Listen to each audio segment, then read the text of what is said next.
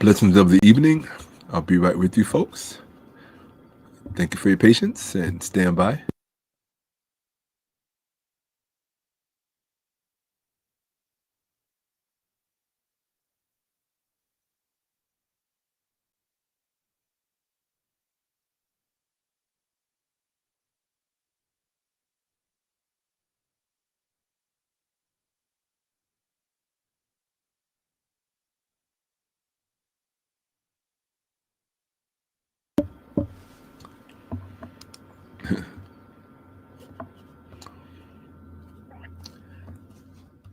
Thank you for being with me, folks.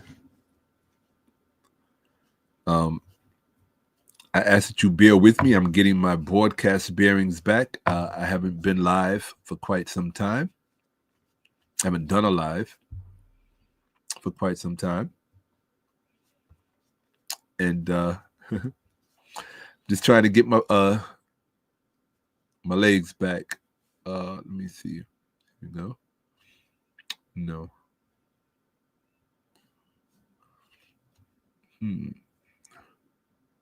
No. Okay, I still have to remember controls and see how everything works here. That's all I'm just trying to do. Okay. There we go. Okay. We're here. Okay. It amazes me. You would think people that know me by now would know. With all due respect, don't wish me any Western holiday greetings. I mean, that's the whole point of decoupling from assimilation, for those of you who haven't figured that part out yet. So if you don't say Happy Thanksgiving, that would just make me more comfortable. Right? I don't celebrate the celebrations of our tormentors. Okay. So everything looks to be fine. Thank you so much, James. I appreciate that. But Jay-Z busy. I appreciate you anyway. I appreciate peace, Hotep. Absolutely. Absolutely. Hey, love you right back. Absolutely. Meant to. Right? Hey, I know who that is. That's Shakka. Here we go. All right. So let's see. I appreciate that, Hotep. Absolutely. Okay, Jose, I appreciate you. Good to be here. Right. Oh, that's a good one. What's my opinion on FBA? Let me just do this to fix the lighting. Here we go. Okay.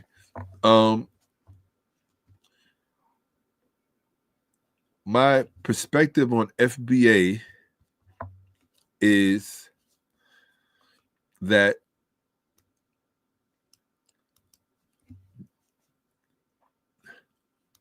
I have no problem.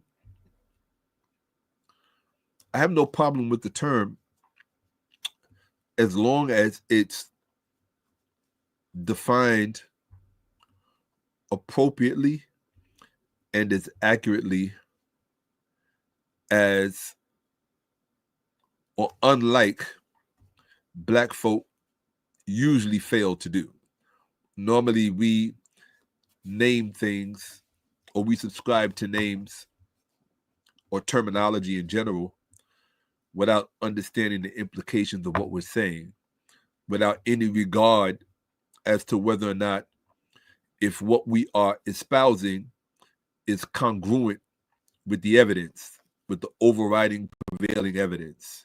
And the one thing that I can tell you about this age and this generation of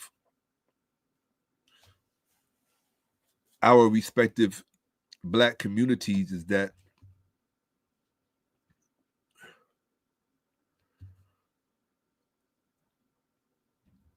how can I put this? A lack of education overall always shows its face. All you have to do is spend some time on social media in the comment section of different platforms, and you'll see the overriding and prevailing thinking of different demographics. And while there are a lot of Black people who are on point, who are on the ball, I think we have 3 times as many, which I think is to be expected because everybody's not at the same place. Everybody's at different places in their growth. And so you can't expect somebody in the 8th grade in middle school to speak and think and have the perspective of someone who may be a PhD or a postdoc grad, right? That doesn't mean that the middle school person can't have their own special insight that may be beyond the PhD person. We don't know what talents and gifts and insight the universe and the creator bestows on people. But overall, on average, you wouldn't expect that, for them to be equal and congruent. Well, the same thing is true in society. So it gets frustrating for people who train their minds to think in a disciplined, certain kind of way when it comes to certain things, when it comes to history, when it comes to science, when it comes to just taking a responsible approach to their chosen subject matter, whatever your subject matter is. Like if your subject matter is basketball, I would hope that you would take a responsible approach to it. If your subject matter is sports in general, if your subject matter is music, I would hope you take a responsible approach. If you're no different than if your subject matter was finance, credit, medicine, whatever, right? Tech, right? Whatever it is, I'm a strong advocate of taking a responsible approach. And when you see the prevailing thinking out there, sometimes it gets a little frustrating because you want people to be more on point and you want them to be more on the ball when it comes to, just things of a historical nature.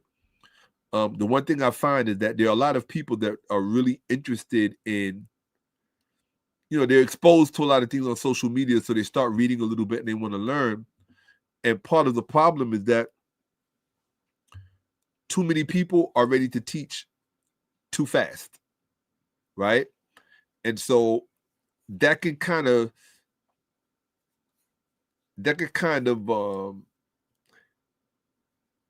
how can I put this?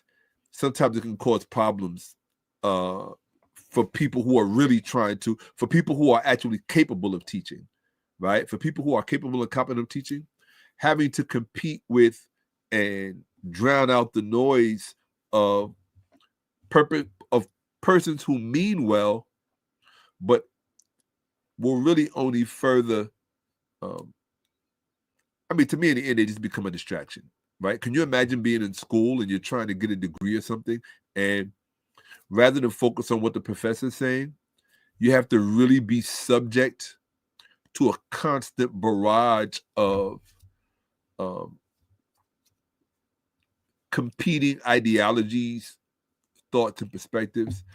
Not that it's necessarily a bad thing, because that's cross-pollination and diversity of thinking, which brings about dynamic and robust thinking. But it has to be balanced. And in the world of social media, it's not really balanced. Like, you could be in a comment, and this all has to do with FBA. You could be in a comment and you could drop some straight up, like, I'll give you a perfect example. The kind of information I drop when I'm online and I'm trolling people on social media, because I love to troll people. When I'm I try to be constructive though about it. I try not to be destructive or disrespectful. But sometimes, you know how comment sections are, right? It's a free for all, right? So sometimes it certainly does go there. And I think we all get a little bit of stress off and we get out our genuine feelings, right? So I think it's kind of therapeutic or cathartic at the very least. But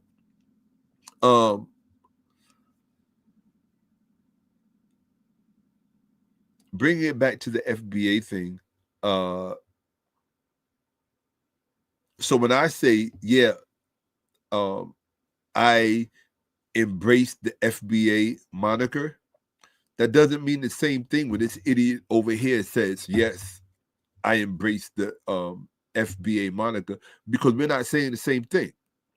We're not saying the same thing because we have a different perspective. We have a different perspective because we have a different level of education. We have a different perspective because we have a different level of exposure, right? To facts and to documentation and to data.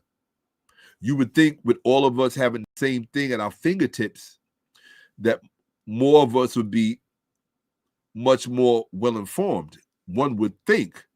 But the reality of it is that, and this is just the preamble, people. I'm going to get into the actual presentation. But I'm glad somebody asked me a good question. I spend so much time alone studying and working that and producing stuff that I don't really get to engage live as often as I would like to. So for those of you who don't know me, by the way, my name is Shakka-Ahmose, and welcome to Facts Over Feelings. And I am your host, Shakka-Ahmose. This is a Bet-Ahmose or House of Ahmose production. And like everything else I do, be it music, attire, film, whatever, right? Which we'll be also getting a lot into. In fact, I think what I'm going to do is I'm going to come back to this FBA thing, which I thought was a great question. There it is. What's the opinion FBA? But I think that the first thing that I'm going to do to just be appropriate, if you will, is let's do one of these. Okay, I guess I'll see you on the other side. Hold tight.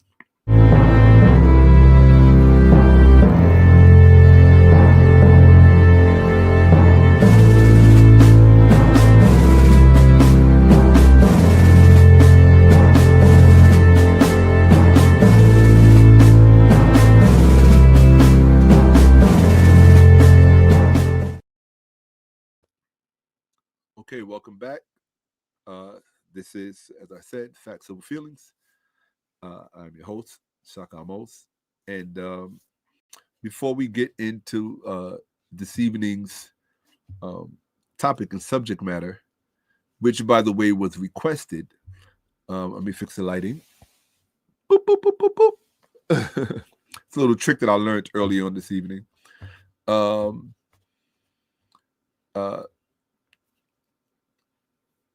Let's get back to that question of FBAs. I was asked, what do I think about the whole FBA thing?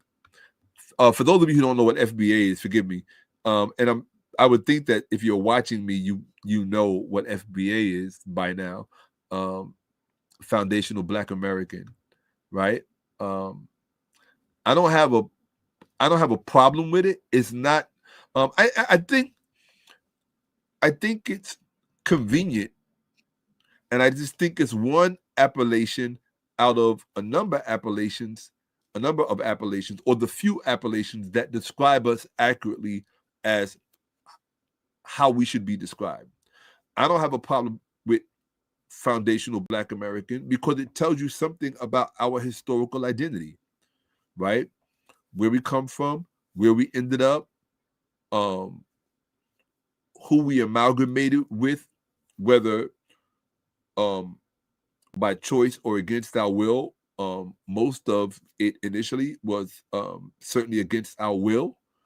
And while that process continues under different circumstances, the unfortunate reality of it is that not a lot has changed, or not fundamentally, not as much has changed as many people would like to tell you it has.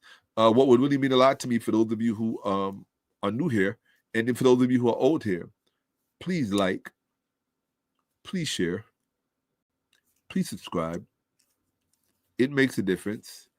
It certainly gives me incentive to come back and do what I do, which is teach primarily. I mean, I do other things, but my core function, I believe, at least at this current iteration of my life, is teaching. And so let's see. I need to go here. Here we go. Oh, it's already open. Okay, so as one of my heroes, Joy Reid would say, this is the part where we do a little bit of housekeeping, right? So I'm just going to put this in the chat because people often ask, hey, Shaka, if I want to support what you're doing, how can I do that? And so I just let everybody know that I am a Cash App warrior, and the same way the church generates its tithes, this church generates its tithes. And so you can do that. You can pay those tithes or submit those tithes, if you will, by looking at the top of the YouTube chat, and the Cash App, the appropriate Cash App is it's pinned there, so you don't have to go looking for it. Okay, I'll just put it on the screen for those of you who want to see it. It's very simple. It's $ Shakka-Ahmose, and that is the Cash App. So that way, if I'm well into the presentation, I don't have to stop and say, oh, by the way, because people will start throwing in super chats. Please don't do super chats, because we rarely see them.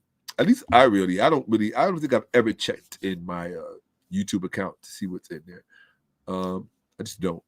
So Cash App is the preferred.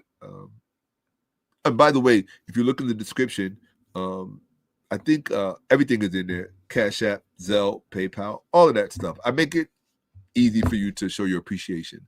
But my main concern is earning your appreciation, so that if you are inspired to, oh God, I feel like I want to use church language. If you want to, if I inspire you to support my ministry, oh gosh, my ministry. I mean, hey, if that's what it is, that's what it is, right? I don't ever. James Small comments. Professor James Small comments. What about Professor Smalls? God bless him. Happy birthday belated to him. He just turned 80. Right? Okay. So back to the whole matter of fact, let me put it back on the screen so people could see what I'm referring to. Yeah, what happened to it? Yeah, exactly. That part. That part right there. Exactly. Okay. Oh, here it is right here. So this is the question I was answering at Jim G's question. What's my opinion on FBA? My opinion on FBA is I embrace it as long as you know what you're talking about. If I personally know that you don't know what you're talking about, then when you describe yourself as FBA, I'm going to do one of two things. I'm going to just accept and respect where you're coming from, but disassociate myself from that definition, right? Or I might engage in a conversation with you to make sure that you know what it is you're talking about when you refer to yourself and present yourself to the world as an FBA. I think it's a legitimate appellation, but I think if you read the wrong thing into it, it becomes illegitimate. So I said all of that to say that. So if you want to if you want to encapsulate everything that I just said, or the sentiment of everything that I just said, sometimes the lighting gets a little weird and I'm looking at myself on camera, I get really red, right? Sometimes I'm not sure if I don't want too much light on me because I spend so much time in screen light from studying and just being online, and then I have to read the presentation. There's going to be light from that, so too much light is just like, no, we're not doing that. So and because with my backdrop kind of is the same complexion as myself, kind of blends in, right? I kind of blend into it. But that's okay. You're not here to look at me. You're here to learn, actually, right? So so that's my whole thing about FBA. I like that last part. Right. FBA is a legitimate appellation, but it becomes illegitimate when you read the wrong things into it, right? So, and African Americans African Americans do a poor job of, or a less than desirable job of articulating our exact ethnic realities. And so because of that, I don't agree with everything that people read into that term, foundational Black American, right? So then I have to go into the documentation, and I have to beat them up in the comments by showing them what real data looks like, and then they get quiet and they want to run the black and white pictures, right? Folks, if you're going to be telling people that you're this group and you're that group, don't use black and white pictures, because black and white pictures camouflage and they misrepresent what people actually look like, right? Because it's very limited in what it can show. So when you're trying to tell people that, oh, the natives of America were black, and then you're showing all these black and white images of Native Americans or so-called Native Americans, that's not proving your point. In fact, it makes you look like you have a low IQ because you don't understand something as basic and as simple as a black and white image, unless it's explicit, right? If it's explicit and you know what you're looking at beforehand, then okay, right? Because I can show you black and white pictures from the 1900s and lithographs even that at the end of the 1800s that will make white people themselves look black. You swear to God, you're looking at a black person, and then these idiots on social media be like, "See, look, he was black, duh." It's like, and then you got everybody else. The one thing I can't stand, oh my God.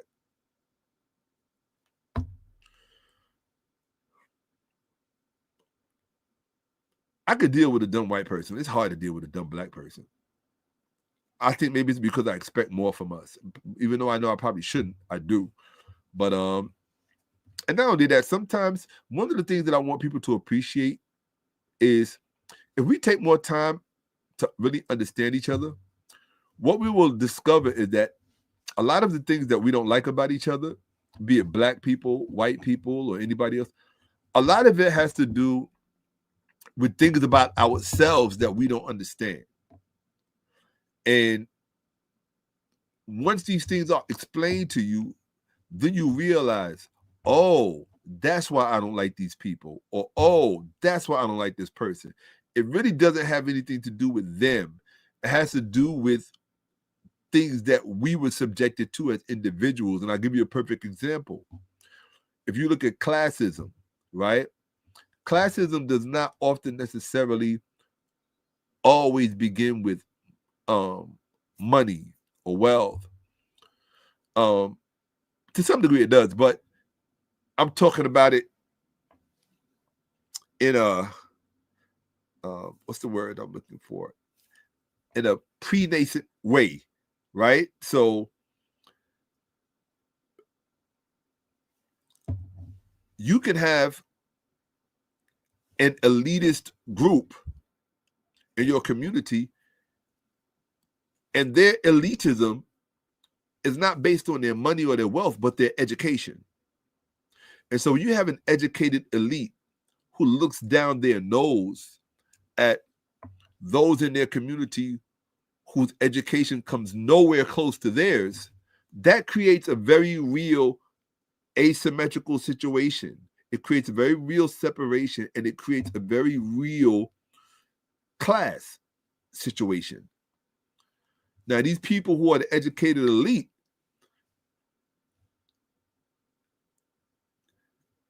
they might be broke as, you understand what I'm saying? They might not have a lot of money in their bank account. They might not have yachts or mansions or whatever. They might be they might be working on a job with you, same job, right? But education and maybe perhaps knowledge works that way. And one of the things that you have to remember, knowledge is not wisdom, right? They're related, they're interrelated, but they're not the exact same thing. And so that classism can exist in its own bubble. That elitism can exist in its own bubble. And I'm guilty of it myself.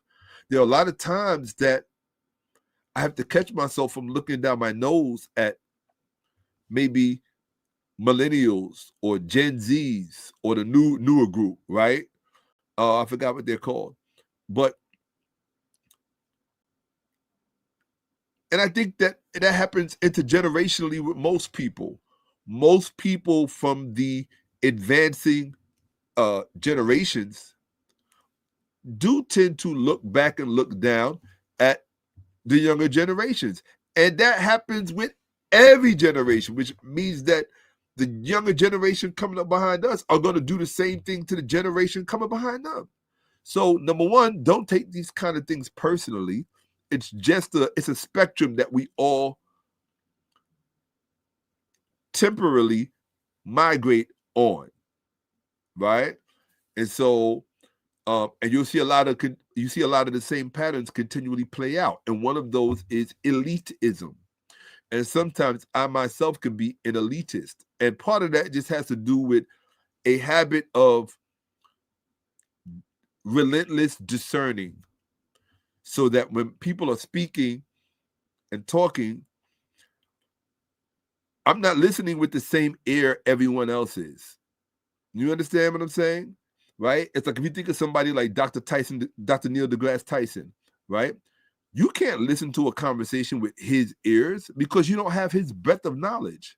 If you were Jacques Cousteau, right? If you were Harry Belafonte, may he live forever. If you were, right, Dr. John Henrik Clarke, right?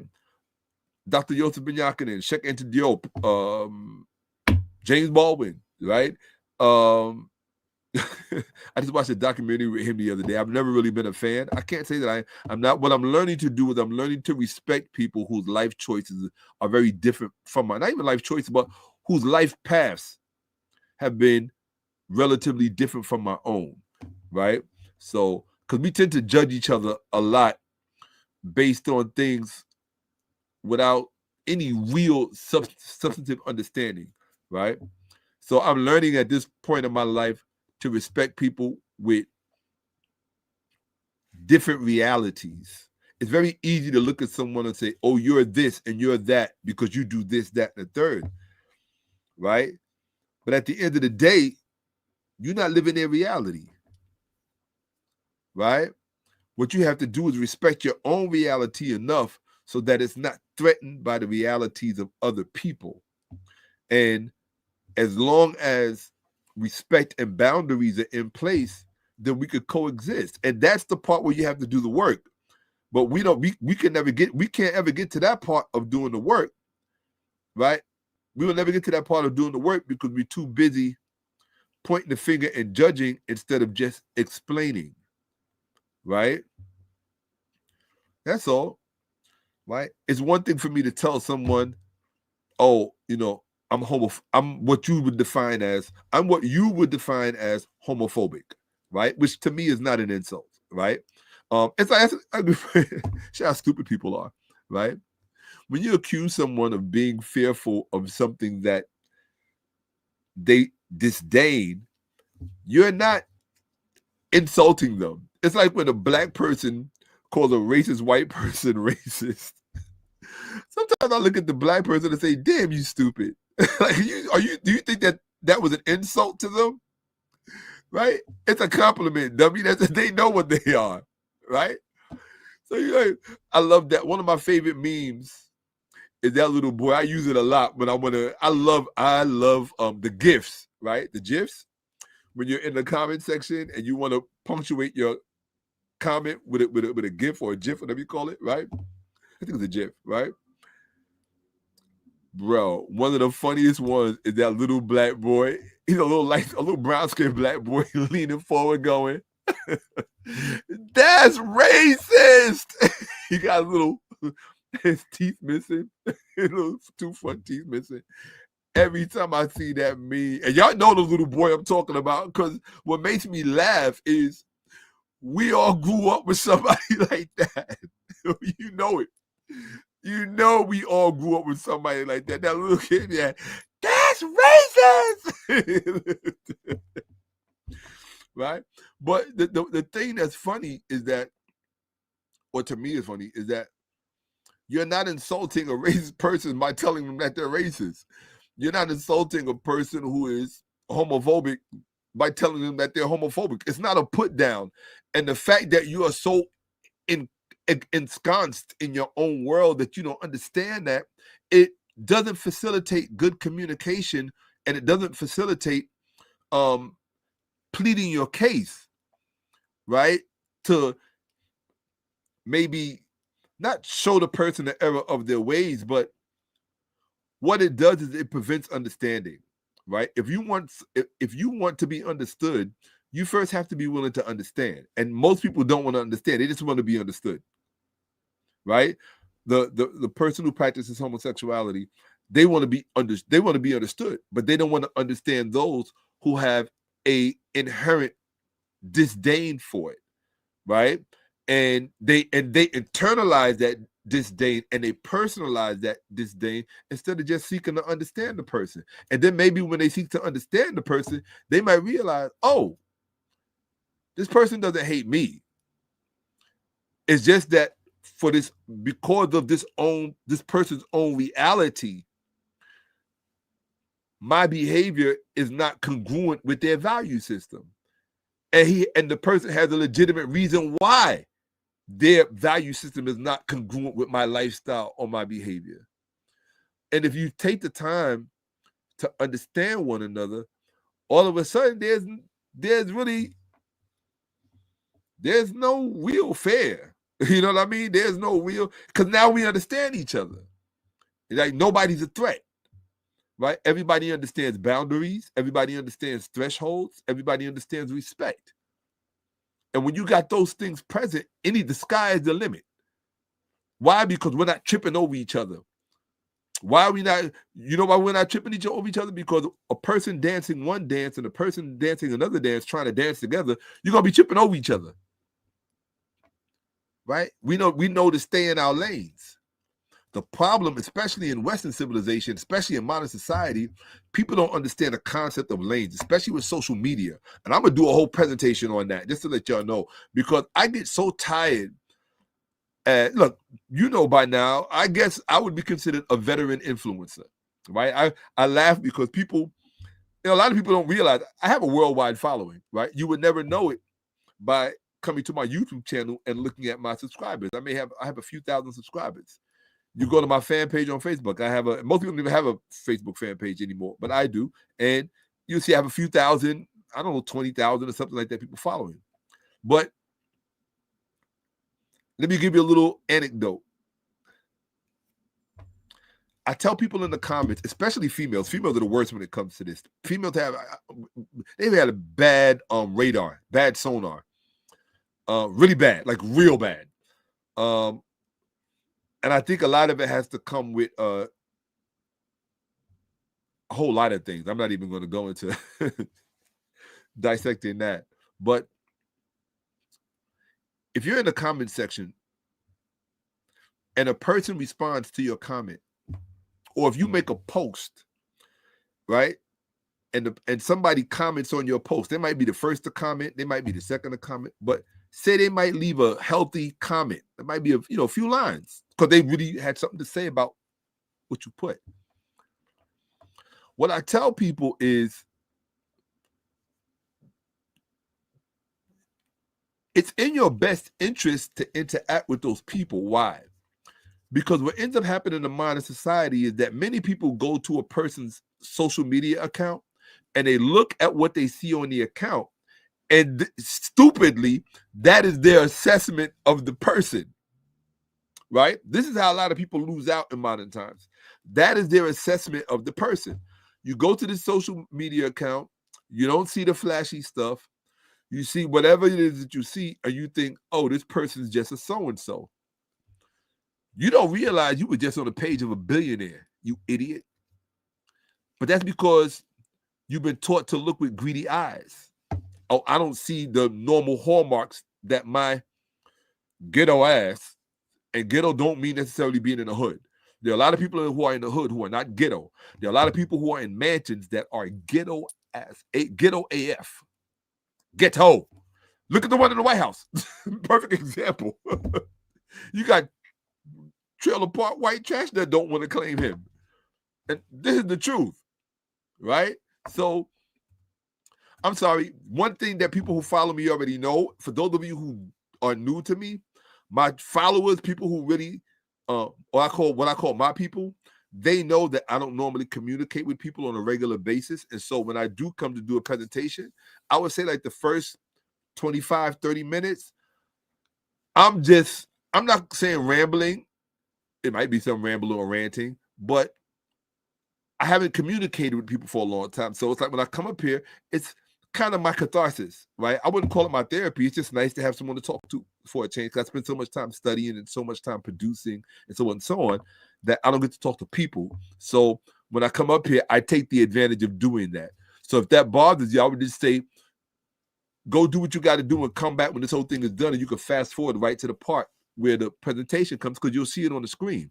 But other than that, you know, my preamble is always just, it's me kind of getting to my comfort zone, because once I'm into the presentation, it's kind of like a different level of me, right? You're not going to get this level of me. Like this level of me is kind of like, you know, cool, calm, chill. So it's a bonus. I believe that this section of the presentation is a bonus, because normally when you watch other people's presentations, and I'm like, look, depending on whose platform I'm watching, I don't want no preamble. Get to the point, because I know why I came to watch. Other people, depending on who they are, because I know they're brilliant, I'll be like, nah, just go ahead. Just go ahead and go. Because I know who I'm listening to, right? And I know that somewhere, you know, it's like sifting for gold. You ain't got to shake it a lot. Just shake it a little bit. Them nuggets will be left over. You know what I mean? As the impurities fall through. So I just said that to say that I was probably saying a few things, but I'm going to bring it on back to the whole FBA thing. I embrace the term as long as you're not reading the wrong things into it. And that's it. And not only that, it is not an exclusive term. It's just one term that I identify with. I also identify with other terms. My personal favorite, my personal choice reference is just African. Period. I'm cool with that. I don't need anything else. I don't need the African American. I don't need foundational American. I don't need Native American, Aboriginal. I don't need none of that. That's why I got a tattoo on my shoulder that says 100% African, Nubian, and Black, period, right? Just as a reminder, because I know how Western civilization can sometimes make you want to forget. It can make you want to disassociate. It can make you want to see yourself as other than. And I don't play those kind of games, right? For those of you who don't know me, who've never met me and may not know anything about me, I grew up in the 60s and the 70s and the 80s and the 90s. So you're not talking to some young, wet behind the ears whippersnapper who's just only been walking around on the planet for a few minutes, right? So my perspective has the luster of time. And so I choose my words carefully, and I let things fall carefully, because at the end of the day, facts over feelings, this platform that you're looking at right now, it's about impacting lives. That's why I do what I do, to offer up something to people that they otherwise wouldn't be able to get, confront, or be exposed to. Okay? And I also don't require you to agree with one thing that I say. I am not here for that. Right? I'm not, no disrespect, I'm not here for your approval. I acquire my approval through my study. Right? That is how I acquire my approval. As long as my studies approve of me, I'm good. Yeah, I'm good. That's just one less thing I got to worry about in my life. Right? So I appreciate that. Yeah, very much so, Trevon. And you my dog. That's what's up. Okay. Okay, there you go. See that? That's somebody who is astute. Okay. Absolutely. Better to be astute than a stoop. Okay. I just made that up. Absolutely. Okay. Absolutely. May I Hotep. Hey, Lamar. Absolutely. May I Hotep. Shout out to Professor Walter Williams. May he live forever. He's the ancestor now.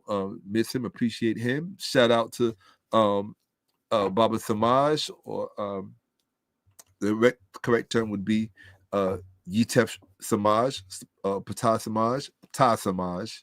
To say it correctly, Yitef Ta Samaj. May he live forever.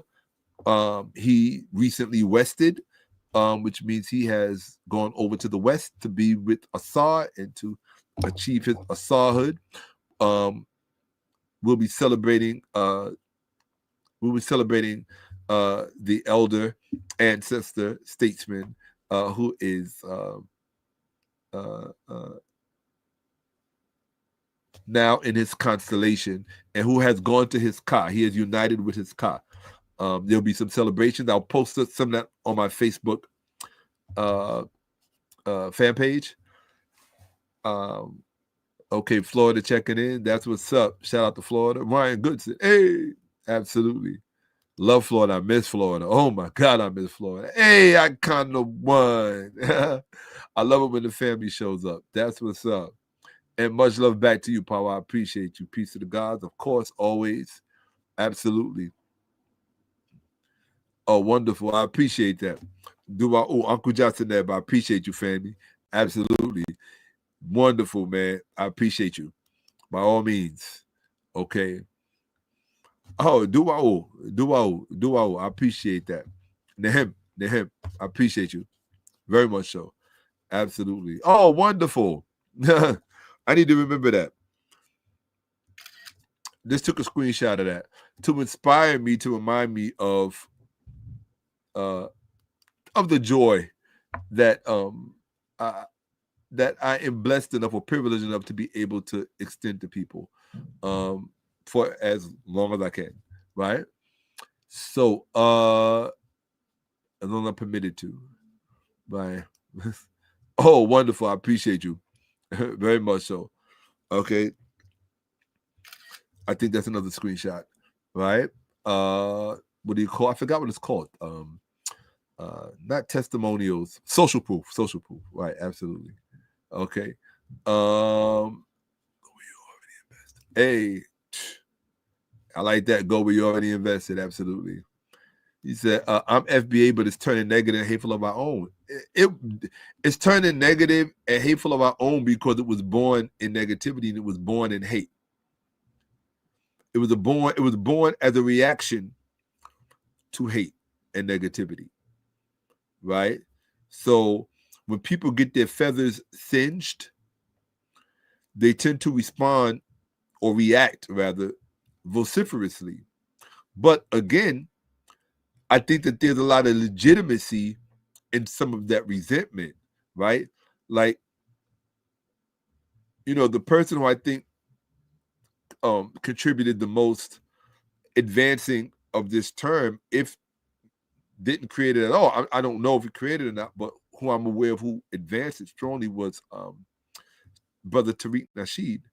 And I use the term brother. I don't know him. I've never met him. I don't have anything negative to say about him or anything positive because I don't know him. But like everybody else, I've heard and seen things. But I also observe people's efforts, right? I look at people's work ethic, and I also look at their sincerity and their authenticity. Those are very, very important words with me in any context in which you are interacting with me or engaging with me. And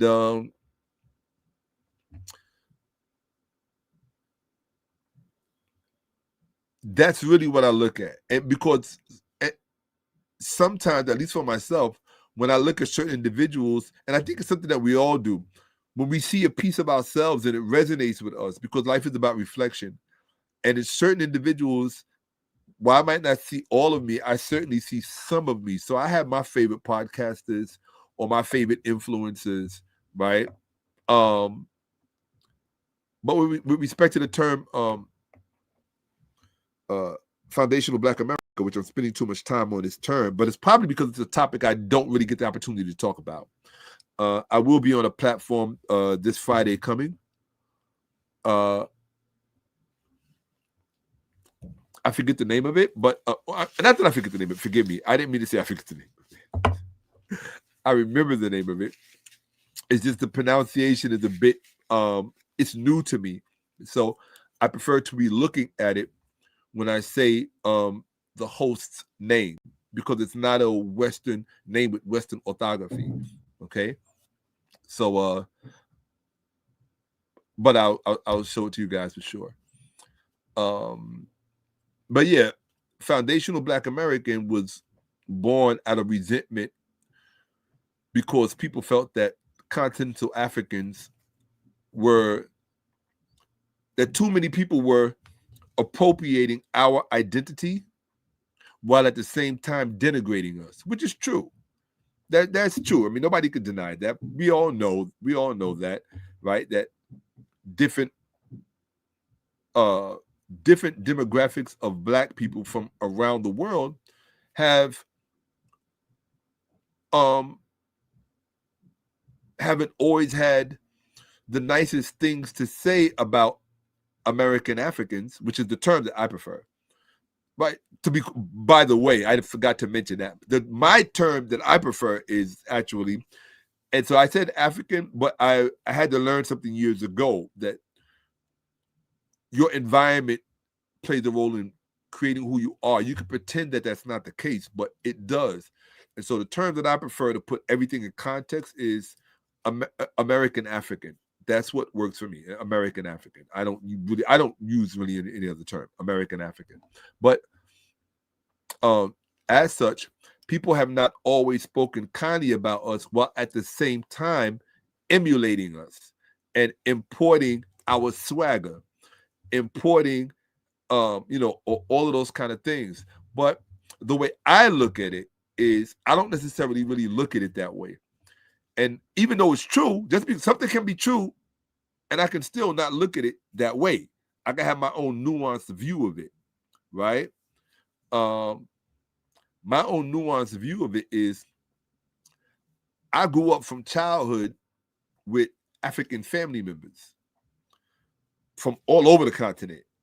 And so most American Africans in the 60s and the 70s didn't really interact with a lot of African people from the continent in America, because there weren't a lot of people from the African continent directly, contemporarily, in America growing up.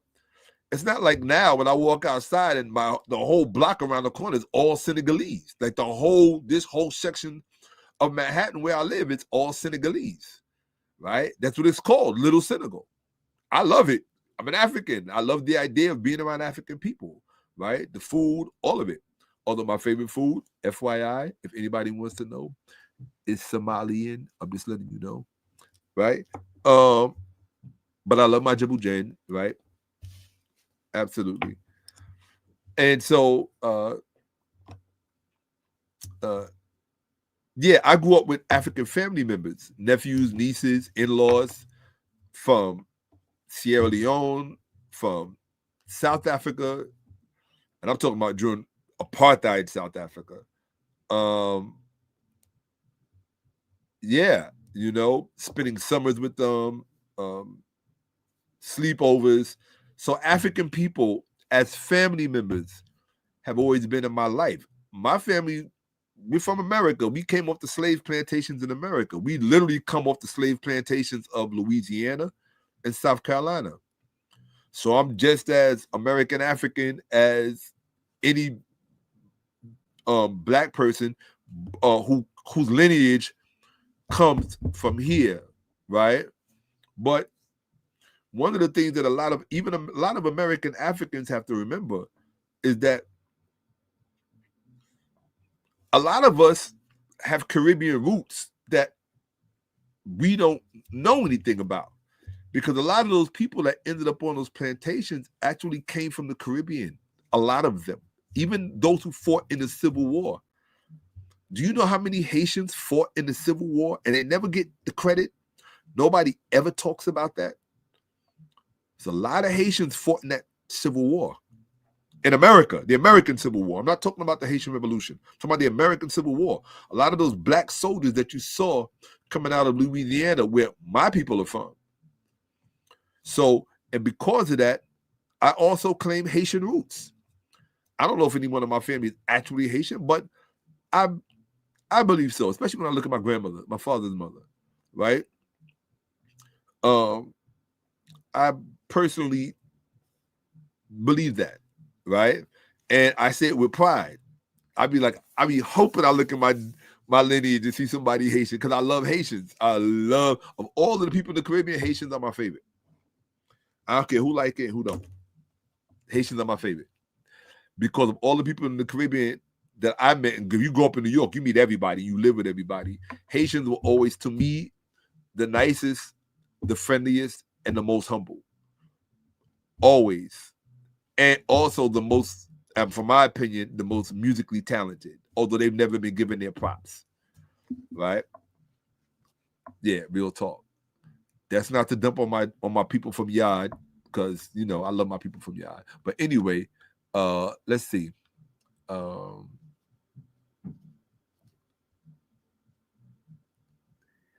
Yeah, facts. Tariq acknowledges we do come from Africa. People act like they can't hear that part because people choose to be stupid. That's really yeah, that's really, I appreciate that. That was a screenshot, right? I just saved those for posterity. Now, I have to tell you that for me, now, it's meant with love, and I accept it with love and respect, this comment. But if you really understand and know what I know, to call me an Egyptian is an insult. Not that it was meant as an insult. I take this as a badge of honor, but I just want to teach you something. To refer to me as an Egyptian is an insult, because the term Egyptian has nothing to do with those pyramids, and they have nothing to do with that land. The term Egyptian is a colonial name. It is the name of a colonizer. All right? It's a colonizing name. Those are people who came late. They built no pyramids. They created no scripts. The achievements of the preceding civilization, the primary civilization of that land, which was Kemet. The people of Kemet, the Black Realm, that is the correct appellation, because number one, it's an endonym. Egypt is an exonym. It's a name given to the country from the outside. That's a slave-master relationship. It's like when you came to America and they said, "What's your name?" And you said, "Well, my name is Bunjan." And they said, "No, your name is now Robert, boy." Or your name is Caesar. They like to give us Roman names to insult us, right? It was their way of teasing us. They would give us names like Caesar or Brutus, right? Or Julius. That's why they gave African slaves, enslaved Africans, they gave them Roman names to make fun of them, right? It's like you buy a dog and you call your dog Hitler. Or you call your dog, I don't know, Tyson, right? So, in any event, I'm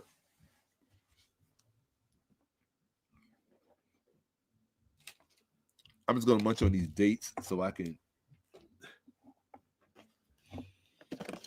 Yeah, I'm also regaining my broadcast stamina. I'm just eating on some dates.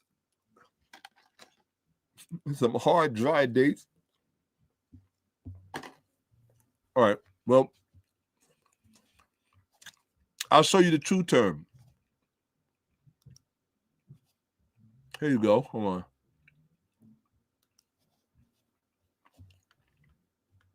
If I come here,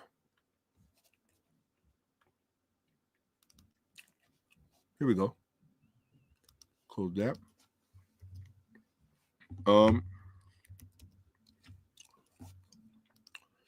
This is the proper term, not Egypt.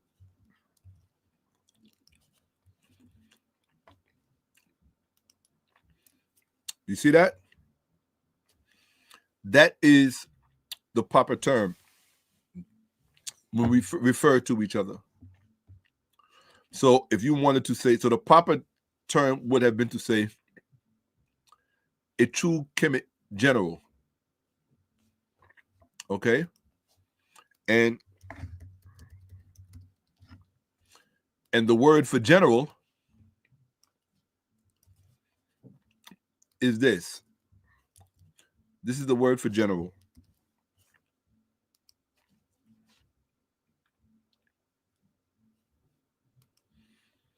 That's the word for general. Okay?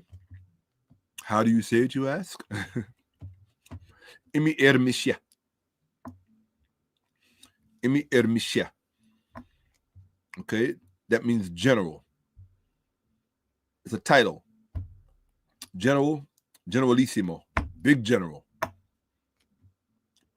Okay? Intermission. So you would say Shakka is 𝓈𝓔𓄿𓅓𓏭𓀢𓀁📫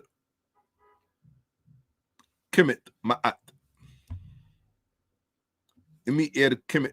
Right, Shakka is 𝓈𝓔𓄿��������𓀢📫. Shakka is a true general of Kemet. You should learn the language. Right? We want to know language and script so we can know what we're talking about when we define for ourselves. You understand? You consult directly with what you created. Okay? That's an African script. Here we go. 𝓈𝓔𝓄����𓏭𓀢𓀁📫. Okay. Here we go. Hey, love from Somalia. Oh, for sure, for sure. What was I reading about Somalia today? It was something about Somalia that I saved it too. I can't remember what it was, but it was something that I wanted to share. It was something that I wanted to share because I live in a Somalian restaurant across the street from my home. I eat Somalian food every night. Every night.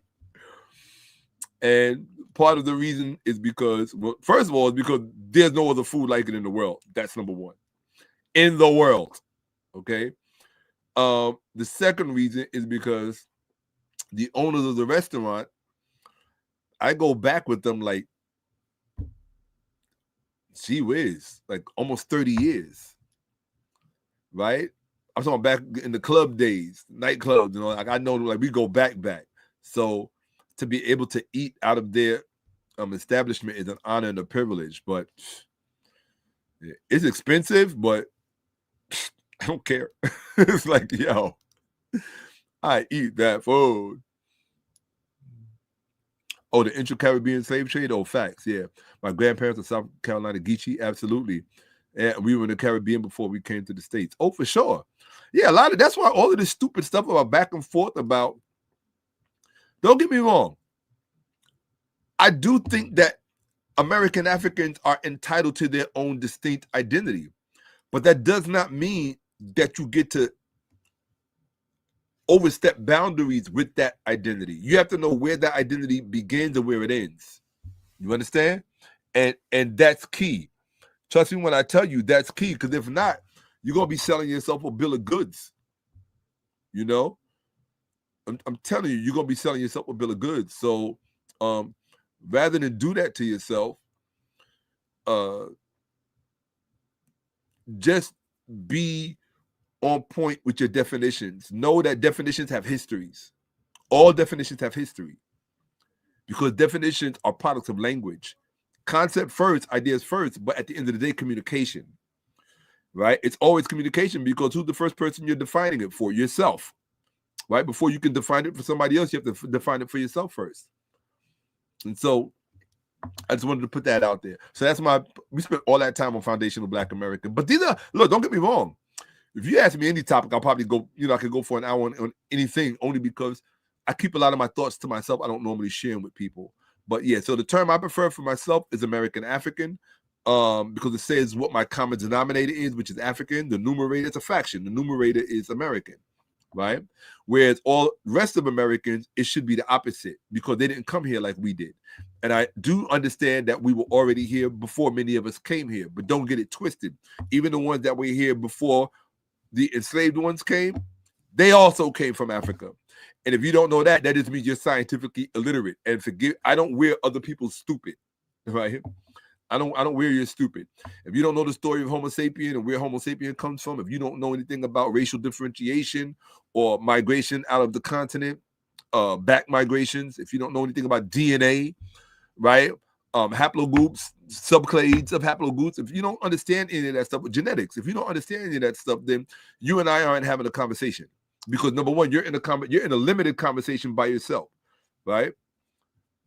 And you're probably not going to want to do the research required for you to even have an intelligible conversation with myself, right? So, yeah, this is one of always my favorite. I always had a penchant in my heart for the legend appellation. Get that a lot, but it means a lot to me. It really does.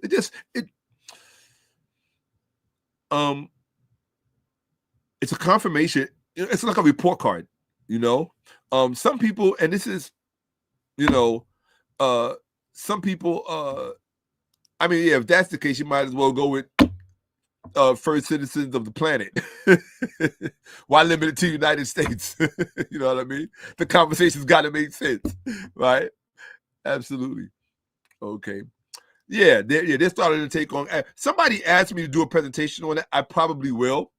But when I do it, I'm going to do it with the goal of making a lot of Black people in America feel stupid, which is something that I enjoy doing, because I'll tell you why. It's not because I'm a mean-spirited person. I did tell you I do have a part of that eliteness in me. But what it really is I don't have a problem with a person. Right. There you go. Absolutely, right? Absolutely. All these fake Indians are dangerous. I don't even give them any energy. But oh no, it was I was clicking on this. Shakka been this way forever. Yeah, pretty much, I guess. Well, consistency matters, right? Absolutely. Right. Relegate themselves on your time. Right, absolutely. Right. All I can tell you is, because I'm going to show you how people actually work. Oh my God, I could think of so many people that would disagree with that. Not me. I'm just saying I could think of so many people who would, right? In fact, Van Sertima certainly would disagree with that. And, I have too much respect for him to be dismissive of him. Oh, wow. Hey, I appreciate you very much so. Wonderful. I appreciate that. I genuinely do. And you're going to live forever. Absolutely. You're going to have a long time. Okay, let me see.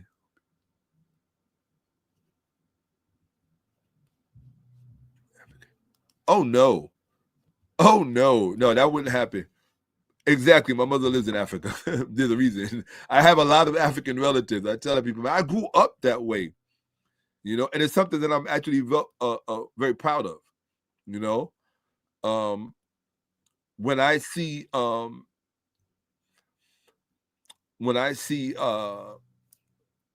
you didn't, well, hold on. You didn't get to watch, you didn't watch Alice? Oh, but you did watch Equilibrium. Hudson, that's what's up. That's what's up. How my nephews and my nieces, man? They good? Give them my love. You tell them I love them. Uncle Shaka says, love. Absolutely. Wow. Wow. Wow. So you did watch Equilibrium. I told you it was dope. I came up on Equilibrium, bro. But you gotta watch Alice, especially after you see when you see what I'm gonna show you tonight. You're gonna want to watch Alice. I'm telling you now. All right. So let's get to it. So first, let me tell you why. Oh, absolutely, yes. The answer to that question is yes. Do African Americans have a blood relation to the ancient? Well, hold on. You guys have to understand me. If I keep going down to where you are, you won't ever come up. So I bring you up. Not to the ancient Egyptians. No. African Americans have no relation to the ancient Egyptians. The ancient Egyptians have very little, if any, relationship to the people of Kemet or to the 𝓄𝓅 Kemet. Right? Our relationship is to the 𝓄𝓅 Kemet or to the 𝓄𝓅 Hapi, the people of the Nile Valley. That is our DNA. Our DNA absolutely, it's not all about DNA, but it's in our DNA. Our DNA has a relationship. And many of us actually do. All right, so I have quite a few presentations that are probably going to freak you guys out that are coming up. I'm actually going to show you where African Americans actually come from. And it's going to make a lot of black people, it's going to freak a lot of you out.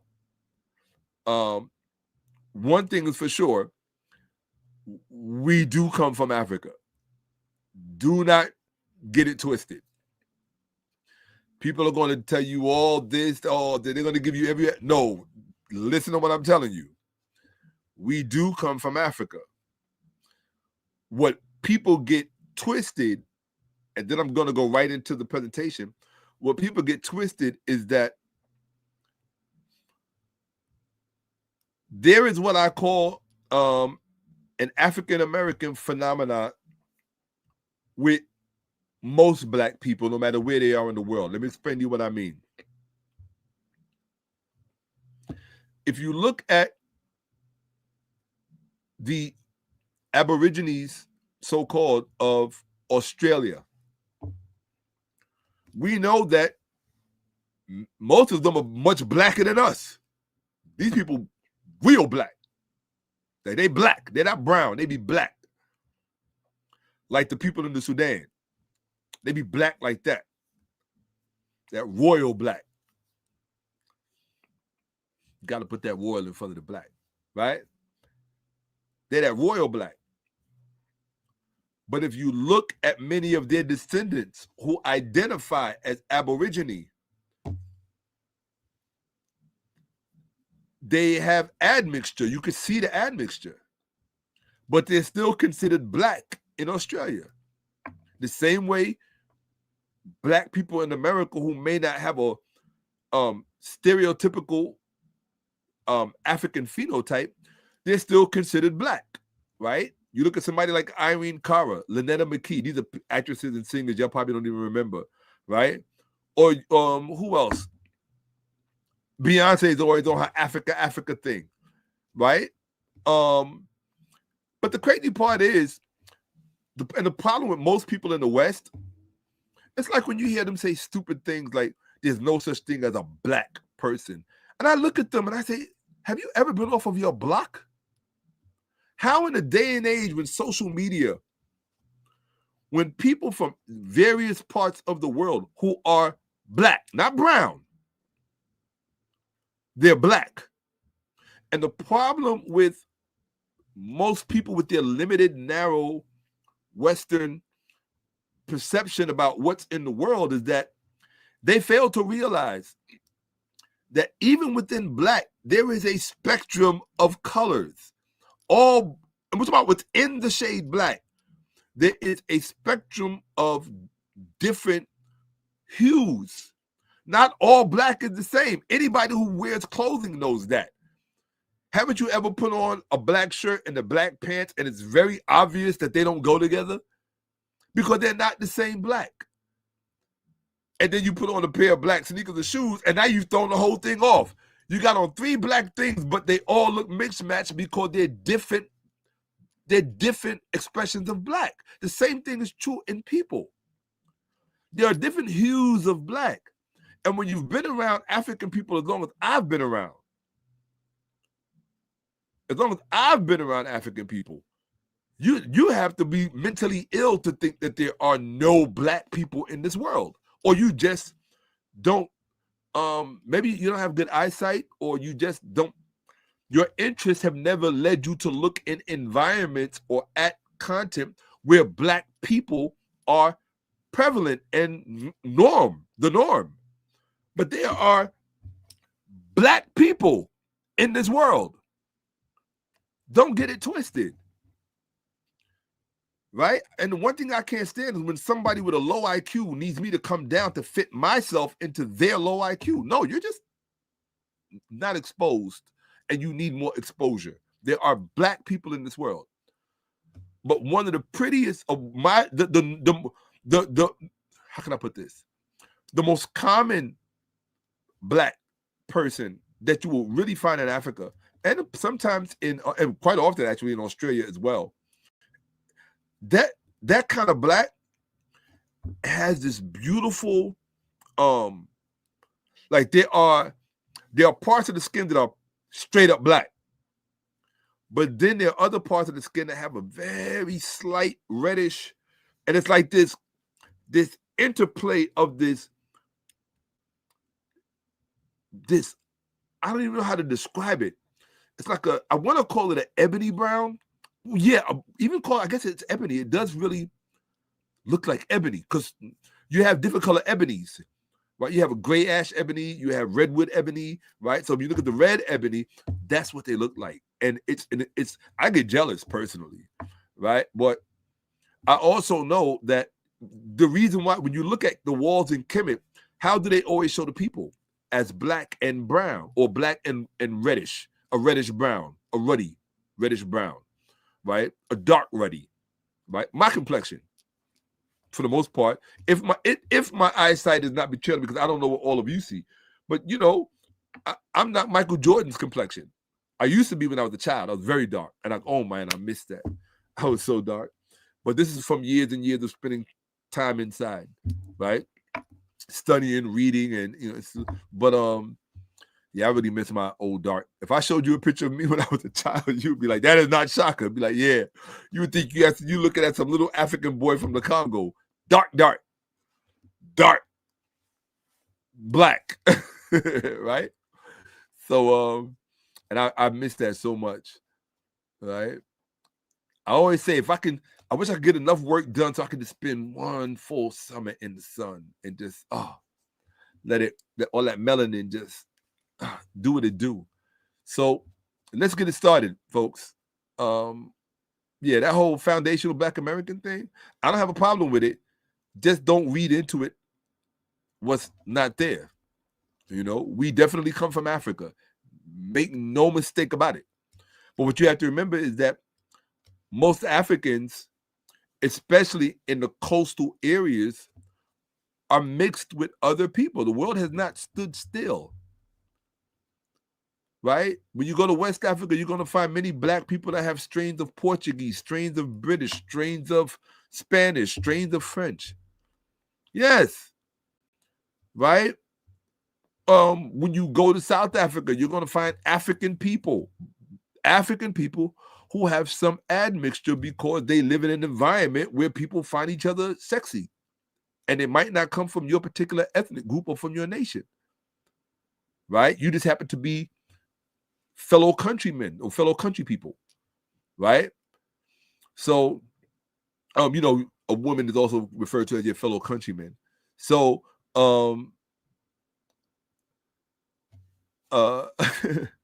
wonderful. Right? Yeah, undertone. That's a great term. Absolutely. Right? What it's called? A limited hangout. I'm not sure what that was even reference to. Right, absolutely. Oh, yeah, absolutely. Right. So the point I'm making is that what people fail to realize, and unfortunately, the ones who really don't understand this phenomena of black people being mixed, no matter where you, almost all black people. Let me show you how deep it is. Watch this. There are black people in Africa, and I mean many of them. I want you to pay attention. There are many black people in Africa.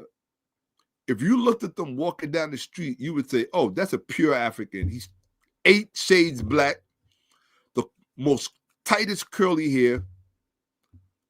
Like, he's all black, what people like to call the true Negro, the true Bantu Negro. Do you know how many of those people are actually mixed? They're actually mixed. You just can't tell because you think that all mixed people present the same way, and they don't. How many white people pass as white that are actually mixed? Because all mixed people don't present the same way. All mixed people can't pass. I'm sorry, but Lenny Kravitz could not pass for white. White father and all. But Rashida Jones, Quincy Jones' daughter, if you saw her walking down the street, you would think you were looking at a straight up white woman. 100%. All mixed people don't present the same way. So if you could see mixed people who could present as straight up white, you can also encounter mixed people who present as 1000% pure blackity black, black, blue, blue, black, but they're actually mixed. The problem with being born and raised in the West in America is that your mind is, what's the word? Your mind is, I can't even call it consolidated. Your mind is circumscribed. Your mind is, your view of the world, your mind about the planet that you live on when it comes to people is extraordinarily, unusually narrow. Like very much so, very narrow. And so the things that I'm saying to you, you're probably like, well, I haven't seen that. Well, for you, if it don't exist on social media or within your a 30-block radius of the mall or wherever it is you're accustomed to go, if you didn't see it in junior high school or whatever, it doesn't exist for you. If you didn't see it in a music video, it doesn't exist for you, right? Like I said, I've been around for a minute, right? My memories go back to the 60s. My memories go back to the 70s, the 80s. I've seen a lot of people. Imagine how many people I've seen in that lifetime. A lot of people, okay? So you would think with social media and the world being visually smaller because you could see more people, you would think by now you've seen plenty of black people. I mean, like black people.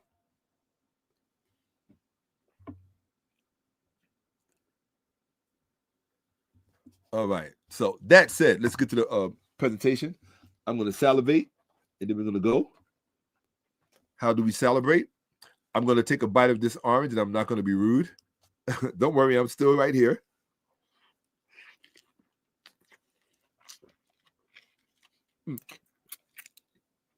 Wonderful. Thank you. I just wanted to take a bite of that, or, so let's do that. Okay. Oh, absolutely. But see, that's a tricky thing. You can't say Arab ancestry. Arab is not a race, right? Arab is not even an ethnic group. Arab is an ecological term. It just tells you that these are the people who subscribe to desert culture. That's all an Arab is. What Arab is and what it has come to mean are different things. So these people that you're talking about, they're mostly Eurasians, Indo-Europeans, and they're usually a combination of both. Eurasian and Indo-European mix, right? So I call them Indo-Eurasians. That's literally the term I use, Indo-Eurasians, right? Okay. The limited hangout was the part on Black American Minds. Oh, okay. All right.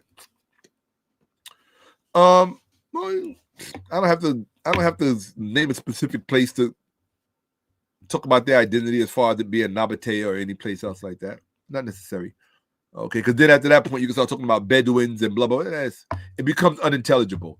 Just put them with their, what I call their DNA family, right? Okay. Or their historical family. All right. So, here we go. Oh, my God.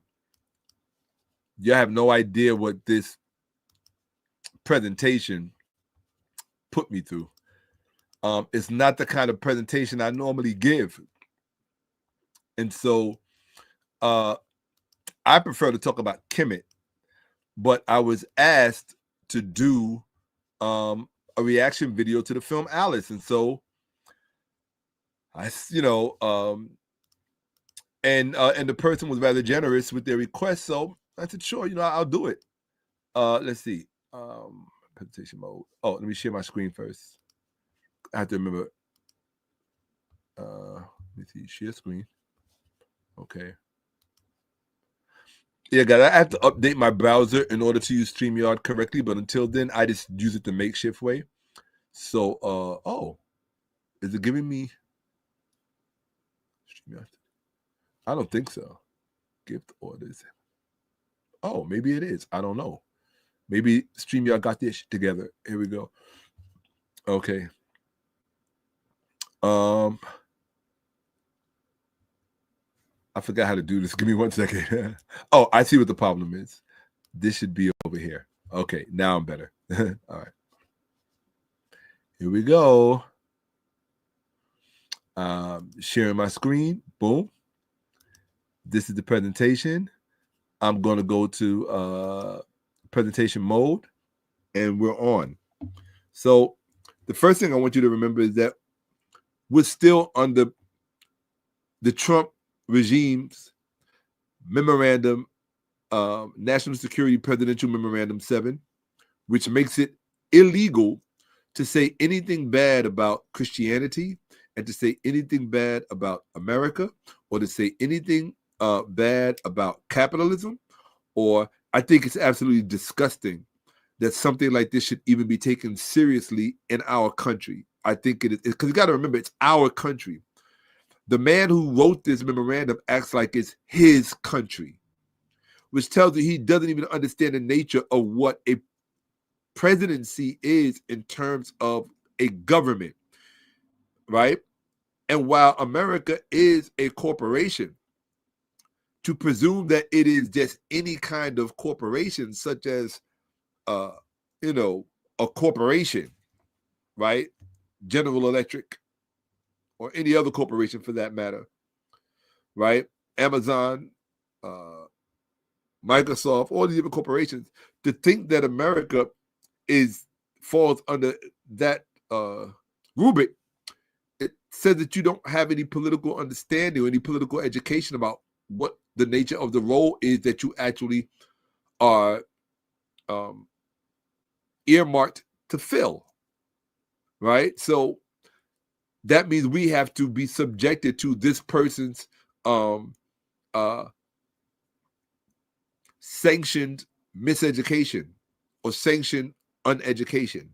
We have to be subject to it, right?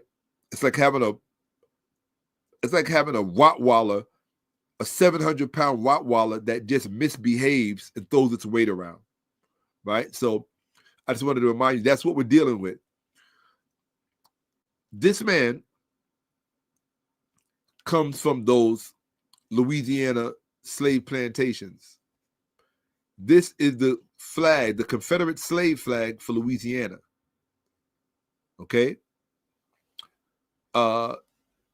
Civil War flag up here, Civil War and the Reconstruction flag right here in the middle, and the Jim Crow flag right here, which we are still under. You'll realize the flag that we are under is still a Jim Crow flag, so most people, I guess, didn't know that. But here we go. Okay, that's not going to move. That's fine. Oh, this man, by the way, is my great-great-grandfather. Okay? He might be a great-great-great, a third great. This is his great-great-great-grandson, or his great-great-grandson, which is my father, who grew up under a Jim Crow flag. That flag was actually created in 1912, and he grew up under that flag. And this is my father, this is my father who served this country honorably. That's my father who served under a Jim Crow flag. That's a Jim Crow flag. Okay? The Jim Crow flag that my father served under in this country. These are my parents. 2 American Africans that come from 2 former slave states, South Carolina and Louisiana. And my mother's second husband who fought in World War II under a Jim Crow flag, right? So when I say All-American, I'm doing this as that term All-American. Yeah, when I say All-American, I mean that in terms of American African, right? And this is what we're here to talk about. I just give you that preamble to let you know that many of the things that I'm going to talk about tonight, I have a direct connection to.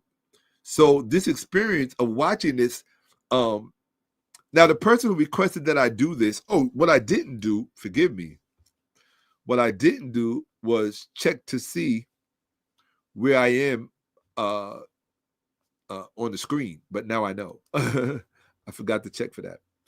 So I have to remember I also have options, right? So I can be down here. So I'll be down here for a minute. Let's get back over here. So we're going to go back to, current presentation, right? So this is the film Alice, for those of you who have not seen it. If you have not seen it, watch it tomorrow. Take my word for it. You want to see it, okay? You want to see this film. So how did I come about doing this film?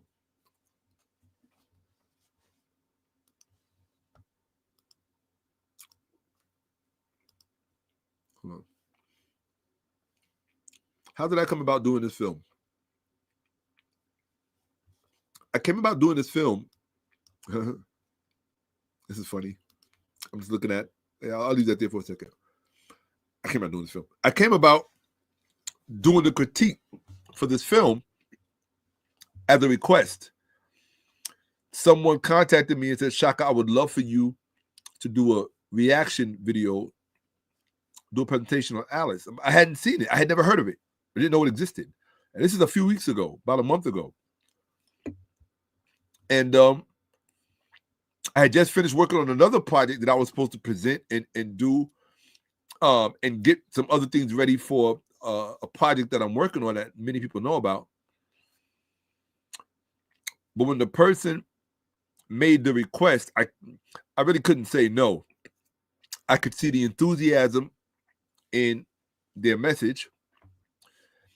And when somebody wants something done that they're willing to underwrite it, who am I to say no, right? I have my obligations. So I decided to do it. I thought it would be done in a night, 2 nights. I figured I'd throw something fast together. But the more the process went on, I was appropriately taken in by it. And as I was appropriately taken in by it, I said, okay, if I'm going to do this, I have to do it all the way. So my very first challenge was, how do I do this? Hold on one sec. Let me see. Okay. Let me see. I'm going to share my screen again. Where is the share button? Here it goes. All right. Oh, no, I'm still sharing. Right. So I'd have to go back. Okay. Here we go. So let me make sure that I'm where I'm supposed to be. Put this right here. Boom. Okay. All right. Why is it that I'm thinking? I don't know. I want to try something. Give me 1 second. Let me see how this works out. See what it looks like if I present directly from the PowerPoint itself. Okay. Let's see. Okay, I'm going to try it. Here goes nothing. I'm going to experiment in real time. Let's see what this looks like.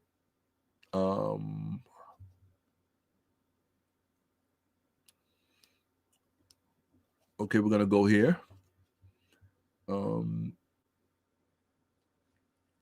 In the night. Oh, see, it gives me StreamYard, 𝓈𝓿𝓏𓅊. Why are you giving me 𝓈𝓿𝓏����? So it's giving me my text edit. It's giving me get order. Why are you giving me that? And about the smack. Okay, but you're not going to give me my PowerPoint. In order to get my PowerPoint, I would have to go entire screen, which it's going to be the same thing, right? Because to show it to you, I have to be over here. So, yeah, that sucks. Okay, so whatever. It doesn't really matter. I have it open on both. So I'm going to get back to. All right, I'm still sharing. That's fine. I'm going to get back here. Make sure I'm in the right one. Here we go. All right. There you go. So my first challenge with doing this project was, especially after I watched it, I'm a film aficionado. I grew up on film, and I don't like to spoil films for people who haven't seen it yet. So I said, how do I present this film without telling without giving it away, without telling the, key things or whatever? And I was like, okay, if you read the description of the film, they're going to tell you what it's kind of about. So I figure as long as I don't go past that, I'm not telling you about different parts or the way other people would do, like, oh, and when she did this part or when this part happened. I'm not doing any of that. This film was so important that there's so many important things attached to it that it would be unnecessary for me to take you through the film scene by scene or chapter by chapter or even high note by high note. It would be unnecessary. Plus, I don't like to spoil films. So I said, let me watch the film and then speak about what speaks to me about the film.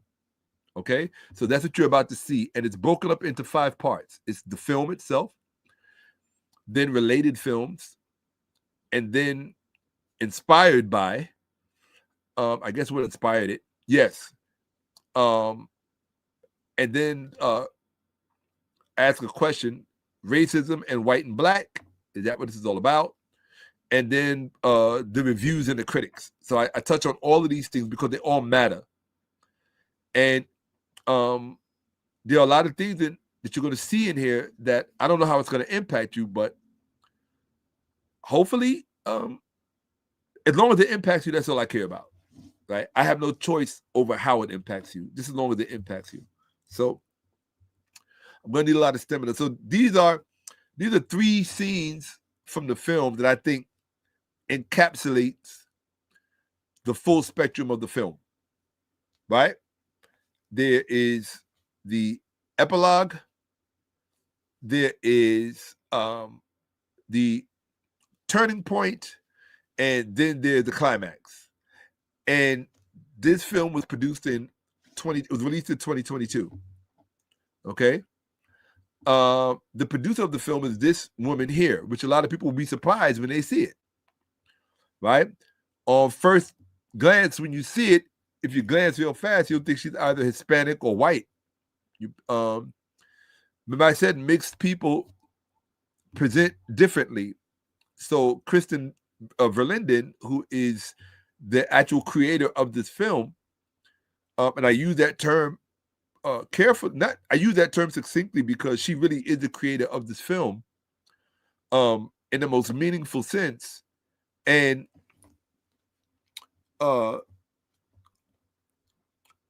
it's really her baby. And I have to say just how proud I am of this person for creating and producing a work such as Alice.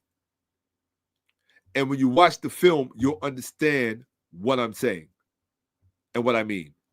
Now, this is important. I'm going to show you something that most people do not know about the film Alice. Well, this is the producer, Kristen Verlinden. She's not the producer. You'll see exactly who she is. She's the writer, the screenplay writer, and the director. 3 different things. She's the writer. She's the screenplay writer. She wrote the story. she wrote the screenplay, and she directed the film. That's 3 different departments, 3 different hats, and she wore all of them. That is no simple feat, what she did. The fact that she has not been lauded and held up and applauded, I think is some weirdo-ish. It's strange, weirdo black stuff. For a woman like this to produce a film like that and her not be given her flowers at the level which she should have been given them, I think is highly inappropriate. That's just my perspective. But I'm going to tell you something about people with courage. And I tell this to people with courage all the time. People with courage should never expect to be understood by people without it. Always remember that. People with courage should not ever expect to be understood by people without it. Could you speak in 2 different languages?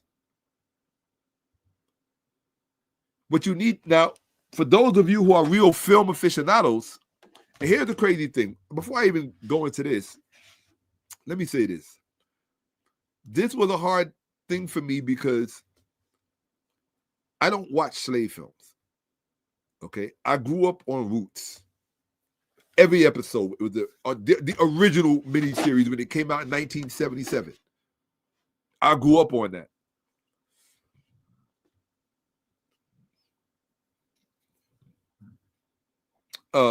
I grew up on all of the other slave TV shows that existed. One of which, or a few of them, which I'll discuss here, as the slide you just saw. But I got to a point in my life, like many black people, like, I don't want to see any more slave films. That's all you guys ever make a slave film. It's like you're just trying to convince the world that that's who we've always been. We've always only been slaves, and that's where our story starts, and that's where it ends. And they would love for that to be where it ended. But, and they would love to stretch that end into the future, into the present. But I've always felt it's a disservice to black people to tell such a one-dimensional aspect of our history as it pertains to Africa, right? Although, unfortunately, the reality of it is it would be hard to escape the subject matter of slavery in Africa, because slavery has the longest history in the world in Africa. That's nothing to be ashamed of. It's just a part of our history. That's it. Part of our history.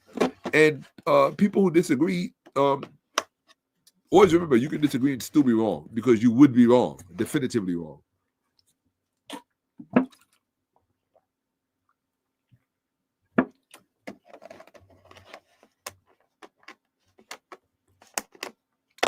I don't ever drink out of stuff like this. I'm on some desperate stuff today. I didn't take time to transfer it into glass bottles. I prefer to drink out of glass.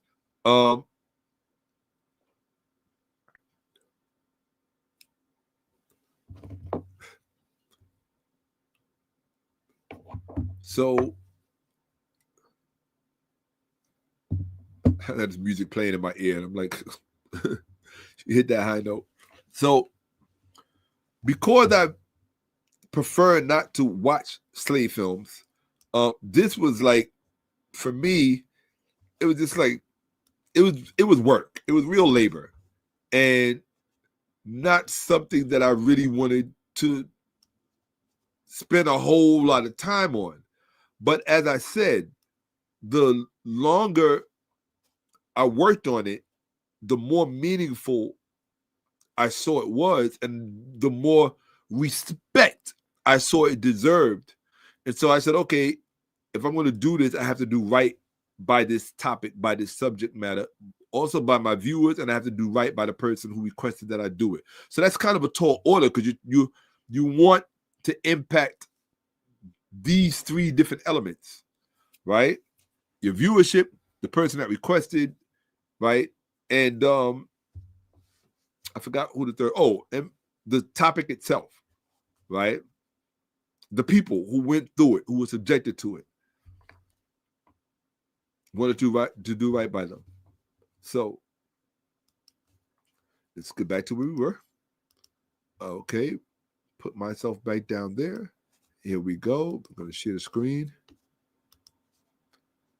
Come on. Entire screen. There we go. And there we go. So, I said, okay, Alice, it is. And when I watched the film, I was so blown away. Because I really didn't know what to expect. I really didn't have any idea. I don't even think I read the description. I said, let me just watch this. And when I watched it, I was just, wow. Wow is all I can say. Is wow. And I will say wow again. Yes. Okay. For everyone involved. Wow.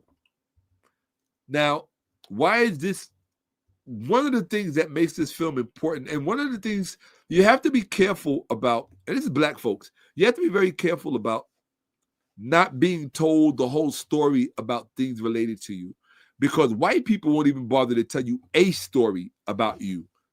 And when they do, it'll be some meaningless story that they probably heard from you, where you got most of the facts wrong, so they were meaningless for the most part anyway. But the truth about Alice and the film itself, as you can see, it stars Keke Palmer and the rapper Common. Now, I can tell you this. I was never a Common fan, particularly as it came to his music. I always felt his style was very dated. And there's nothing wrong with that. Doesn't mean it's not good. It just felt it was dated. And I always felt because of that, they gave him a pass. But I can say that from the time I saw him in John Wick and other things, I definitely was a fan of his acting. Yeah, absolutely. But this film here just made me more of a fan of his acting, and probably even of his music. Because, when you like somebody because of their acting, it's like you kind of like the other things that they do. It just comes with the territory. It's called shine transfer, right? Transferring the shine. So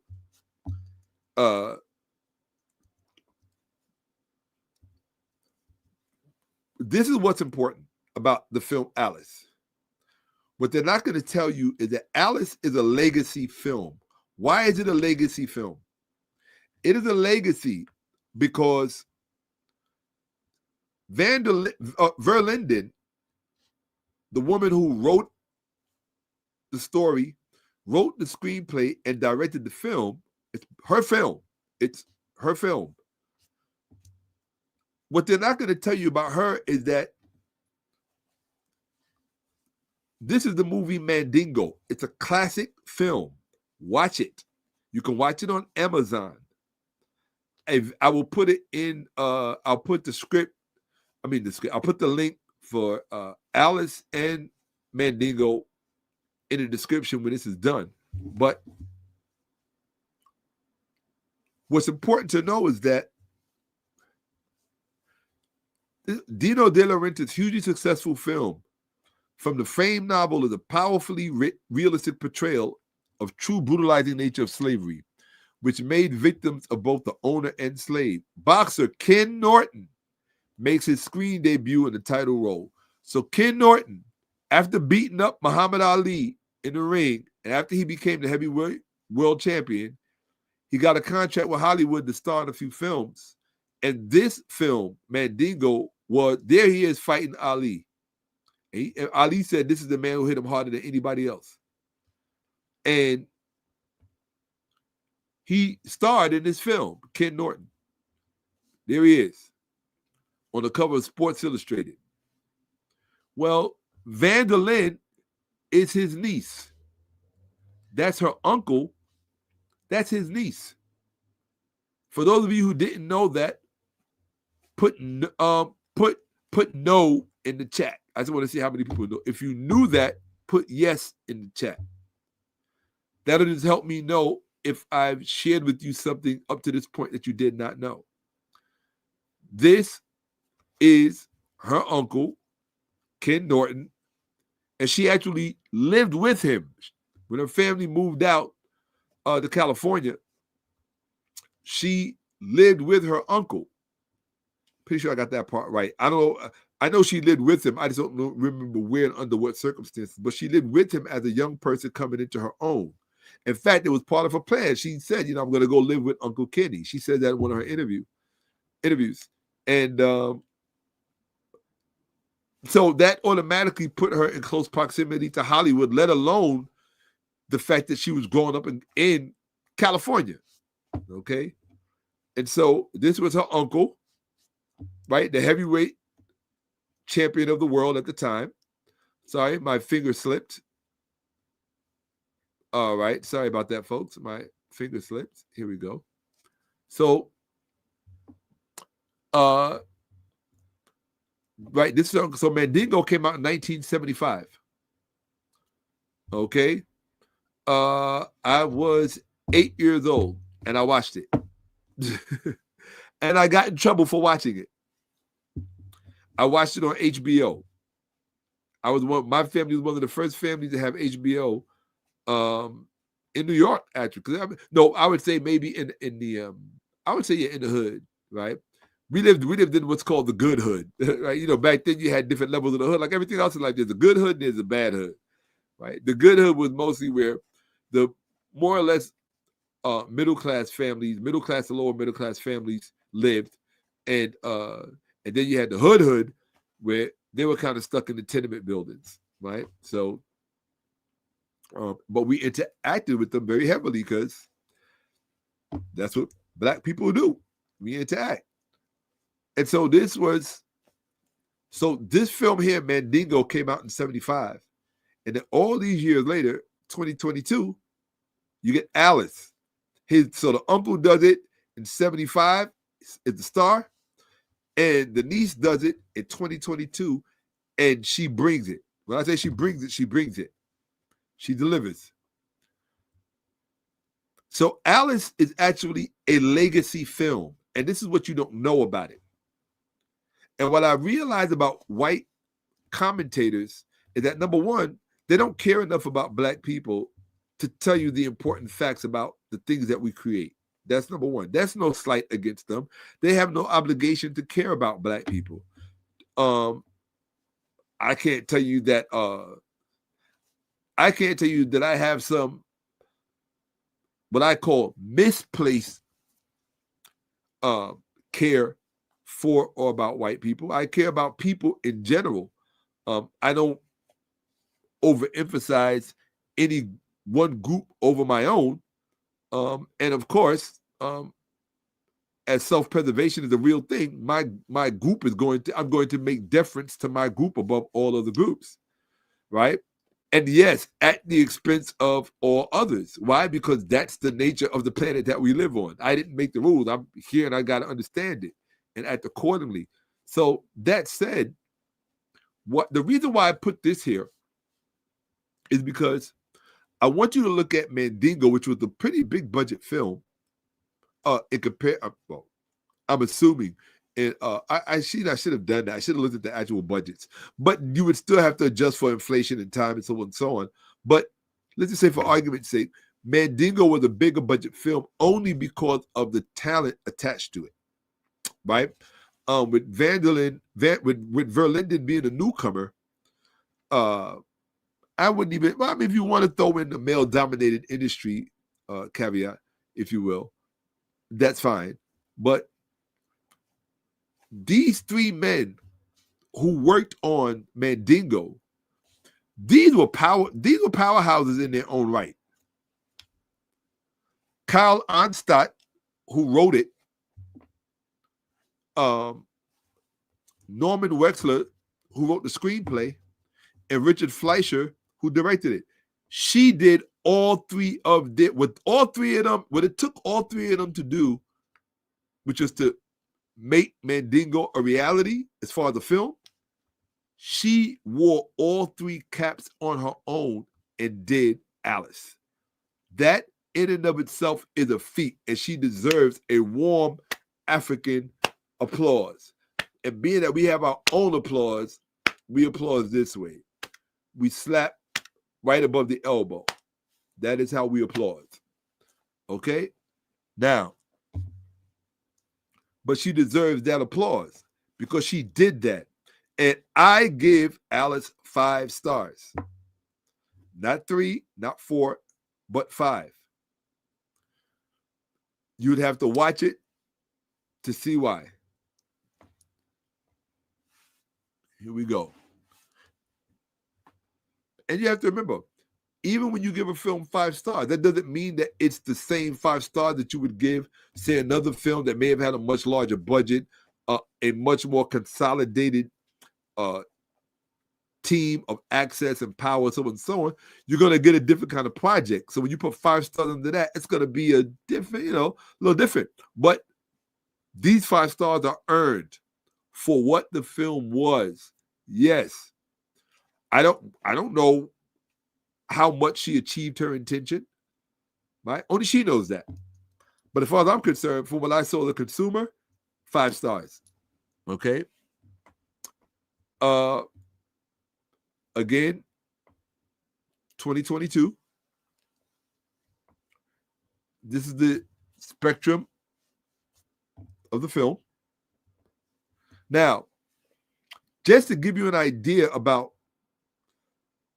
Alice and a lot of the slave movies that I'm going to expose you to, they deal with some sort of time displacement, right? And the ironic part is how many slave films deal with time displacement, but from different angles. That is the mind-blowing part to me. Because what I didn't reveal to you was that because it was incumbent upon me to do this presentation, I needed aids, if you will, to stay in this frame of mind. So what I would do when I wasn't working on it, I would do something I didn't think I would ever do again. I would watch slave films. All the ones that I didn't see over the years, I ended up watching all of them while I was working on this. Okay?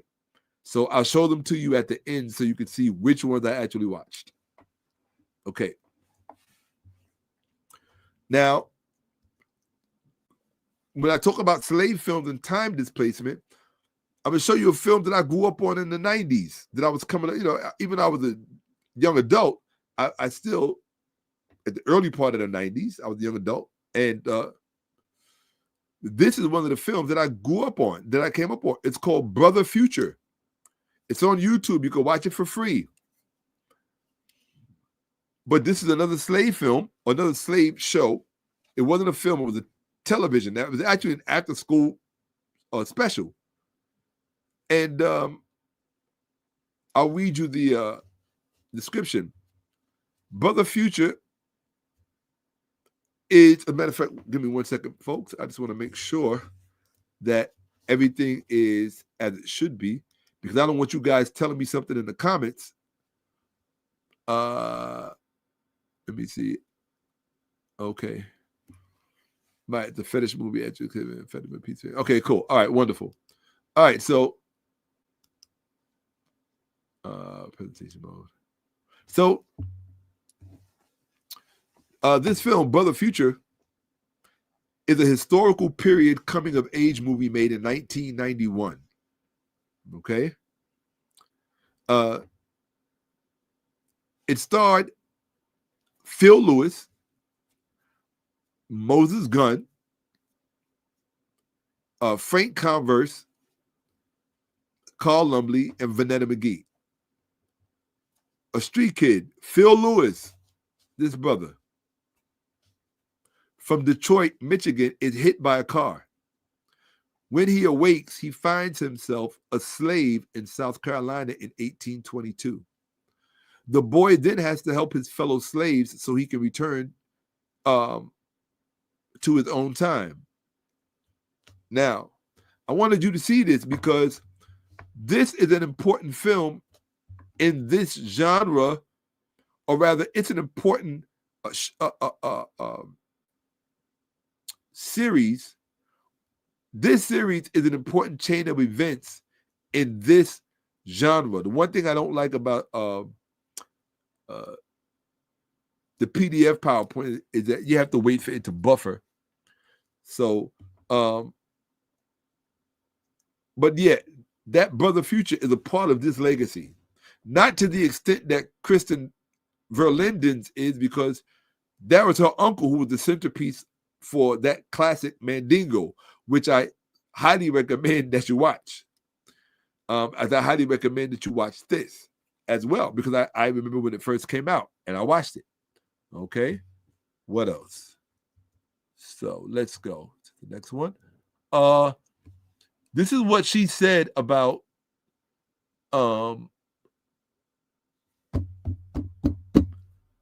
this is what she said about the film. So you have to forgive me, my brain needs to catch up sometimes, right? Especially when you're talking. See, one of the things that happens, let me explain this to you guys. One of the things that happens when you're talking a lot, especially if you've been out of practice, and I've been out of practice, one of the things that happens, I'm sorry, I just had to fix the lighting. One of the things that happens when you've been out of practice when it comes to talking is that you lose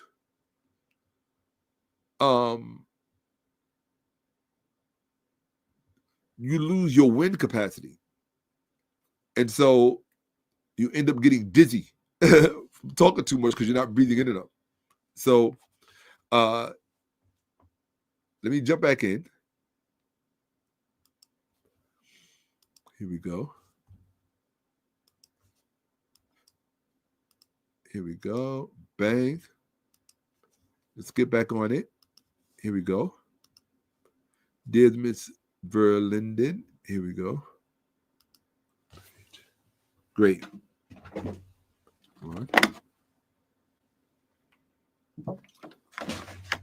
This is what she said. She said,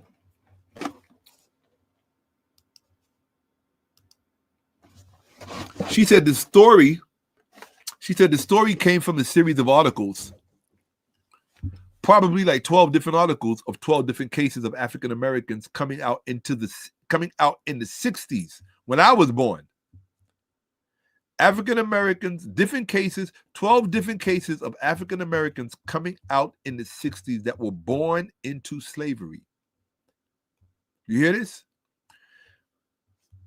People living in the 1960s that were born into slavery in the 1950s and 40s and 30s. So all the stuff that they tell you about slavery ended in the 19th century, we'll continue. And they were finally coming out and making it public. And every story was so compelling. But the most compelling thing for me that made me want to write it was every story isn't a story about victimization. It was a story of how they were able to ground themselves and actually become incredible people that led incredible lives afterward. Okay. But they kept them scars too, literally and figuratively. So the persons whose work she primarily premised Alice on was the work of this woman. Her name is Antoinette Harrell. Many of you may know who she is if you watched the documentaries before. She was a historian. She's since passed on, to the best of my knowledge. And to the best of my knowledge, I could be wrong. I have to go and look. No, I'm thinking of actually May, the woman who this is based on. So historian and genealogist Antoinette Harrell has uncovered cases of African Americans still living as slaves 100 years after the signing of the Emancipation Proclamation. The 57-year-old Louisiana native, told you that's where my family comes from, has dedicated more than 20 years to P&age research. P&age is just slavery by a different name, an updated name. It's like you update the name, but like when so an automobile, a car was an automobile until it became a car. The car and the automobile are one and the same. The only thing that changed was the name. Okay. Or an aeroplane to an airplane, same thing. The only thing that changed was the name. All right. The 57-year-old Louisiana native has dedicated more than 20 years to P&age research. Through her work, she's unearthed painful stories in southern states like Louisiana, Mississippi, Arkansas, and Florida. Over a series of interviews, she told Justin Fornell about how she became an expert. About how she became an expert of. Oh, you know what? I was supposed to stop there. That's why I underlined. I was just supposed to read the underlining. That's all. But I presume. So this is who she based a lot of her work on. This woman who actually lived, whose family was enslaved until the 1960s. And so a lot of times you'll hear people talking about it as if it's just a figure of speech. No, they were literally enslaved.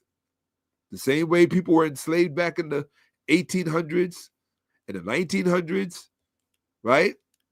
In the 19th century, in the 18th century, the same way it was enslaved then, that is how they grew up enslaved in the 20th century under white people. And so let's read about May Louise Miller. She got my grandmother's name, May, Addie May. So May Louise Miller, look at that. Her first name is my maternal grandmother. Her last name is my paternal grandmother, May Miller. That's kind of funny. In other words, my mother's mother, her first name is May, Addie May, and my father's mother, her last name, maiden name was Miller. So I just thought a little coincidence, right? Now, May Louise Wall was born 1943 after my mother, because my mother was born in 1941. So my mother could have been her older sister. She was an American woman who was kept. This is Wikipedia. She was an American woman who was kept in modern-day slavery near Galesburg, Mississippi, and Kentwood, Louisiana, until her family achieved freedom in early 1963. Do you hear this? Do you hear that? 1963. I'm born in 1967. This woman was enslaved. Her, not just her. Because when people tell the story, they only tell the story as if it was just her that she's talking about. No, it's her whole family. In fact, her brothers are talking in the video. Her father's talking in the video. Her sister's talking in the that was actually a documentary put together by Vice TV, which I have so much respect for them for doing that. I genuinely do. Give me 1 second. Okay. Here we go. That's what I'm looking for. Yes. Okay. So I wanted you to see this. 1963, this woman was enslaved. Hold on 1 second. And she was not unusual or unique. You need to know that. Here we go. Here we go. Yes, this is fact. Yes, slavery was still going on in the southern states until the 1960s. Yes. I would say that's kind of right and it's kind of wrong, and you're going to see why.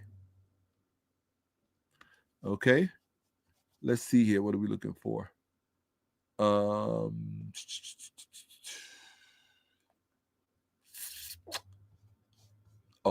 let's get rid of this.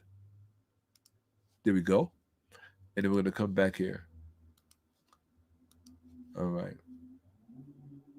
Come on. Oh, here we go. All right. So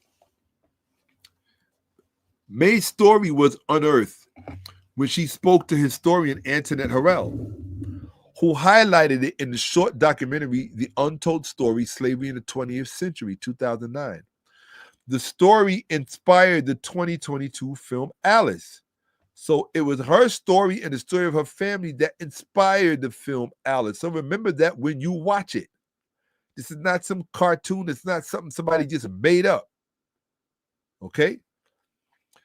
In 2023, May and all 6 of her siblings joined a class action lawsuit seeking reparations for descendants of enslaved people from several private companies, with lawyer 𝓈𝓔𓄿�㓓𓏭𓀢𓀁𓫁, right?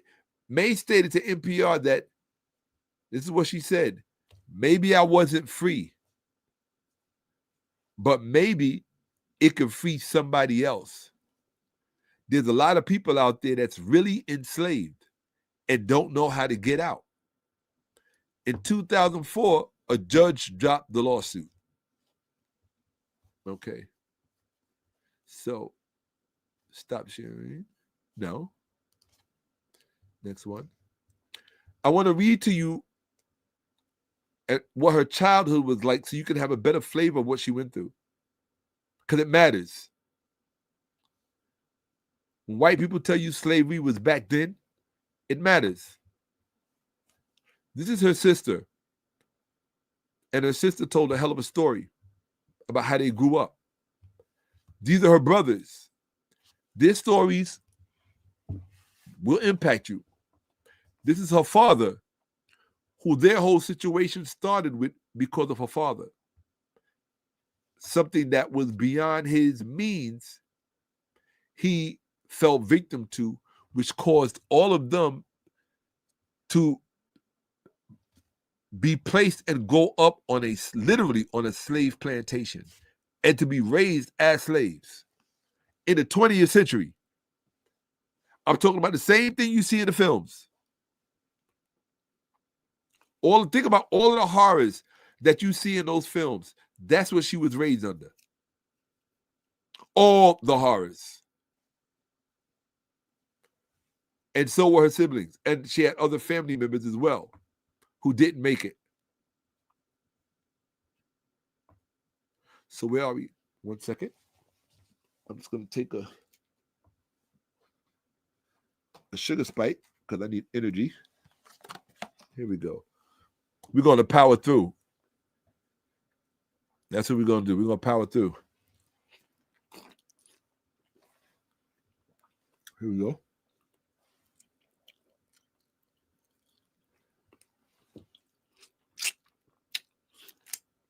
Sorry, guys.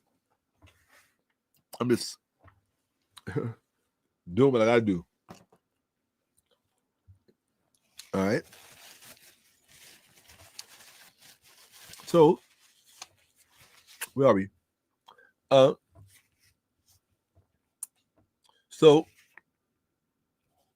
going to start from the top. This is the story of how it went down. It's from Wikipedia. Historian Antoinette Harrell states that Miller's father, Kane Wall, this man right here, it's a real man. They showed him in the video in the documentary that Vice did when he was in the hospital and they went to visit him and interview him. It was very touching. That man had some years on him.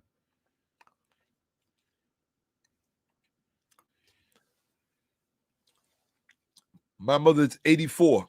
He was significantly older than my mother. May she live long. Life, health, prosperity.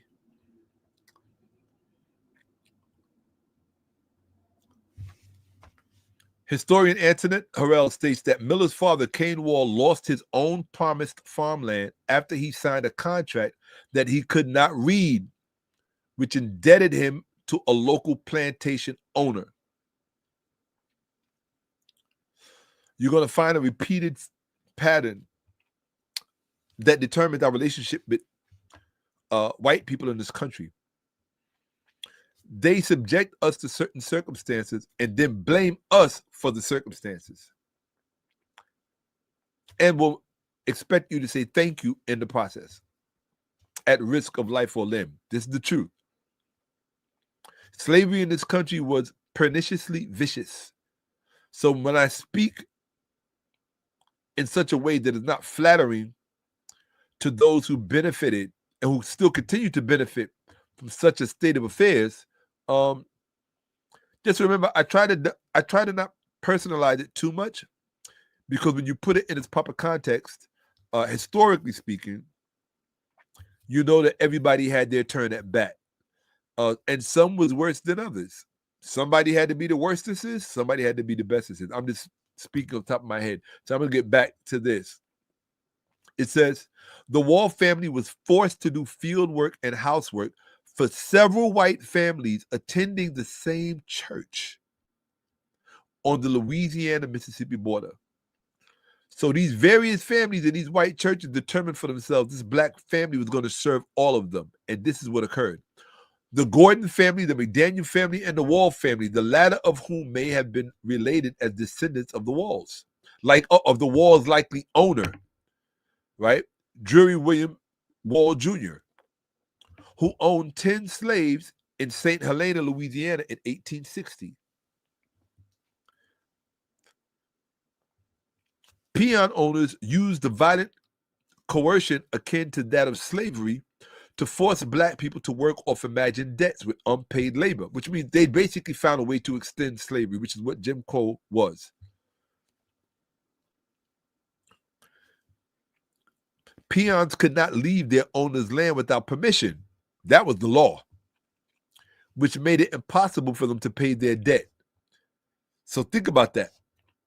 The laws made sure you were not allowed to repay your debt because you couldn't leave the plantation without the master's permission, whether it was slave or sharecropping.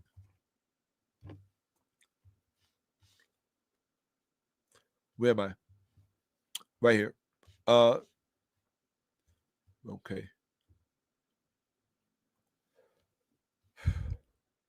Yes. Okay. Like most peons, the Wall family was not permitted to leave the land. You hear that? Her family was not allowed to leave the land. Okay? Her family was illiterate. They couldn't read. None of them. They were under the impression that all black people were being treated like that. They were repeatedly beaten by plantation owners, often including whips or chains. Okay. Let me see. My sister Annie Wall. This is her sister Annie. That's crazy. Right. May's sister Annie Wall recounted that the whip would drag around your body and knock you down. Now, there's no black person in the 40s and the 50s and the 60s who was supposed to know what a whip feels like dragging around your body from a white slave master. But she could tell you. Her. Think about that. Both of them could. Right? She says, the whip would wrap around your body and knock you down. The Wall family was not paid in money or in kind with food. And then she says, they beat us. They did not feed us. We had to go drink water out of the creek. The Wall family ate wild animals and leftovers that were ranked all up in a dishpan like slop. They treated the dogs a whole lot better than they treated us, May recounted. Harvesting cotton, corn, peas, butter beans, string beans, potatoes. Whatever it was, that's what you did for no money at all. Whatever it was. Where am I?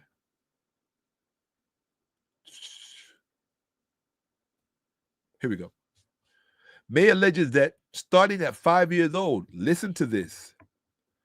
Starting at 5 years old, she was repeatedly raped along with her mother by the white men of the Gordon family. Miller would get sent to the landowner's house and raped by whatever men were present. That's her own quotes. May recounted that she was threatened with violence to keep this secret from her father. They told me, if you go down there and tell your father, Kane Wall Sr., I just saw it said, we will kill him before the morning. I knew this wasn't anyone. She said, I knew there wasn't anyone who could help me. And you have to understand how isolated so many of these plantations are and were.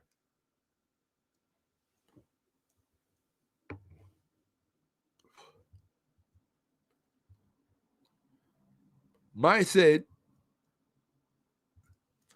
she didn't run for a long time because, meaning escape. She didn't try to escape. She said, what could you run to? We thought everybody was in the same predicament. Mine recounted first running away at 9 years old, but she was returned to the farm by her brothers, where her father told her that if she ran away, they'll kill us. So imagine that kind of pressure. You want to run away, but your father's saying that if you run, they will kill all of us. That's deep. That's a heck of a deep thing for a child to grow up with. The Wall family, listen to this. This is documented. The Wall family obtained their freedom in 1961. White America, you need to take a good look at yourself. Which is sometimes inaccurately given as 1962 or 1963. Then 18, Mai refused to do housework for another family in Kentwood, LA, and ran away after the owner threatened to kill her. She says, I remember thinking they're just going to have to kill me today because I'm not doing this anymore. In early 1961, an aunt of May's from northern Alabama sneaked away on a horse and wagon and helped them to relocate. Oh, sneaked us away, right? In early 1961, an aunt of May's from northern Alabama sneaked us away on a horse and wagon and helped them to relocate. Legal documentation does not exist documenting the atrocities that Mai describes. However, her situation was hardly unique. White landowners used threats of violence, worked with law enforcement to keep people in peonage. That was exactly how they worded it in the article. It should have been white landowners used threats of violence working with law enforcement to keep people in peonage, but they didn't have that, so I copied it verbatim. Smithsonian Institution historian Pete Daniel. So the Smithsonian Institution historian Pete Daniel noted that white people had the power to hold blacks down, and they were not afraid to use it. And they were brutal. So you got to understand the kind of violence that we were met with in order to break us as human beings, as people. Very powerful. Okay, hold on 1 second. I'm going to take a break. Hold on. I'm going to take a break. Just for a quick second. I'm going to look at this here. Okay. Yes.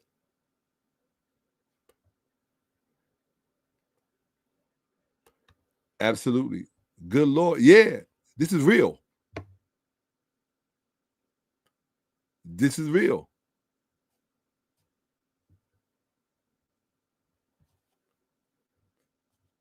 Absolutely. Okay. Absolutely. Hit that light. All right.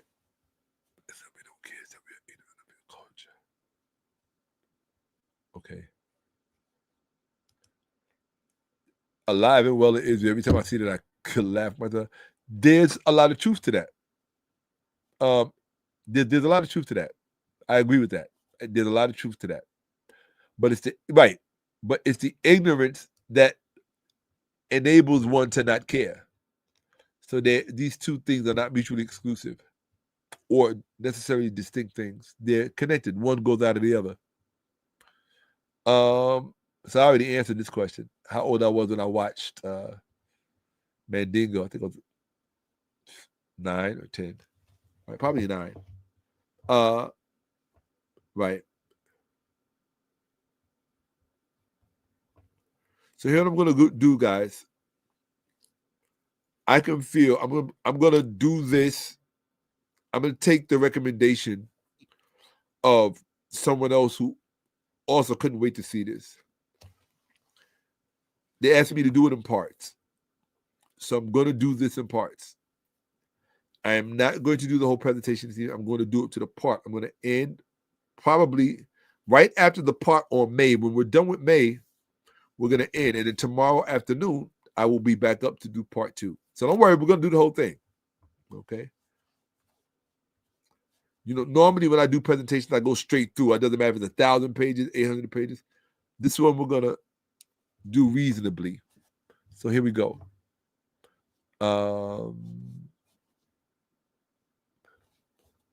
Here we go. Okay. Let's hit it. Here we go. Entire screen. Okay, cool. Here we are. Here we go. So,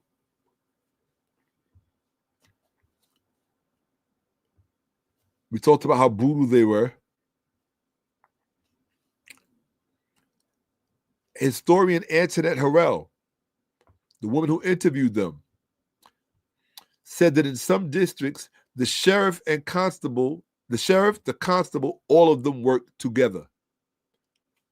So think about that. So peons had no outlet to talk to anyone under peonage. You were truly trapped. Harrell talked to many people throughout Louisiana that was afraid for their lives, so they wouldn't talk about being held in slavery. In other words, there are many, many people who experienced this but wouldn't talk.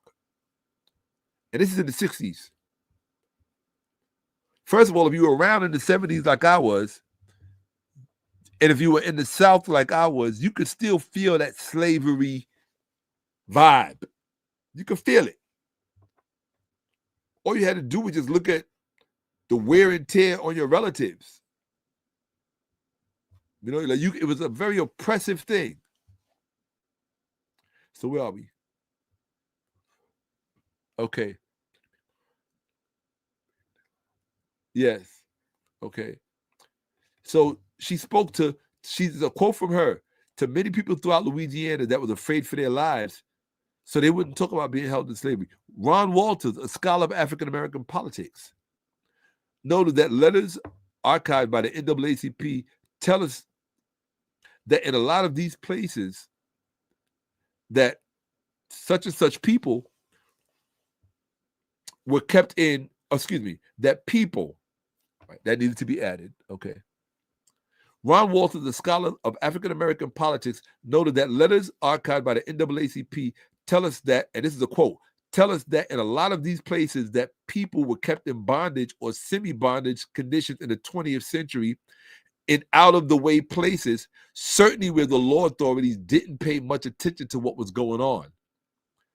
So this was a whole ecosystem in which these people were actually living in the 60s, the 50s, the 40s, the 30s, the 20s. You understand? In other words, it didn't stop.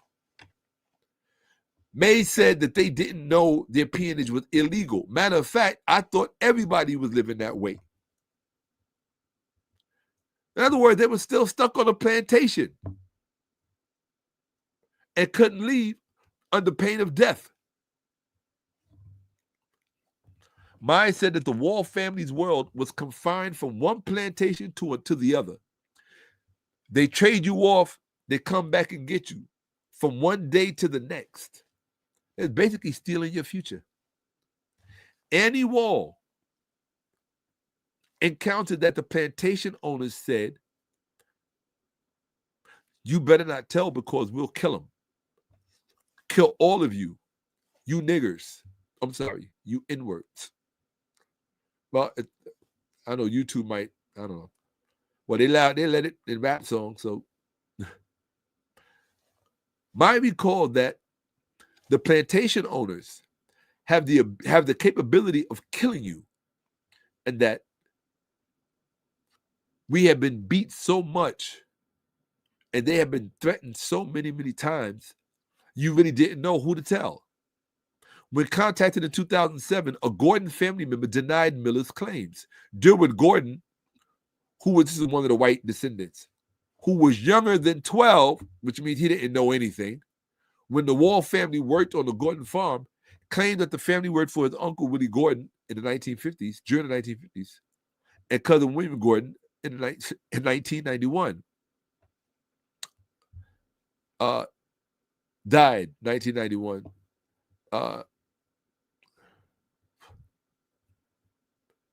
Derwood, I just remember Kane Sr.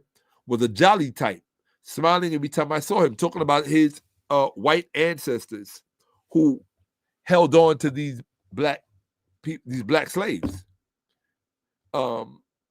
He said, I just remember every time I saw him, Derwood also denied Miller's claims of rape. Okay. Let me read that part again because my eyes are doing what they do at this point in time. All right. I'm going to read that part again, if that's okay. I just remember Kane Sr. was a jolly type, smiling every time I saw him. Derwood also denied Miller's claim of rape. No way. Knowing my uncle the way I do, I knew him to be good people, good folks. Are you ready? Christian.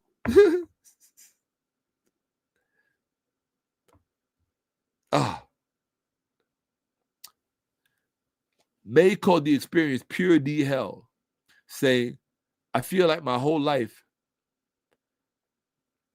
has been taken. I don't know why it's hard for me. Oh, I know why. My glasses are fogging up. I'm like, why are my glasses fogging up? Okay. So between my eyes closing and my glasses fogging up, that's not helpful. Okay. Like, why is it blending? Okay. And all I did was smudge them. All right. Forgive me. Yeah, as you guys can see, I'm a little I'm out of practice or out of shape, whatever you want to call it. It takes time getting back into this zone, but it's worth it. This is worth it. May called the experience pure D hell, saying, I feel like my whole life has been taken. It was up to that point. The family suffered PTSD from their experiences, along with other serious harms to their directly affected and kin. Right. Another strangely worded sentence that they chose to word that way. This story was important enough for People magazine to run a story on it. Think about that. Okay? The whitest magazine there is in the U.S., Status Quo. The Last Slaves of Mississippi. That's what it says. With every step into the overgrown thicket, May Miller's breathing becomes more labored. That's May, who we just finished, whose family was a slave. My heart is beating fast, she says. I can't believe I'm back here. It's not the unsteady footing in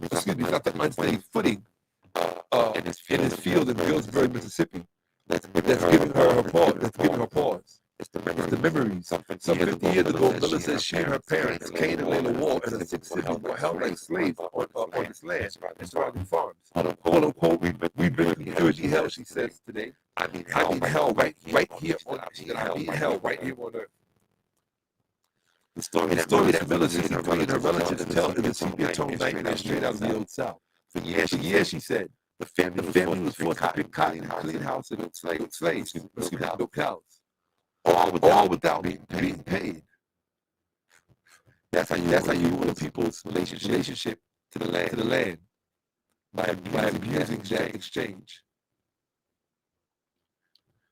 Okay. And it's all done under the threat of whipping, rape, even death. That's slavery. Come on, you have no choice. Okay.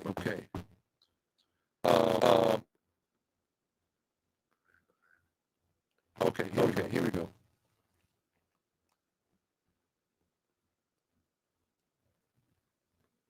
Let me start that part again. The story that Miller and her relatives tell me so night as the Old South. For years, she said the family was forced to cotton house, clean house, cows, that all pain, and they had to rape, death. They said they were passed right for family to white definition never been told finally hope that life would get better law. Technically, the laws of the P&age illegal cycles that flourished and arose slavery was basically legalized. It was basically legalized slavery. At a time when slavery was illegal. So it's like everything I'm talking about earlier. Update the name, but the practice remains the same. That's what they did. They did P&age, right? Right, technically, the law P&age is a legal practice that flourished in the world south of slavery was abolished in 1885 and lasted in isolated cases like theirs until as recently as what? The 1960s when I was born. Under P&age, blacks were forced to work off debts, real or imagined. That part, the imagined part. So as long as I inflict the debt, your service is mine, and I can use the law against you. That's how positions and evil work.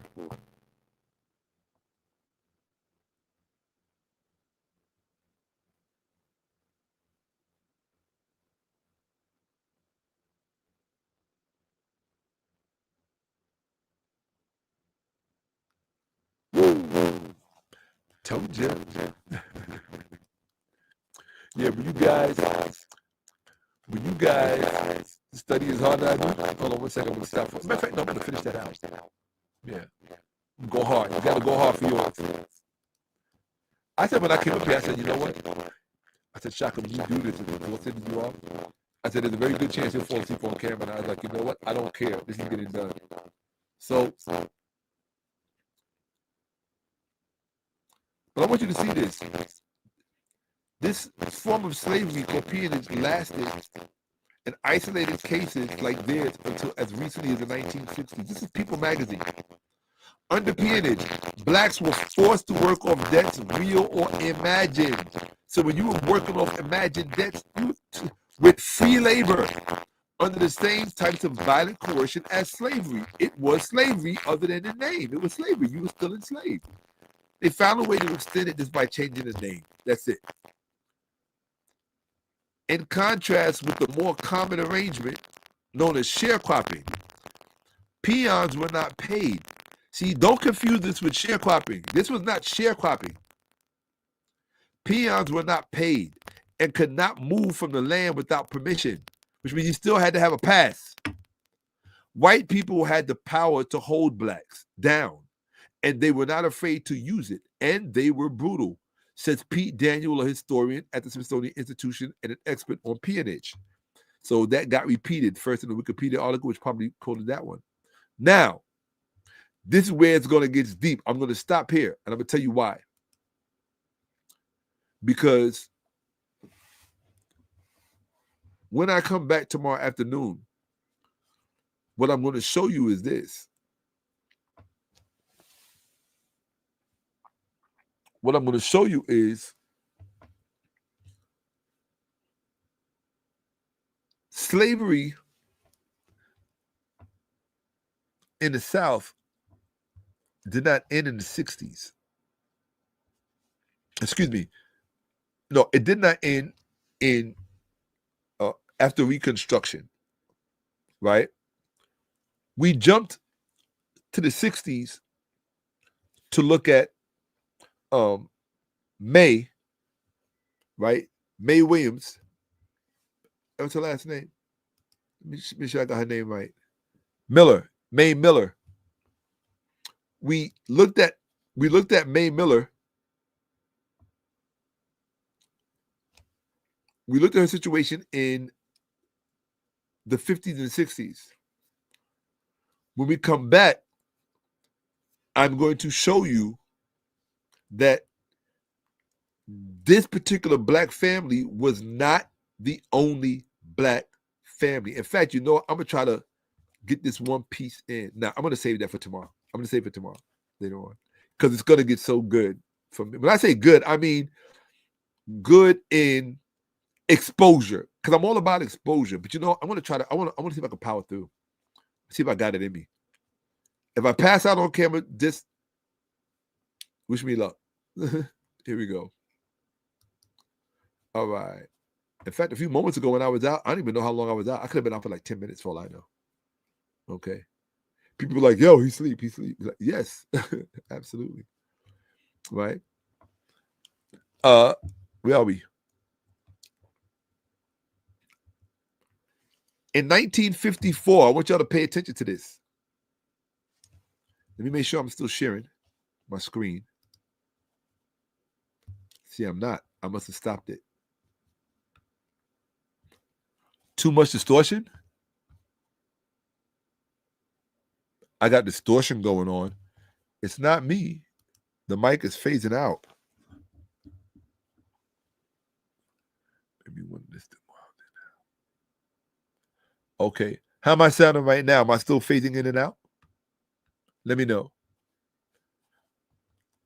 Guys, if you want to show your appreciation, please use the Cash App link at the top of the YouTube chat. I'd appreciate it very much so. Makes all the difference. Okay. Let's see here. Here we go. So here we go. Where am I at? Oh, I'm further down here. Here we go. Cool. I'm sorry. All right. So I'm just trying to fix my sound back to see if I'm okay. Okay, great. You said clear. We're good now. Wonderful. Thank you, folks. Okay.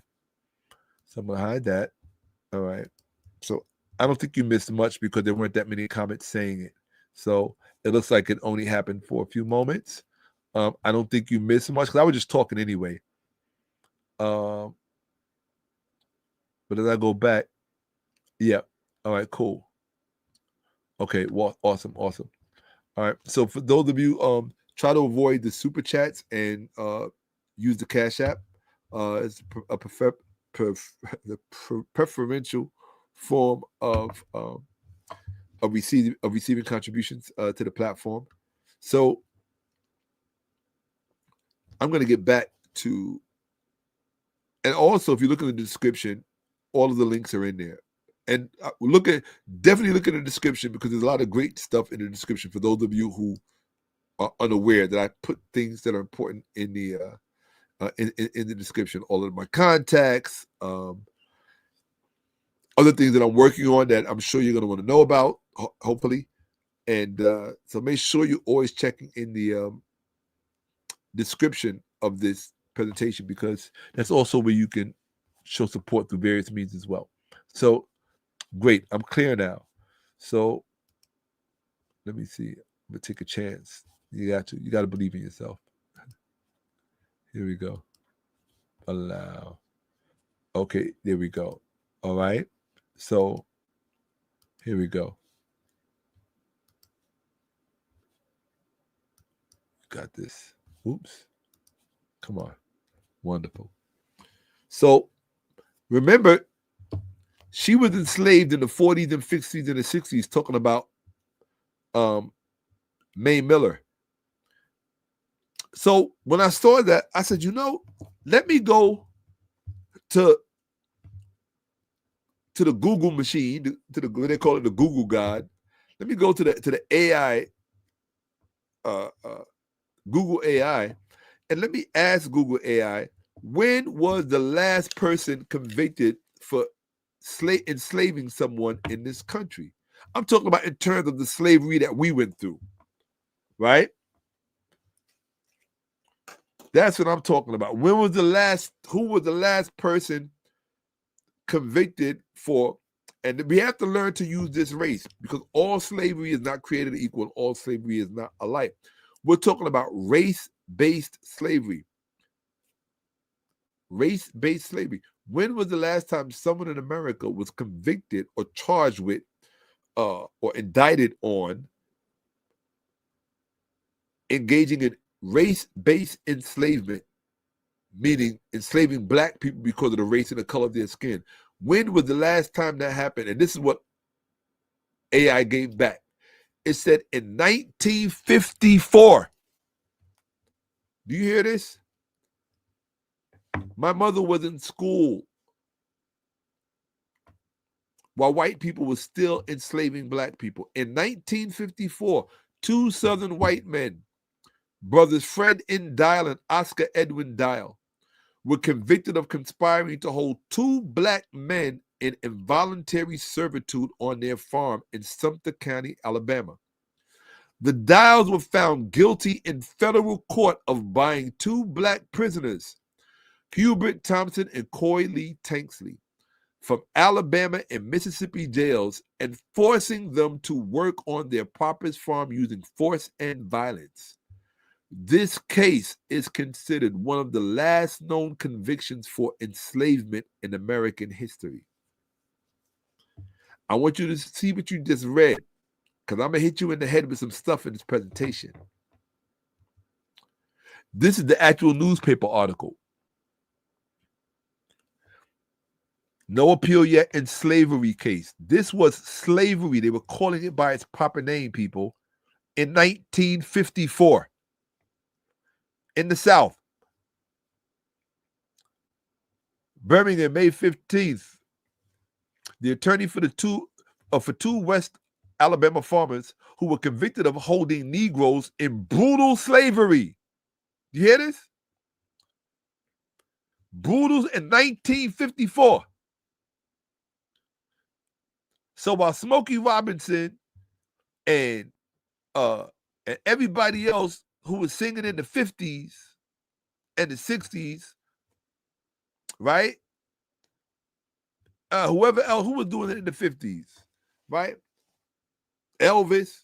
While all of this stuff was going on, black people were still being enslaved brutally in the South. This is a documentation. This is not my opinion. These are just 2 men who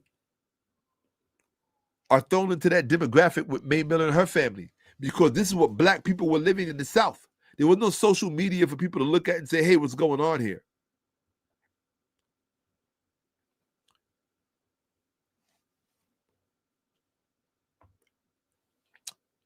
Convicted of holding Negroes in brutal slavery, said today any appeal from the verdict will come after they are sentenced. Fred and Dial, 25, and Oscar Edwin Dial, 34, Sumter County brothers, were found guilty last night after a 4-day trial in federal court. The jury deliberated about 15 hours. Sentencing was delayed until June 4th, and attorney 𝓈𝓁𝏏 said no announcement of an appeal will be made before that time.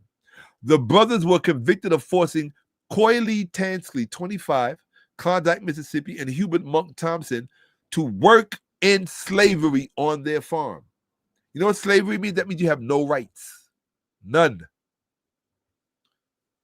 You don't get to call a lawyer. You don't get to call your mommy to come get you. You don't get to call your daddy or your family to come get you. Nobody's coming. And too many African Americans who talk about slavery do not understand the concept of nobody's coming. Which means you're going to be there day in, day out, sun up, sundown, with no rights, being treated in ways it's illegal to treat a dog today.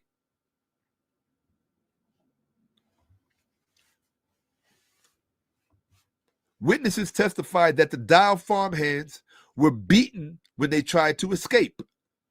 That's called slavery, people. The government charged that Thompson died after a severe whipping in May 1953. Now, I want you to think about that. I want you to consider that for a moment. Aside from the lynching, because they were lynching us, but black people in circumstances of slavery in the 1950s in the American South were being whipped to death, with the sheriff and the constable and the local town authorities all involved. This is like one of those films you see in Get Out, except instead of going to visit it, you're born into it, so that you don't even know that there's anything else different in the world.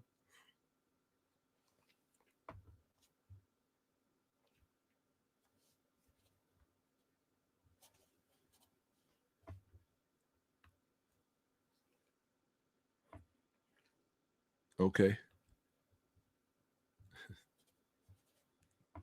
So I'm just checking the comments. So Let's get back. Yeah, I want to get back with this for a reason.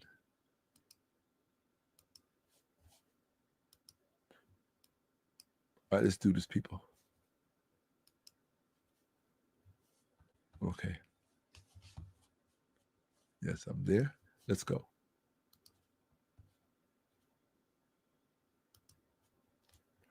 So when they talk about slavery was over in the 40s, this is 1954. That's 13 years before I was born.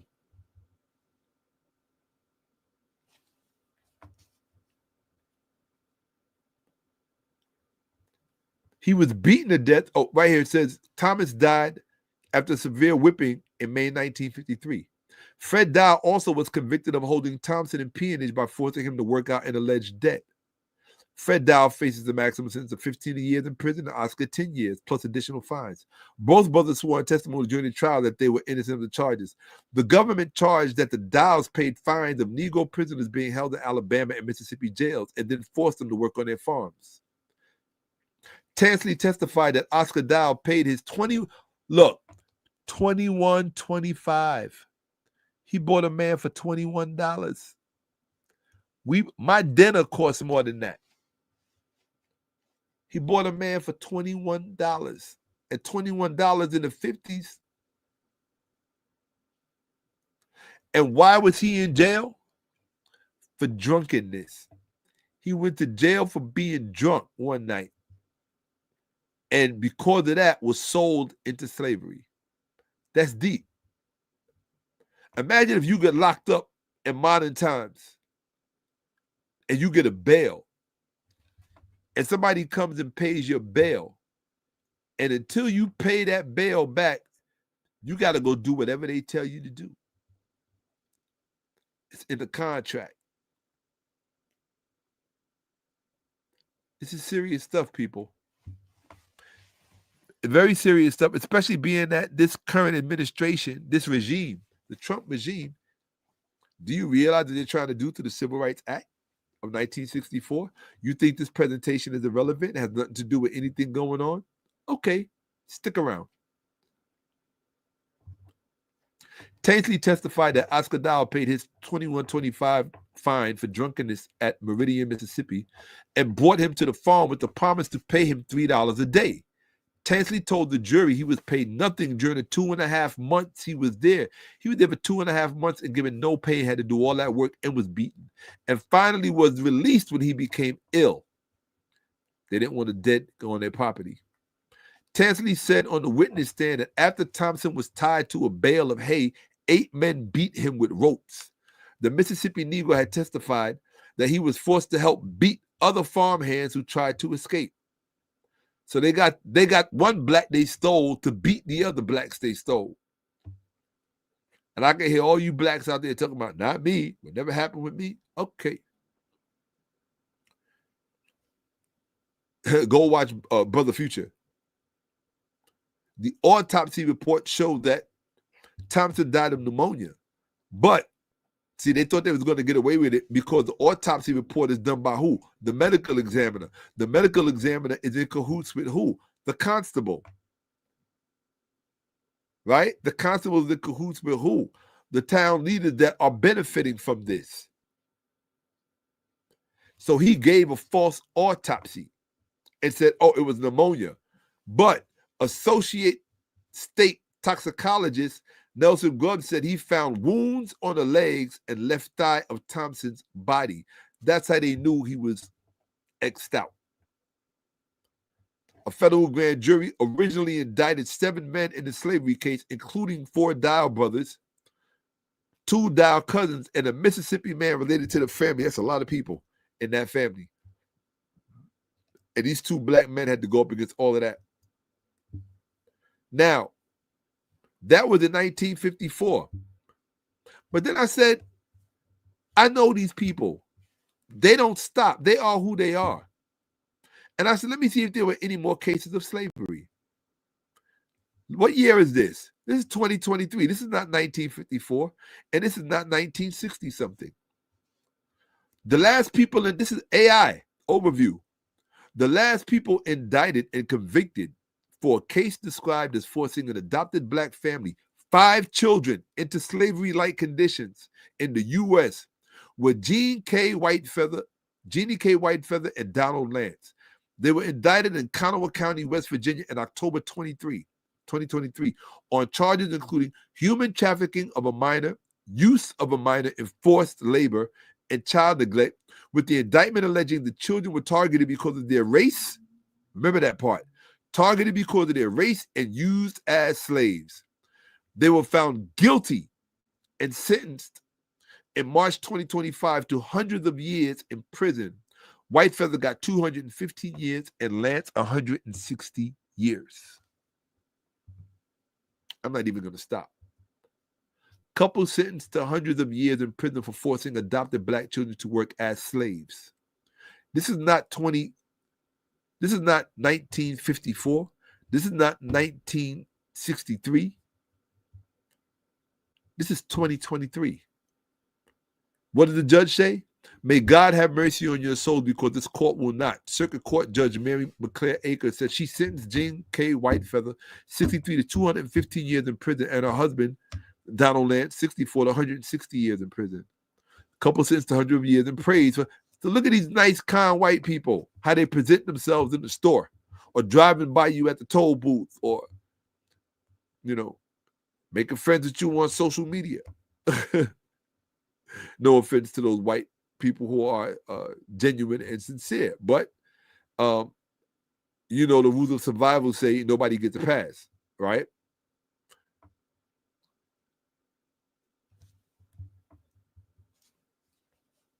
This is how it's reported. This is important. Couple sentenced. This is how, as it was reported by NBC at the time. Couple sentenced to hundreds of years in prison for forcing adopted black children to work as slaves. How ironic that my niece is actually one of the news journalists on NBC. She had her own show and all that. So, a white West Virginia couple found guilty of forcing their 5 adopted, 5.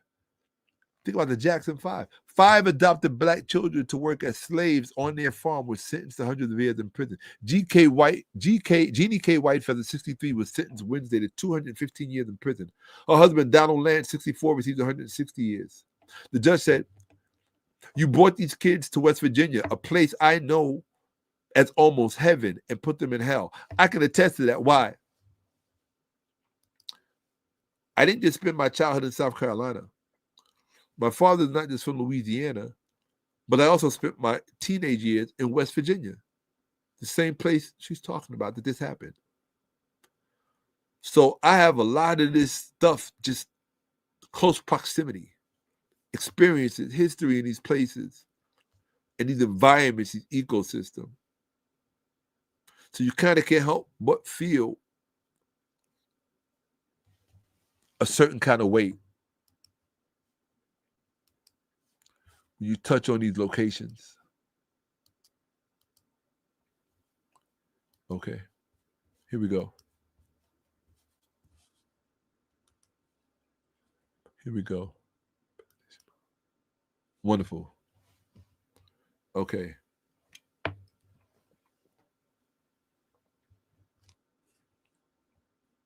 Oh, that'd be nice. Okay. We know how much they got. 215 years in prison and 160 years. We know she said they put them in hell. Circuit Court Judge said, the court will now put you in your hell. May God have mercy on your souls, because the court will not, she said. The couple adopted 5 children from a shelter for homeless and vulnerable youth.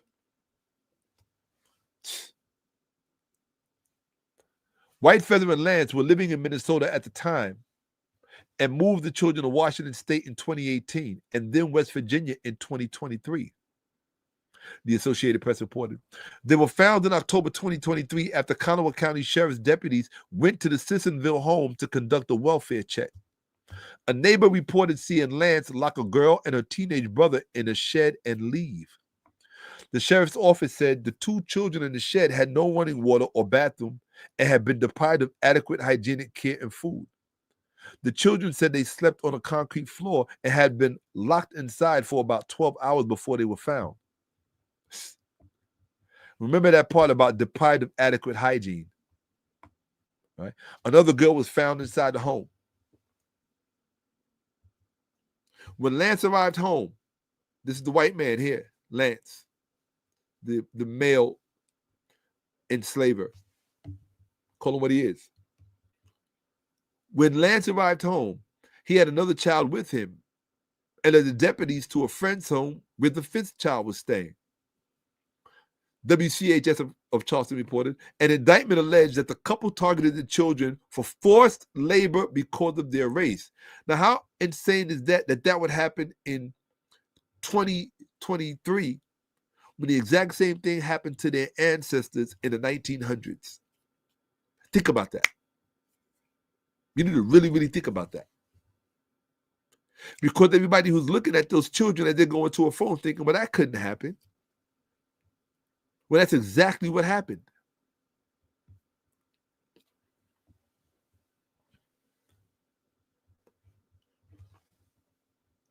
The indictment alleged the couple targeted the children for forced labor because of their race. They were charged with human trafficking, child neglect, forced labor, and other crimes. Whitefeather apologized to the children during the sentencing. He said, I just want the court to know that I've made mistakes. I'm very sorry for that, and I love my children, and I have never, ever done anything to my children to harm them intentionally. Now, this is how sick this man is. This is how sick the mother is. Or I can't call her mother. That's how sick the female enslaver is. And then she said, children, I do love you. Now, children are not stupid. Look at what the child said to her. In an impact statement, what the child said to both of them. And this tells you the children were cognizant about what actually took place. It says the oldest child told Whitefeather and Lance in an impact statement that they were monsters, the news station reported. And the child said, I will be something amazing. Another child said, pay attention to this, I will be strong and beautiful. You will always be exactly what you are, horrible.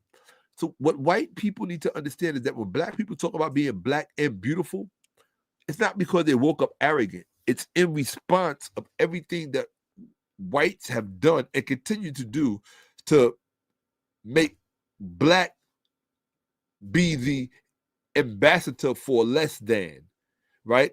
You intend to impose upon black a value that black did not earn, right? The value of not being something of value, okay? So that's what the child said. And then it said, the youngest child said they were taught to laugh at their siblings and had to watch a lot of the abuse. Isn't that what they did to us? They taught the rest of the world to laugh at us through their media, through their stories, their television. And that's very big. So the child says, let me read that again. The youngest child said they were taught to laugh at their siblings and had to watch a lot of the abuse. Now at my new home, I see that everything was not right with with Jeannie and Donald, the child's impact statement said. Ben Solango and Dante DiCipriano, attorneys for one of the child victims, said they are pleased with the sentencing. They're pleased with the sentencing. Their client, identified as SW, sued the couple last month. So one of the children sued the couple the prior month. These children were failed by their adoptive parents and the Child Protective Services in West Virginia and Washington. Solango and DiCipriano said We will do all we can to make sure this does not happen again. White Feather and Lance were ordered to pay $280,000 in restitution apiece to the victims. Y'all get $280,000 for sleeping on the floor in the barn? Okay. Right. I know they owe us something. But people would be, I'm just thinking about the things that they did. I owned the book Without Sanctuary. And I didn't mean to think out loud because you couldn't see in my mind what I was seeing. Okay, where am I? Right. Not right with the challenge. Here we go. Right. I read that as well. Right. So, right. So the child, their client was pleased with the sentencing. It says these children were failed by their adoptive parents and by Child Protective Services in West Virginia, in Washington. Solango DiPiano said, "We will do all we can to make sure this does not happen again." White Feather and Lance were ordered to pay $280,000 in restitution apiece to the victims. Whew.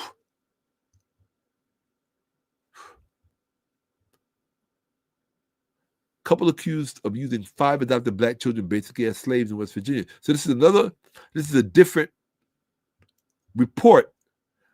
What I discovered about reading the reports is that with each report, you hear something a little different. Something different stands out to you. This one will definitely stand out to you, especially if you're, this will stand out to you. Let's read this. Couple accused of adopting 5 adopted black children, basically slaves in West Virginia. That's the exact title. John Whitefeather, 62, and Donald Lance, 63, are facing a slew of charges in West Virginia for allegedly using their 5 adopted black children basically as slaves. Where we at? Basically as slaves. Right. Human rights violations specific to the fact that these children were targeted because of their race and they were used basically as slaves from what the indictment alleges. Akers doubled the couple's bond from $250,000 to $500,000 each. White Feather and Lance remained in the South Central Regional Jail after being booked on June 11th. Inmate records show. Their trial is scheduled for September 9th. USA Today contacted White Feather and Lance defense attorneys Friday afternoon, but did not receive a response. Y'all know normally I don't read like this, but my eyes are just, whew, I'm going through it, but I'm a soldier too.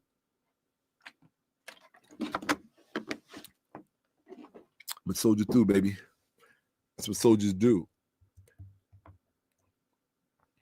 Conoway County Sheriff says White Feather and Lance kept children locked inside barn.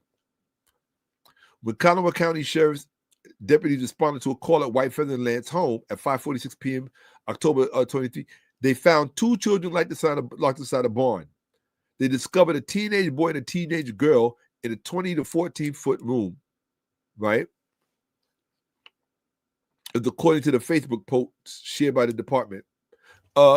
The children had no means to exit the barn on their own. No running water, no bathroom facilities, and were obviously deprived of, and he keeps repeating this, hygiene, care, and food. There must have been one stitch. During the June 11th arraignment hearing, White Father's attorney, Mark Plants,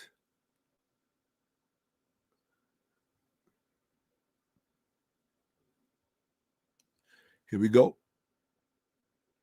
A little break of there. Oh man, I felt so good on my neck. My neck, I've been in this position for hours upon hours. So when I finally get to go like this, I'm like, thank you. All right. Right. This part is very important. See how he mentions lack of adequate hygiene, according to the Facebook post, and hygiene, care, and food. During the June 11th arraignment hearing, White Feather's attorney Mark Plants called the barn with a 14 and 16-year-old to go through this like something at 14 and 16 were found locked in a teenage clubhouse. That's what the father tried to call it, or that's what the mother tried to call it.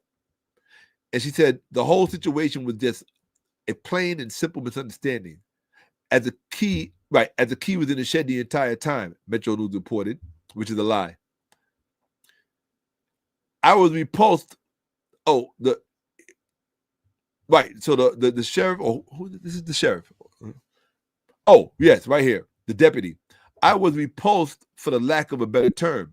Deputy H.K. Burdett, who responded to the barn in 2023, testified during the preliminary hearing per WSAZ. Listen to what he says. As soon as the door was open, the heat from inside hit us. The smell made my eyes water. Remember what I told you, what white people do? They create the conditions, shove you in the circumstances, and blame the outcome on you. And so that stench...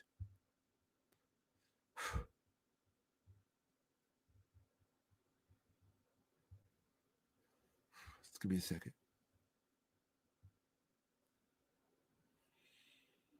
I went through a lot of stuff putting this stuff together. A lot.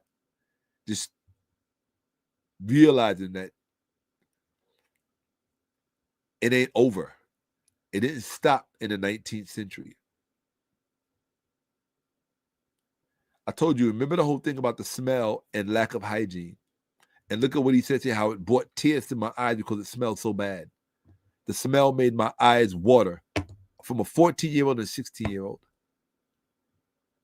It was terrible without running water, circulating air, or beds. At the couple's main residence, deputies found another small child locked inside an unprotected loft alone that was 15 feet high.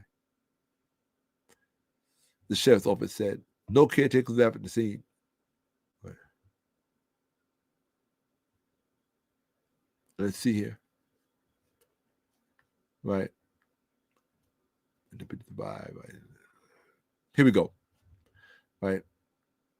No caretakers were at the scene when the deputies arrived, but Whitefeather and Lance later arrived at the home and were subsequently arrested, according to a social media post. How did Whitefeather and Lance adopt the children? Whitefeather, Lance, and the children had recently moved to West Virginia from the state of Washington, which was said, reported, citing the Kanawha County Sheriff's Office. All 5 children were homeschooled, according to the TV station. Before their arrest in October 2023, Whitefeather and Lance had no prior criminal history in West Virginia. Although no criminal charges were filed, the Sheriff's Office did confirm that 2 complaints, one May 2023 and the other in September 2023, were made against a couple, according to the TV station. Neighbors reported in 2023 that the children were forced to perform farm labor and were not allowed inside their main house. Metro News reported the teens found inside the barn said they were locked inside for about 12 hours and were told to sleep on a concrete floor.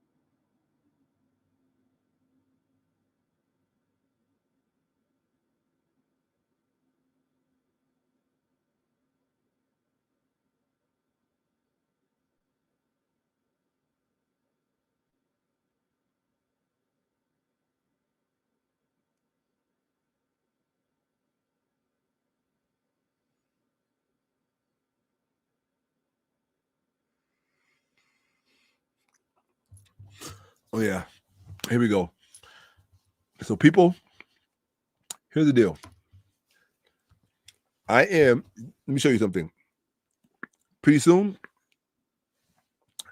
there will be memes of Shakka-Ahmose literally retiring. So, So we good now? Good. We got a case, but they're not going to pay. But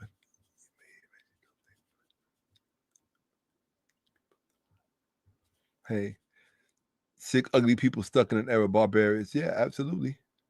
I agree. Hold on. Okay. So let me see if I can get back with it, being that my body took that for a second. I'm piled through on this bad boy. I don't care. Try to hang on, baby. All right. Right, here we go. Presentation mode. Yes. Okay. West Virginia, whites and lands had no priors. Right, we saw that. Here we go. Neighbors reported in 2023 that the children were forced to perform farm labor and were not allowed inside the main house. Metro News reported the teens found inside the barn said they were locked inside for about 12 hours and were told to sleep on a bare concrete floor. According to the outlet, the teenagers were dirty, had a strong body odor, and the 14-year-old had open sores on his feet. That's how bad he was being treated. The ages of the adopted children were 6, 9, 11, 14, and 16, according to Metro News, citing the sheriff's office. Here they go. Now, I'm going to show you something. This is important. Google AI said, indictment allegations, the indictment including charges of civil rights violations and alleged that the children, this is important, the children were specifically targeted because of their race and used basically as slaves. Why is this important? Because of all of the different groups in America, Black people, because of something in white people's minds, because of intergenerational transmission of bad information, there's something in white people's mind, almost from an epigenetic perspective, because it has been transferred for so long now, that they intrinsically believe when they look at us, they see something that was meant to serve them. And that is the sole purpose and ultimate purpose of our function. And they justify it through so many different iterations that you would be hard pressed to know which angle to start from. The religious angle, the political angle, the economic, and they have all these different, the natural science angle. They have all these different angles that they have worked out amongst themselves to convince themselves that Black people are inherently predispositioned for the institution of slavery, to be enslaved, to serve them. You would be shocked at the proportion of white folk who genuinely believe this. Like, they believe it as much as you believe as you are yourself, as much as you believe you are alive right now. That's how much they believe it. I do not understand why my glasses are fogging up. I need to probably get a new cloth. Oh, that's much better. Okay. I'm using the wrong side, perhaps. I want you to think about that for a second. If you listen and you've been paying attention to what's been going on with this regime in the White House, they are literally using the Supreme Court to roll back certain rights, to push you back, to push us back towards slavery status in as much as they possibly can. You have to understand that what's going on is much bigger than Trump. There are other interests out there that are working behind the scenes and in front of the scenes.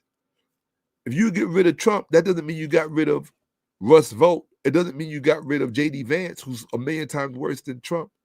It doesn't mean you got rid of Curtis Yarvin or Peter Thiel or even Elon Musk. These people who are all overt racist, all of them, with very interesting ideas about servitude in general overall with themselves as tech lords and everybody else as serving. So if everybody else is their servants, who do you think is going to be slaves to the servants? There's a pecking order in all of this. You, Black people, won't even be slaves to the wealthy white people. The poor white people will be the slaves to the wealthy white people. In their pecking order, Black people will be the slaves to the poor white people. See, they won't really have any need of black slaves because their artificial intelligence and their robots will do all of that. Black people would just serve as recreation for poor white people to keep the poor white people off of them. If you understand how they think and what's going on, then, right? At the end of the day, it's all about power, control, and subjection. Power, control, and subjection. That's what it's all about. All right? Or really just power. It all comes back to power. This whole thing is actually the story of power, but we're talking about it in the context of a unique relationship that black people and white people have in the world, that every time you think it's gone, it seeps through the cracks to let you know that it persists. Not a facsimile thereof, but the actual real thing where you are stripped of all rights, no rights, treated as at the level of an animal, and it is for perpetuity, forever. That is always their goal. It's not to treat you like that for a while and then let you go. You don't understand how they think. Okay? You really don't. Okay. Here we go. I'm telling you, I'm going to show you some stuff here. The reason I'm powering through this, as tired as I am, is that there's some things that I'm going to show you in here that's you're going to see why I powered through. Now,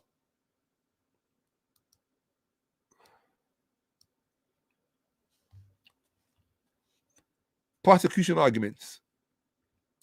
Prosecutors argue that the couple targeted the children for adoption from a shelter because they saw them. Now listen to this. They saw them as more easily exploitable to their race. Now, due to their race. Now you got to ask yourself a question. How is a black child more suitable to exploiting because of the color of his skin? Well, what that must mean is that when these types of white people, when predatory white people look at you, I want to say predatory white people because I don't think all white people are predatory. I don't think all people are anything. But when we're talking about this particular demographic, which is an overwhelming amount of them, from my perspective, I would probably say they're average, or maybe just below the average. In fact, the honest ones will admit it and be honest about it. If you're paying attention to social media,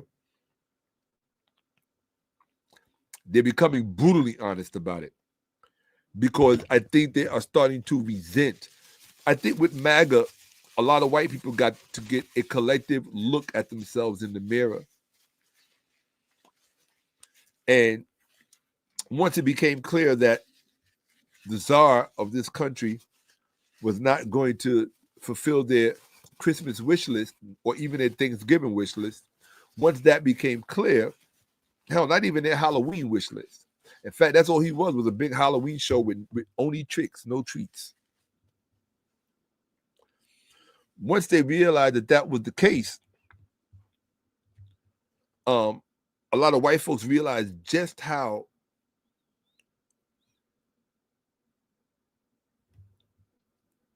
up shit's creek without a paddle they actually put themselves, because they had to look at what was the driving force behind it to make such a bad choice. And when the only choice behind it, if you're being honest with yourself, that came down to it was that, oh, well, I voted for him because he was white. If I had to, he was a white male as opposed to anything else. Well, your white male choice brought along a bunch of white male friends and some interesting white female friends. Oh, and by the way, let me explain something to you. Black people, don't be stupid. This has nothing to do, this has very little to do with them being white. So don't even get caught up in that. Not too much. I'm not saying dismiss it, but don't get too caught up in it. Because you're going to find, as we go on, that racist white people have learned to hide behind racism. Do you remember when I told you earlier on? God, if you follow me long enough, you know everything I say is connected. Remember when I told you early on that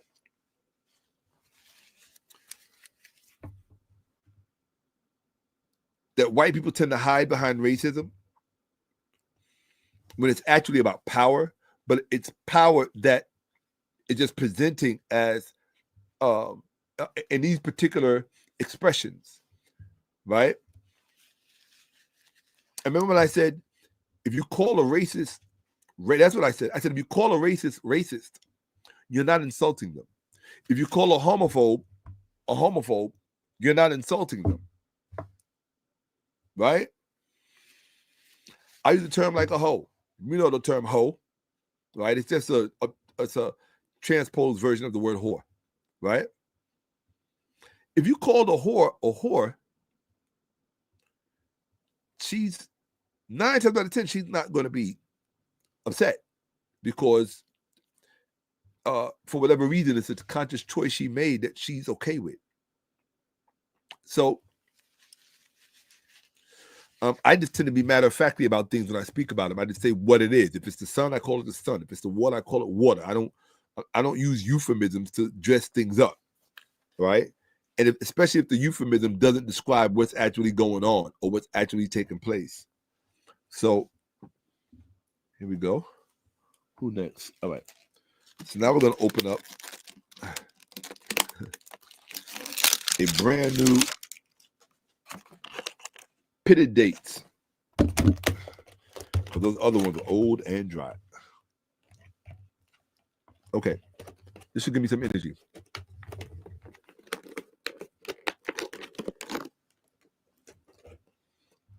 All right.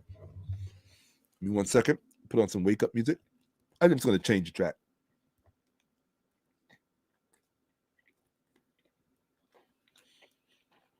Here we go. Groove. Yes. Yep. Oh, come on. Yes. Here we go.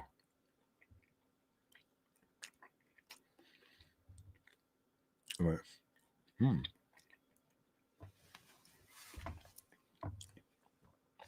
Here we go.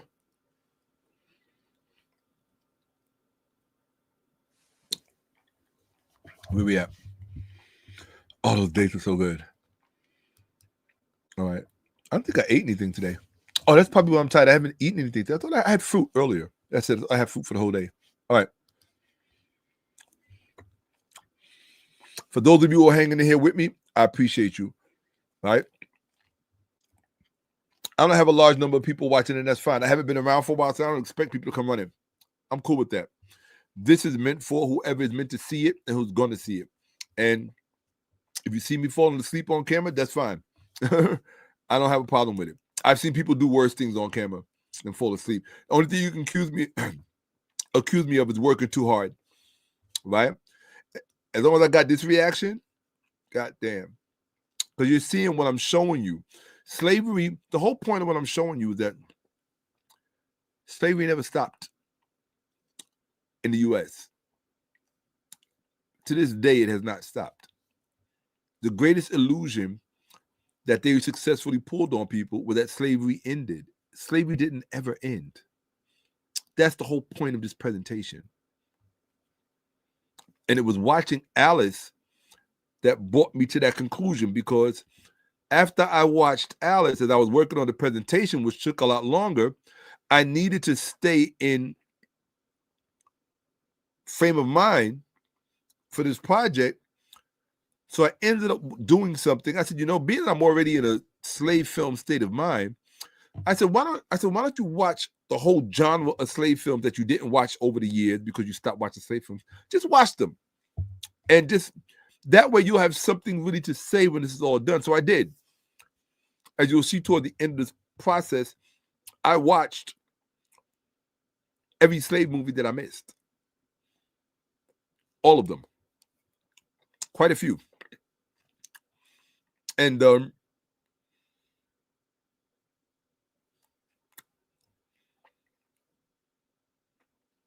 it was impactful.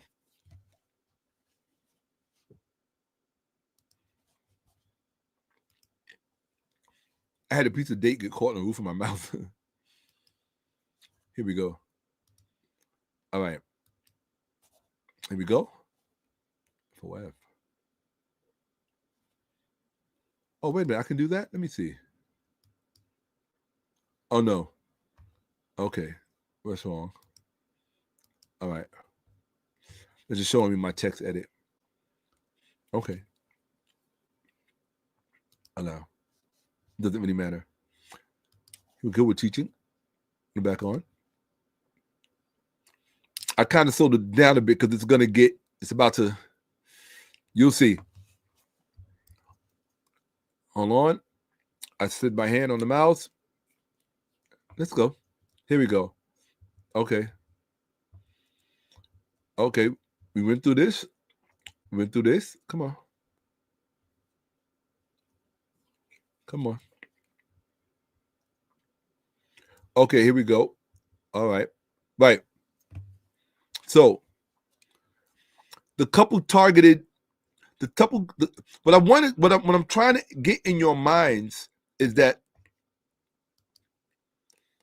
once you understand what's going on, because I'm trying to illustrate something for you. What I'm trying to show you is that, which I'm trying to fix my lighting. Give me 1 second. Right. What I'm trying to explain to you is that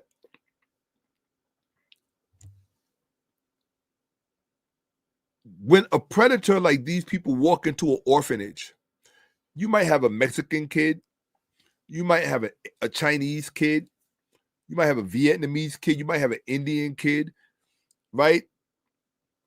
But for some reason, they feel that the one with the imprint of blackness, that is the one that is intrinsically earmarked for servitude. In other words, black people are the only demographic in the United States of America that literally have to worry about the return of race-based slavery. No other group in America has that distinction, not even Native Americans. Not even Native Americans. You need to think about that. You really need to really think about that. With all of the people that disappear in this country, with all of the young black people that disappear in this country that are not ever found again, while you're busy blaming it on UFOs, those UFOs got blonde hair and blue eyes, and they have a hankering for the past. And it got enough land throughout this country to whisk people away to places that they have no business being taken to. For God knows for what reasons. All right. Let's look at this.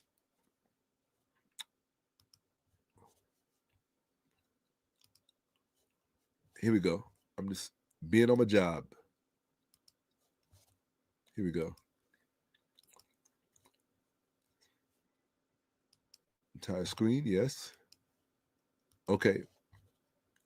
That was why I was pointing this out to you. This is a concept and an idea that I need to send home to your head.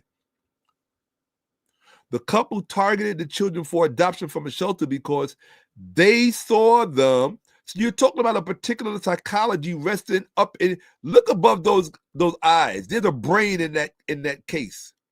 And in the brains in these cases, brains make connection by connecting the dots.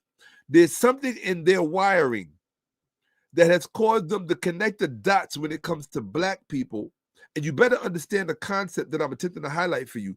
There's something in their wiring that causes them to connect the dots between Black people and enslavement, which puts Black people of all ages, of all sexes, of all circumstances, it puts you all at risk. And many of us are under the illusion that we are at much less risk than our ancestors were in Africa when they were first enslaved. Okay, keep thinking that. An assistant prosecutor stated that the inclusion of civil rights violations in the indictment meant that what? There was definitely a racial element to the case. Derogatory language. Now pay attention. Testimony during the trial revealed that Whitefeather used racist language and that text messages between the couple contained derogatory terms for the children. Listen, it's very important, such as monkeys and pigs. Think about this. These two people are texting back and forth to each other, referring to these vulnerable children who are Black, who they chose because they were Black, as monkeys and pigs. Now, normally you would think the monkey one is the more insulting part. It's not. The more insulting part is the pigs. Why are they calling them pigs? They're calling them pigs because, remember this part? This is what I hate about the PDF. It has to buffer before it moves. Let's see. Why are they calling them pigs? Look at this part. The teenagers were dirty and had a strong body odor. And the 14-year-old opened sores on his feet. Strong body odor. Pay attention to this because I'm going to show you something. Okay? This is where I start to build my case. I was resting until I got to this point. Remember when he said, as soon as the door was open, the heat from inside hit us, the smell made my eyes water. It was terrible. I don't want you to forget that part. Deprived of adequate hygiene and care. The smell was terrible. Eyes running with water. It made my eyes water. You have to pay attention to this part because I'm going to show you something. And you'll know how I do when I show you something. Because when I show you, you're not going to forget. The teenagers were dirty, had a strong body odor. And then they called them pigs. These two. So what did they in fact do? I got to be present for this part. Right? What did they in fact do? Let's bring them right here. Here we go. Yep, we're going to do this, right? Body odor. The smell was so bad it forced their eyes to run with water. So what, in fact, did these two people do? And then they called them monkeys and pigs. The pigs part is important. Why? What they did was these two white people created the circumstances in which the young, vulnerable Black people who could not control the situation, they had even no control over themselves because these two adults were responsible for them. These two adults created the situation in which these young people could not bathe, had no bathroom, had to sleep and stay from 7 a.m. to 7 p.m., 12 hours. They had to stay in the same room with their feces and their urine and their lack of bathing and soiled clothing.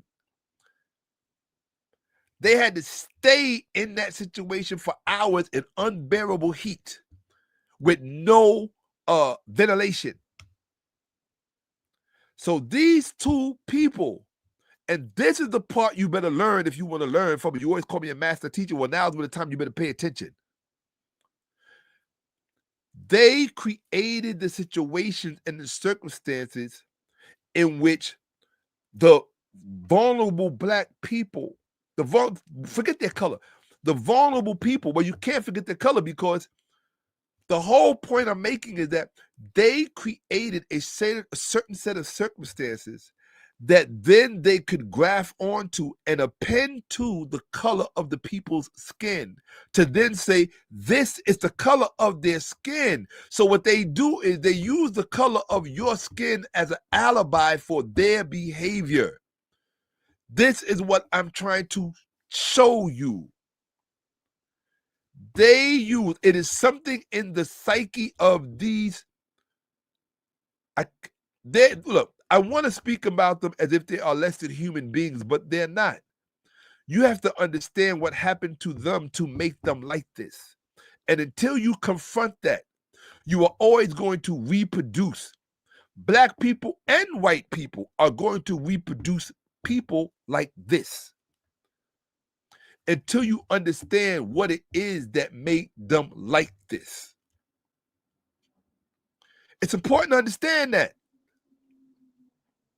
I like to enjoy the same tropes everybody likes to enjoy.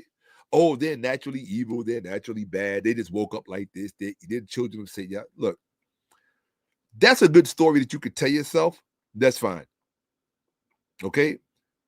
But when you find that that same story erupts in every color, in every culture, all throughout the world, even right now as we're speaking,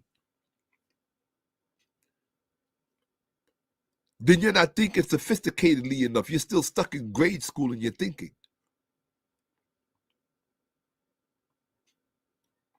What they do is they create a set of circumstances, and you cannot just, how are you going to call them pigs when you are the ones that did not allow them to bathe, did not allow them into the house, made them urinate in feces in a room with no ventilation and no plumbing at all, not even a bucket to go in.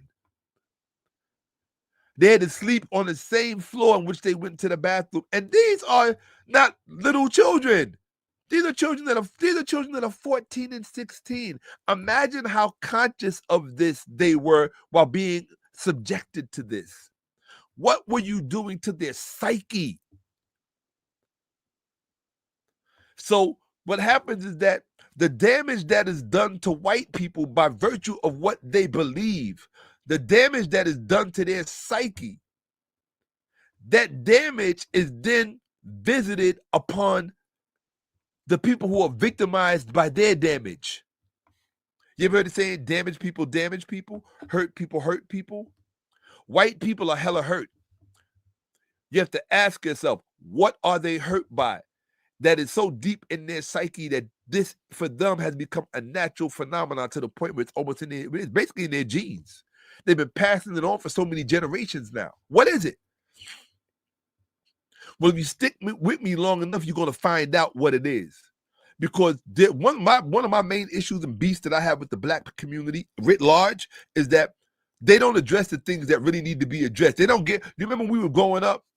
They had that lollipop called the Tootsie Roll, right? And the whole thing about the Tootsie Roll or Tootsie Pop was you had to get to the center of the Tootsie Pop, of the Tootsie Roll. I guess the Tootsie Pop. You had to get to the center. Black people in their arguments, when it comes to arguments about anything, they don't ever get to the center. That you can tell by their thinking, they're always stuck on the periphery. They're stuck in the outer images or the outer regions of the maze. I don't stay on the outer regions of the maze. I'm going to bring you to the center. So things might not look as they are accustomed to looking to. You're going to hear things you're not accustomed to hearing. You're going to see things connected that you're not accustomed to seeing connected. But I want you to look at that. The strong body odor of the teens. The, what was it? A strong body odor of the teens. Deprived of adequate hygiene. As soon as the door was open, the heat from inside hit us. The smell made my eyes water. It was terrible. Listen to this. This is some powerful shit. Why? Because most people are going to tell you that this is not slavery. I'm going to show you that this is slavery persisting in our present. Not sort of and not kind of. I'm talking about the exact real thing. Watch. This is AI. The notion that black people inherently stink. Remember, they called them pigs. The notion that black people inherently stink is a racist trope with deep historical roots tied to what? To U.S. slavery and scientific racism. So this is not just about them having a little stitch, because the stupid people who, well, I always get a few dummies watching me. Those who are slow to listen are not going to get what I am showing you. They had them in this, and they had them in the muck and mire of their own stench on purpose, and then convinced themselves that they were pigs, and it all had something to do with their race. The color of their skin determined the odor. So that now they were now in their natural environment. You could smell their pheromones and see what they really smell like. Okay? Pigs. Where did this come from? This stereotype was developed and propagated to justify the dehumanization, oppression, and enslavement of African people. So we're talking about a tradition here of over 300 years that children, black children in 2023 were subjected to. Do you think that this is a normal, regular story that I'm reading to you?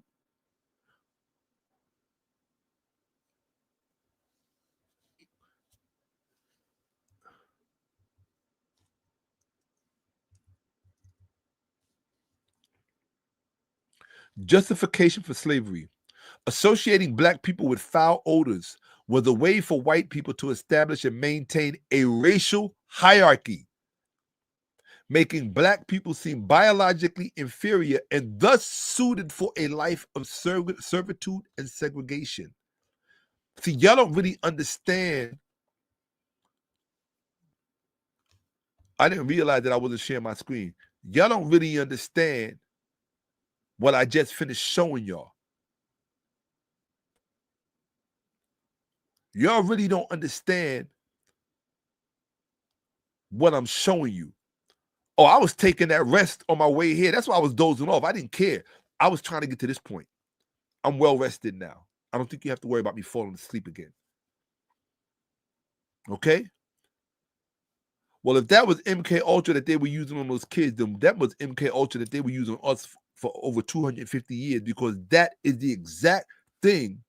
What they did for us to those over 250 years, that is the exact same mechanism that they subjected those children to in 2023 in West Virginia.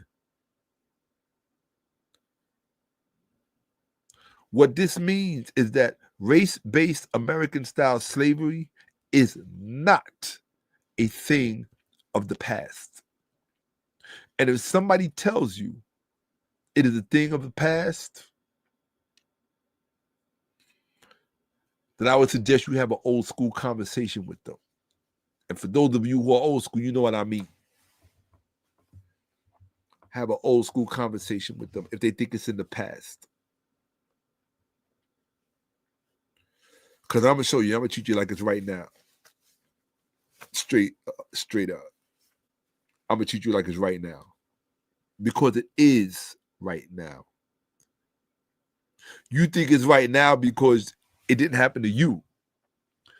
You think it's not right now because it didn't happen to your children. Right? It happened to somebody's children.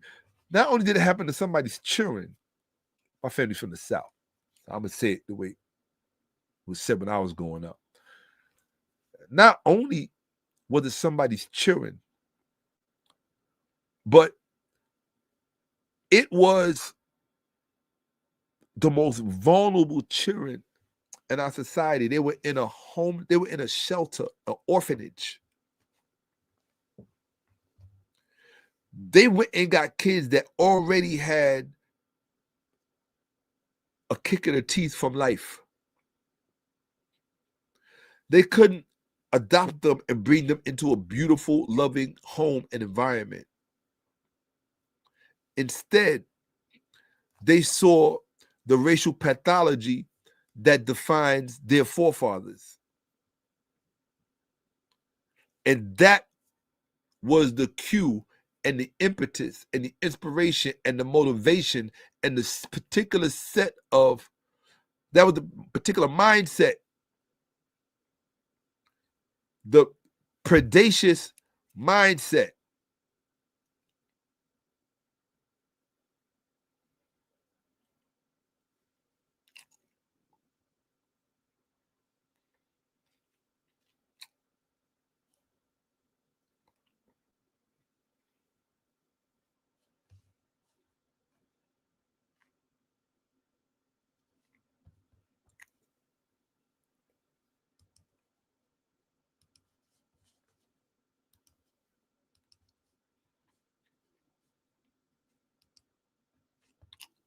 One second.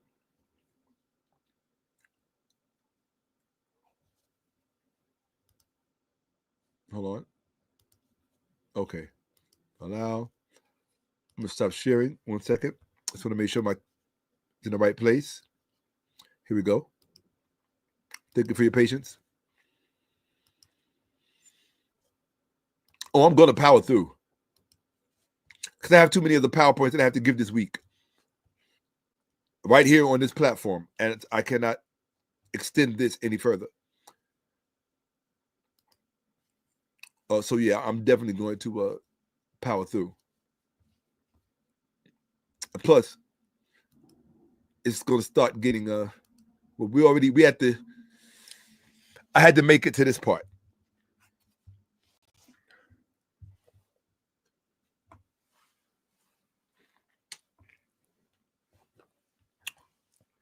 All right. Sorry for smacking. Eating my orange. So,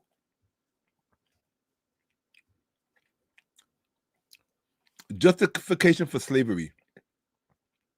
These are the key points regarding the nature of this trope that Black people stink.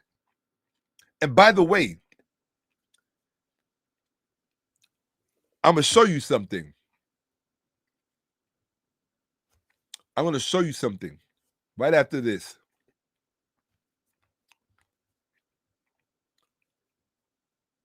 Associating Black people with foul odors was a way for white people to establish. I'm sorry, I just want to, I got to come into, I just want to check and make sure you're seeing what you're supposed to see. Yes, you are. All right, cool. Got to check on it sometimes just to make sure you guys are seeing what you're supposed to see. Here we go. All right. Associating Black people with foul odors was a way for white people to establish and maintain a racial hierarchy, making Black people seem biologically inferior and thus suited for a life of servitude and segregation. Scientific racism. During the 18th and 19th centuries, when we were enslaved in this country, figures in scientific racism, such as French biologist Louise Miller and American academic Josiah Priest, used objective language to categorize African notions or African nations. Listen to this. They used objective language to categorize African nations by their odors, claiming that their sweat had an inherently unpleasant, peracious, and rancid smell. Okay? So if you came from Nigeria, if you were Nigerian lot that they got, you had this particular stink. If you were an Akan group from Ghana, they would say you had this particular stink. If you were from Zambia or the Congo, you had this particular stink. And this is how they actually spoke about it. But it was always in the context of unpleasant, peracious, rancid smells. Cultural versus biology. These ideas are based on cultural biases and a lack of understanding of different hygiene practices, diets, and living conditions, rather than any inherent biological difference. The terrible, unhygienic conditions, listen to this, very important. The terrible, unhygienic conditions on slave ships. Can you imagine the odor, 3 months, 90 days on water of all that feces and all of that urine down in the holding area? Yes, they would clean the slaves off halfway through, right? I don't know what they did with the holdings, but it was so bad that they were constantly bringing diseases over on those slave ships. Constantly. Let me tell you something because I'm tired of dealing with stupid people. I'm going to do a whole presentation on this. Let me explain something. This is for the stupid people. The slave holdings of the slave ships, because these fools today want you to believe that there were no slave ships. Black people didn't come over. You can't find any slave ships. Let me tell you, stupid people, why you cannot find any slave ships. Because your legacy that you have created for yourself is stupid. You don't bother to do any research and you don't bother to think. Gen Z and millennials who come up with this, oh, there were no slave ships. We can't find it. There's no evidence. We found one slave ship. Why do you think there are no slave ships? There are multiple legitimate, plausible reasons that you cannot find any slave ships. Reason number one, I was going to save this for a presentation. I'm just going to just go off on this tangent for a second. This is the reason why you can't find any slave ships. The first reason, anybody who grew up in the Bronx in the 1970s and the 1980s, in the South Bronx, they can tell you that the number one way to get money if you were a landlord was to set your building on fire to get the insurance. This is what happened to many of the slave ships. You can't talk about the slave ships without talking about the insurance industry that underwrote it. Why would they burn ships to get the insurance? Well, once slavery became outlawed, you got to remember, the importation of slavery became outlawed before slavery became outlawed with the Emancipation Proclamation, or really with the 14th Amendment, 13th, 14th Amendment. Okay? The importation of slavery was made much earlier on. But that slavery is, human beings at that time were considered commodities and contraband.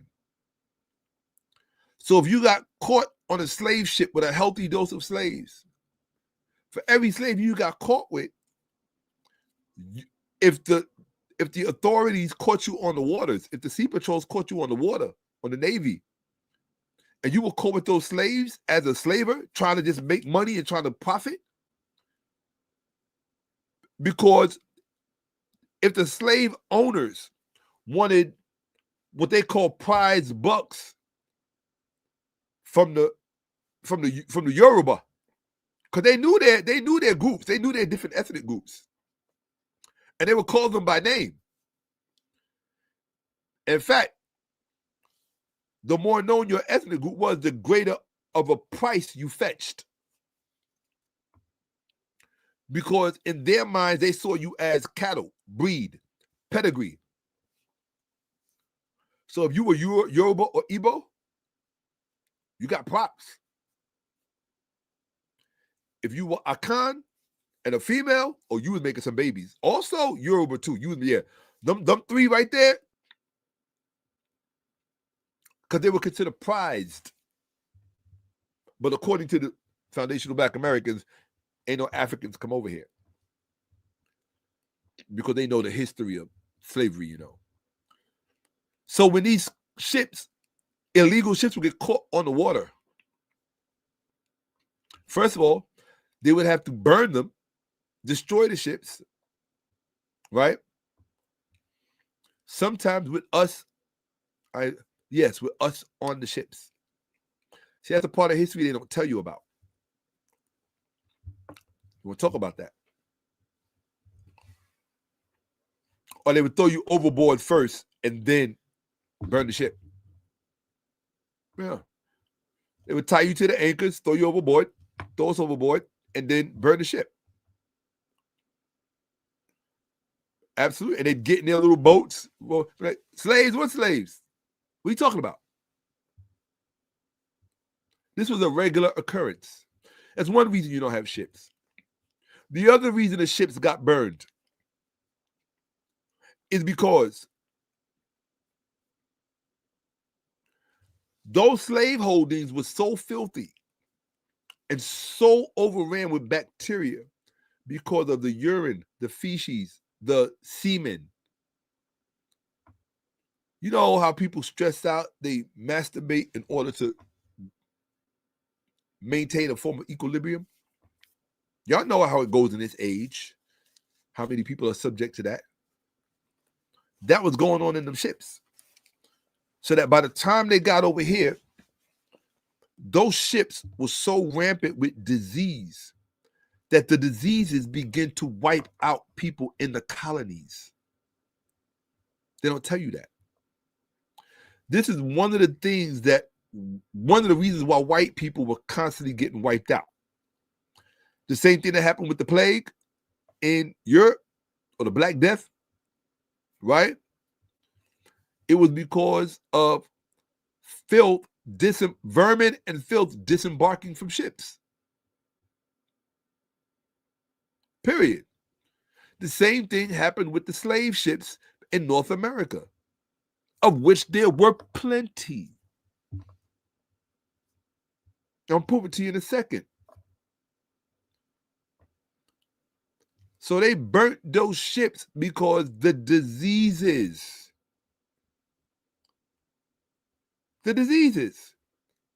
You say, oh, well, they didn't really understand how germs worked then. Oh, they were beginning to connect dots, saying, well, yes.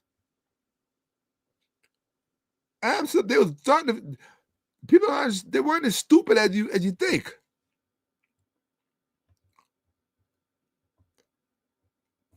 They figured a lot of those ships had to be burned because of the disease. So you got burning ships because of illegal slave running, contraband. You got burning ships because of rampant diseases that the slaves were bringing and wiping out whole harbor communities. If there's nobody on the harbor, who can facilitate a slave trade? Somebody got to work them harbors. The harbors are real communities that have to run like especially back then, they had to run like very intricately. Because it was the place of real commerce. And they still are today. Which I'm going to talk about in another presentation, where I address Nick Fuentes. Nicky, I'll come up with a name for that. Nigger Fuentes, right? That's what we should call him, Nigger Fuentes. So,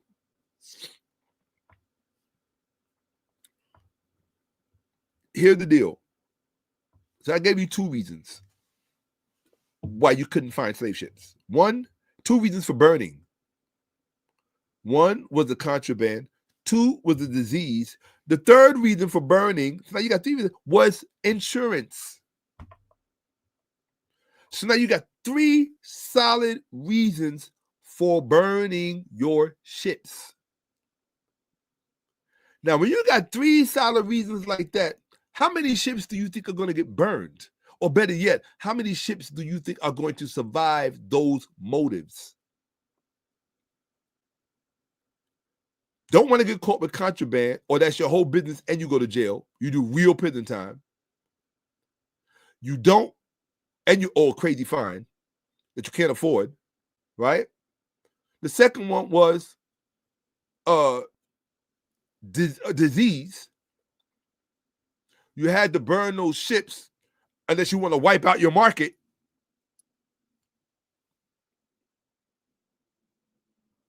And the third reason was because of insurance.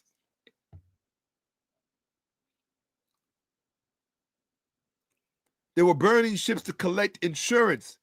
They had to make up that money, especially once the trade of importation was becoming defunct. You had to get your money, and you had to make up for money that you were not going to be getting. So that was these are 3 reasons for burning the insurance. Burning the ships. Now I'm going to give you my 4th and favorite reason why you do not find slave ships.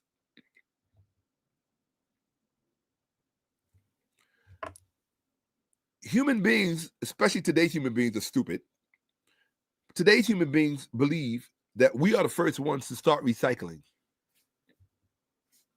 No, stupid. We are not the first ones to start recycling. The amount of wood that went into that shipbuilding industry, where do you think the wood came from to build the harbors, the docks, the churches, the floors in the churches, the roofs in the churches, the schools, the villages, the settlements? It came from the wood of the ships. Why? Because water-tested wood had a certain value that wood that was not water-tested did not have. They could be used for different things. But if you don't study and you don't know, now I've given you 4 major reasons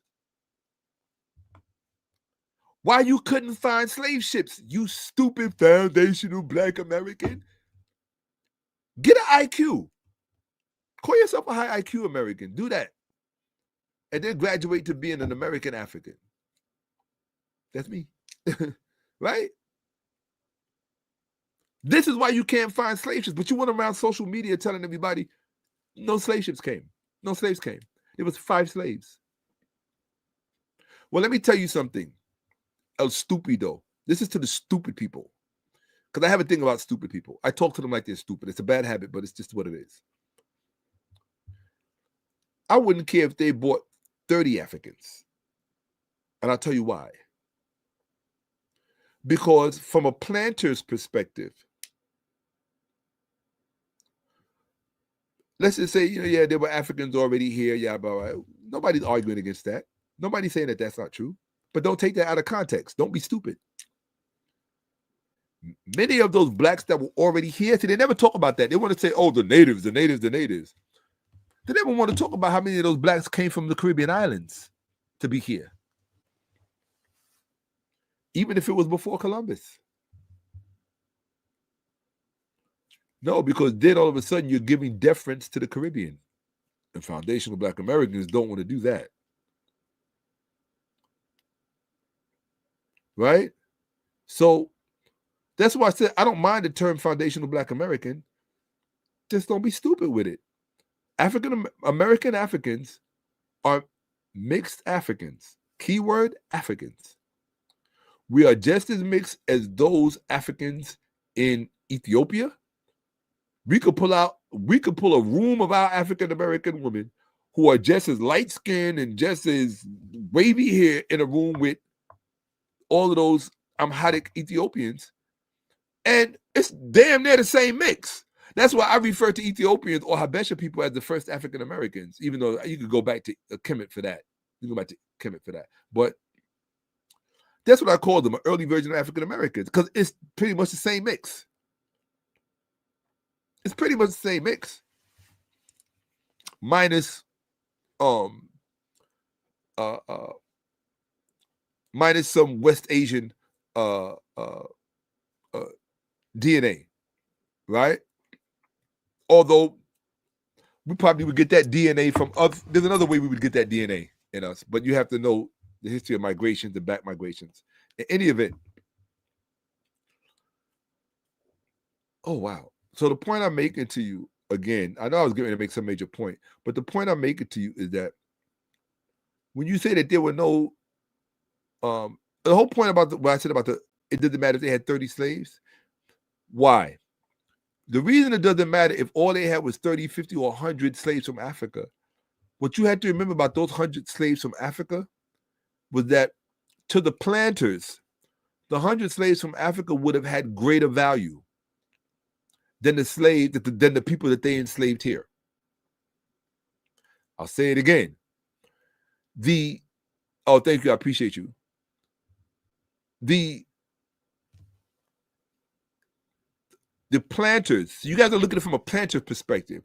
You too busy looking at it from a nigga in the hood perspective, or from, I don't know what you people consider yourselves these days. To me, you're just historically illiterate and stupid, to be quite honest. But that's a choice, right? I'm just telling you the truth. Y'all know me. Once I get comfortable, I'm just gonna tell you the truth. I'm not gonna dress it up. People who watch me, I don't have to hold your hand and make you feel good in it. No, I'm telling you what it is.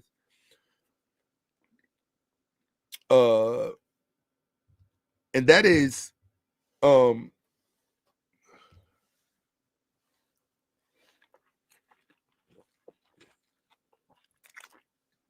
sorry, I couldn't I couldn't stop. I couldn't help myself. But the point I'm making is that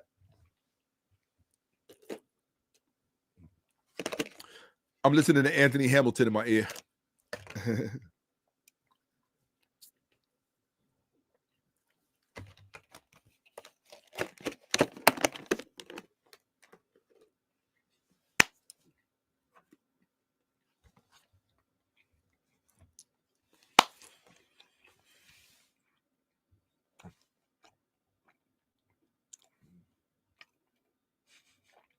All right. Here we go. Cool. All right. So,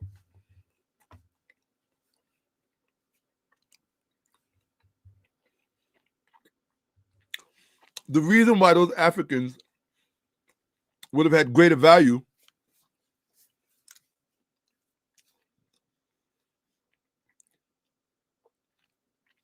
is simply this. The kind of crops that the planters needed, the pre-Columbian Americans did not make. They didn't have those crops.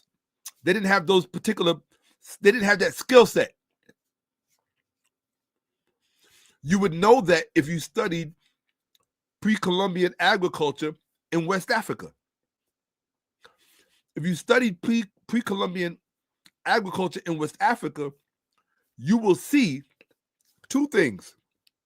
One, those particular plantations did not exist in Europe where they came from, in Great Britain where they came from, or Amsterdam or the Netherlands. Those particular crops could not be grown in that climate. I'm talking about Europe. They could be grown in this climate only by people who had that particular skill set prior to coming in contact with the Europeans. And that was not any black people in America.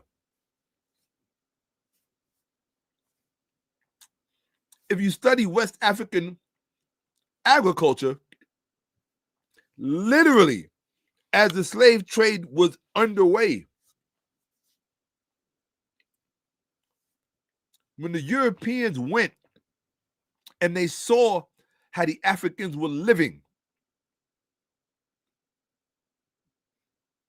and this is something nobody ever talks about, what impressed them more than anything else, of course, the gold always. The two things, I ain't gonna lie to you. I always tell people, if you really want to, I've always said, if you really want to know what slavery was about, it was about, the first time they laid their eyes on a black woman, they went insane. That's when all the psychosis came out. They saw a black woman, thought they died and went to heaven, and they ain't stopped and acting like the devil since. And I would say, can you blame them? If you came up out of the hills of Europe and you had to look at, well, I don't want to name any names, but I don't really follow any white females. I wouldn't know any white females to name, right? I don't know, maybe y'all can name some white female. Okay. Don't take this the wrong way. No, I don't even want to say her name because it's kind of weird. But let's picture any Karen, any particular Karen, right? If you had That, because I remember you talking about men. Forget about white women. Talk about men. White women were not the ones at the vanguard of these expansions. It was white men. So it's not like white women came to West Africa and laid their eyes on black women or black men and didn't have a say. That's not how it went. This is about men imposing their force. Period. This is about war. War that most of you cannot understand because you never bothered to study the wars that led us into captivity. You don't know anything about them. You don't care about them. You think you're too good to know about them. You can't even explain your own history and your own past, but you expect this white boy to know about you and understand you. And you want to jump automatically to Kemet. How you going to jump automatically to Kemet when you ain't dealt with how you ended up on them slave ships? You don't want to talk about how you ended up on them slave ships. Why? Because it takes actual research. I've seen the DNA literature. I've seen the linguistic literature. I've seen the historical record. I'm talking about the numismatic evidence. The numismatic evidence will always make you a liar, no matter what you think you know. You're thinkers. You're not a professional thinker. You haven't started thinking yet. So you say stupid things like we're not from Africa. And I had to hear that growing up in the 70s from these little light-skinned, weirdo-looking mixed kids who just had to scream, oh, my daddy's Native American. No, you're just a child of rape like all the rest of them. That's it. Miscegenated kids. What you have to understand is that, yes, did we all mix and match up? Of course. Yes, and Native Americans were not always our friends. It's like, as Dr. Claude Anderson said, slavery in the South could not have been successful if the Native American had not participated in it to the extent in which they did. And it was not benevolent and friendly and, oh, we're going to look out for you and marry you. No. They was into that nigga stuff and about profit and crops, these Native Americans. What screwed the Native Americans, are you listening? Because you don't want to listen. You think you know everything because you think you've seen the data, and I know for a fact that you haven't. What screwed the Native Americans was the same thing that screwed the black slave owners in America. Are you ready? Do you want me to tell you? Because you know so much? Fucking idiots. Don't know anything. What screwed the Native Americans and what screwed the black slave owners as well. And I don't want to talk about them. Read Carter G. Woodson. What screwed them was the very first law of business and commerce. What is the very first law of business? I can tell you all. I want to see who the smart one is that's watching. Put it in the chat. What is the very first law of business? There's only one law. Business has one law. And you better not violate it. Or you'll be out of business before you know it. I'm gonna look at I'll look at my chat and see who got the balls to add it. Nope. He said profit. What up, Rob? Nope, that is not the first law of business. Compensation, that is not the first law of business. Don't mix friends, that is not the first law of business. Supply and demand, that is not the first law of business. I can see y'all don't know nothing about business. Sorry, guys. But I respect your courage for answering. I knew it. Somebody's going to say good credit. Nope. No.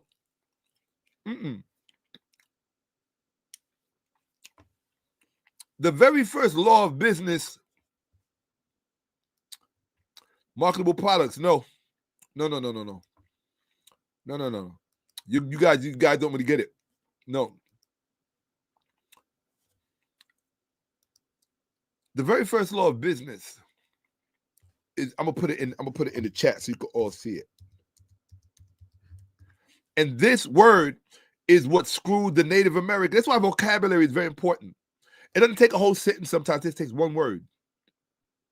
And that's how you know you got the right word, because you didn't have to add anything else to it. You had to put no sugar, no salt. You didn't have to stir it. Just one word. The very first law of business is what screwed the Native American, because he was a slave owner, and it screwed the black slave owners because they were slave owners. They were all plantation people.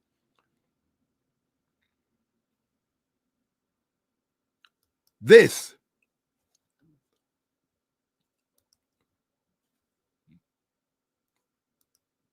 That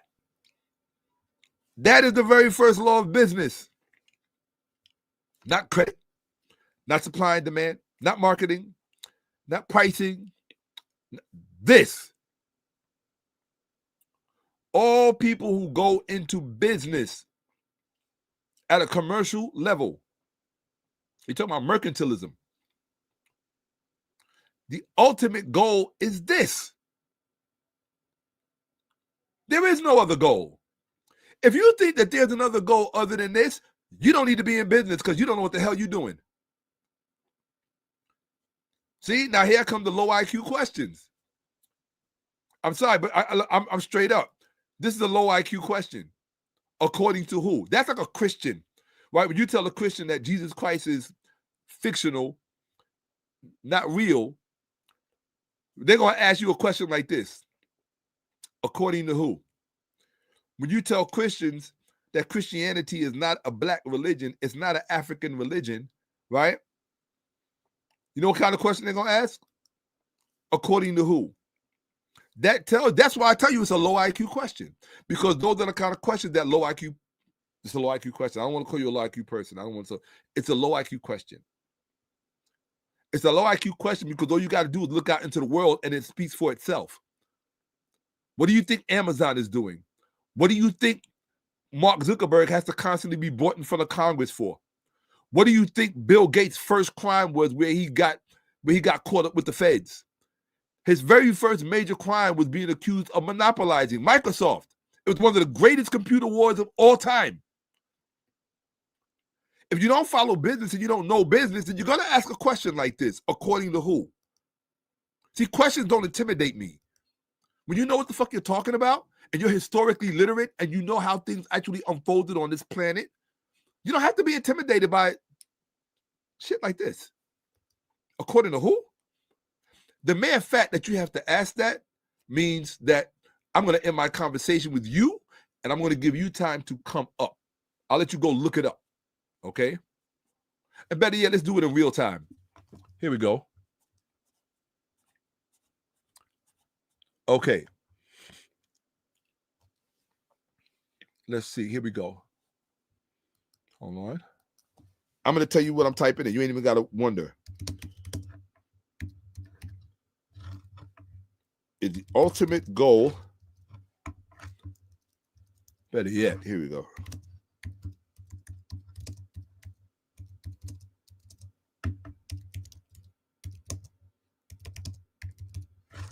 Hold on. I'm going to let you see the sentence and everything. So we can see, he said, according to who? Well, let's see. Maybe I'm wrong. Let's see. I've never put it to the test. You got to put yourself to the test, right? Here we go. In fact, I'm going to take it out of there.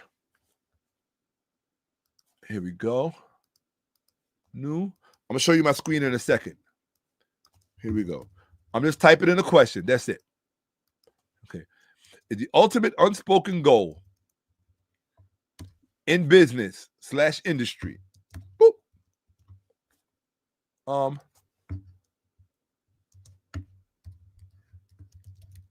Ultimately, monopoly. Okay, and then you have to put the correct prompt behind it so it doesn't try to get political about it, because it's going to say no. So you got to know how to, it's going to say no because you have to understand something about AI. AI has built-in fail-safes from, in other words, if AI that we work with is created by corporations, it's gonna have pre-programmed answers and nuances in the programming and the algorithms and in the chips. I mean, the tokens, not the chips, but the tokens. And the tokens and the algorithms, they're going to answer and respond to you the way a corporate CEO would respond to you as if they were sitting in front of Congress testifying. So you ask AI, you can ask AI the right question, but if you don't reinforce the question appropriately, it'll tell you whatever it wants to tell you. It's like getting into a debate with a Christian. If you don't ask a Christian or any religious person, if you don't ask them, a matter, I'm gonna let y'all see the what you call it. What the heck? Here we go.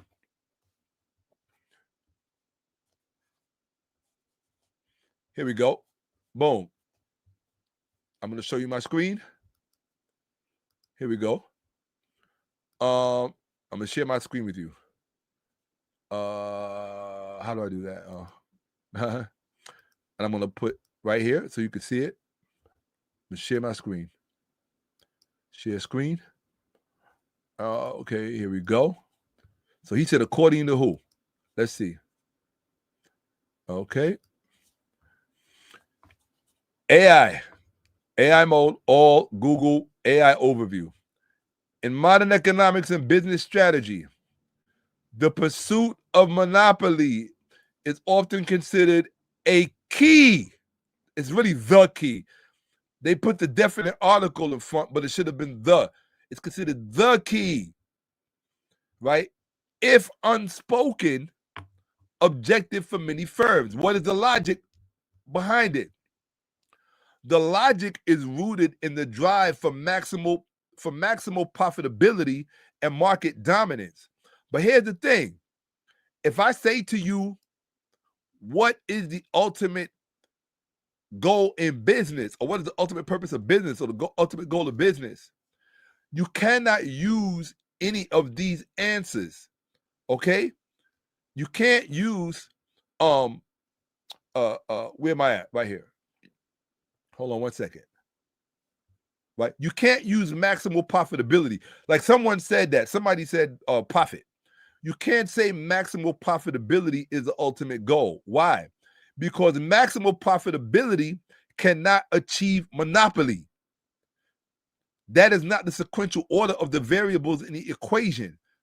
Do you understand? Market dominance cannot even achieve monopoly. But the averse in both cases is true. Monopoly achieves this and it achieves this. It achieves maximal profitability. It achieves market dominance. It achieves profit maximization. It gets rid of barriers to entry, right? It gives you strategic advantage. Only one thing can give you that. Not maximum profitability, not market dominance, and not profit maximization, nor lowering of entry to barriers. Only monopoly can give you that. This is what the barons understand. This is what people who are business literate understand. Most people have not been trained to be business literate because they don't study history. And because they don't study history, they have a very narrow view of how things have actually unfolded. When you have a much wider view, the pattern is clear, right? That's America. America tells you it's illegal to create a monopoly, right? Doesn't America tell you that? America tells you it's illegal to create a monopoly. What do all the major corporations do? They create a monopoly. Look at all they call them mergers today.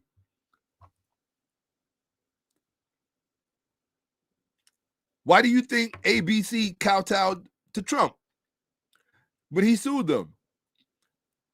They didn't care about that $1 billion that they gave him. They were like, here, take this $1 billion. We'll give you this $1 billion to get $300 billion. Why? Because they wanted to merger. And the FCC said, no, you can't because you're creating a monopoly. What did Trump do? Got rid of the head FCC and put somebody else in and said, give them what they want because they gave me what I want. It's all play to pay. Pay to play. All of it. Very fundamental. But that is the nature of business. Monopoly. And it was monopoly in the slave trade, or it was monopoly in slavery in America, in the U.S., and U.S. enslavement. One group above all. Why? Because they were in government. They had the power of the government. The Native American didn't have the power of the government. The black slave owners did not have the power of the government. The white planter class did. And so because of the white planter class, that's what makes politics so important. Because the white planter class did have the backing of the government, they were able to monopolize. All of the laws were written in their favor to squeeze everybody else out. And then they repeated the exact same thing that happened in Africa. What happened in Africa? The same thing that happened in America. Those who were participating in enslavement themselves became enslaved. Yeah, I want to talk about that. And that happened here on this soil. And it happened in Africa too. That's right. In fact, you had people get enslaved. You had people who were enslaving. You had black Africans who were enslaving their fellow Africans, who themselves became enslaved. And then when they got free, they went back to enslaving their fellow Africans. Because it was just nothing personal. Just, you got to pay the bills. There was too much money to be made.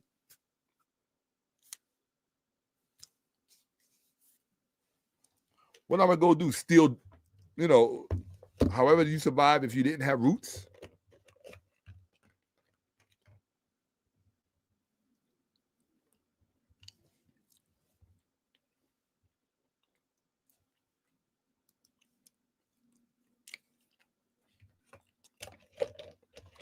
Yep.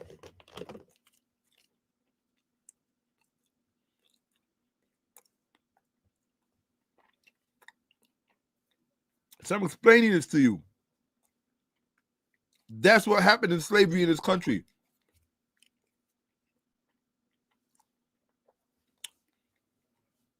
People got squeezed out. People got squeezed out. And when they got squeezed out, people who could not get in before, it became a gold rush. Everybody was making money hand over foot. The slave breaker, I forgot the name for them, the people who trafficked them, who moved them about, right? But the ones who really made money,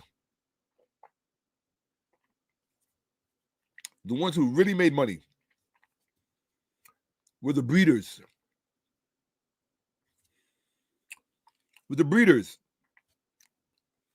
And from the planter's perspective, the premium stock was the African stock. And because the premium stock was the African stock, the Yoruba, the Igbo, particularly them, the Akan, because they were the prize stock, this is all the data is there. Because they were the prize stock, they mated all of the other female slaves with them.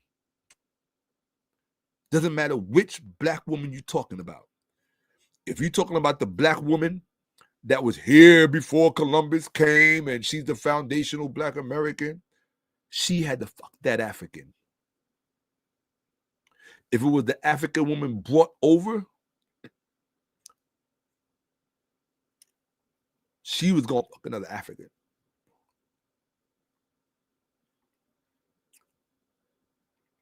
Do you understand? There's a reason why Michael Jordan is not high yellow and could do the things that he does. There's a reason why LeBron James is not high yellow and can do the things that he does.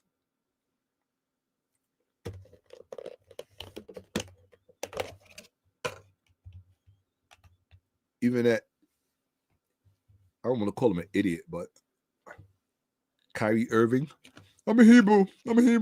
You're not a Hebrew. You don't know what the hell a Hebrew is. Okay?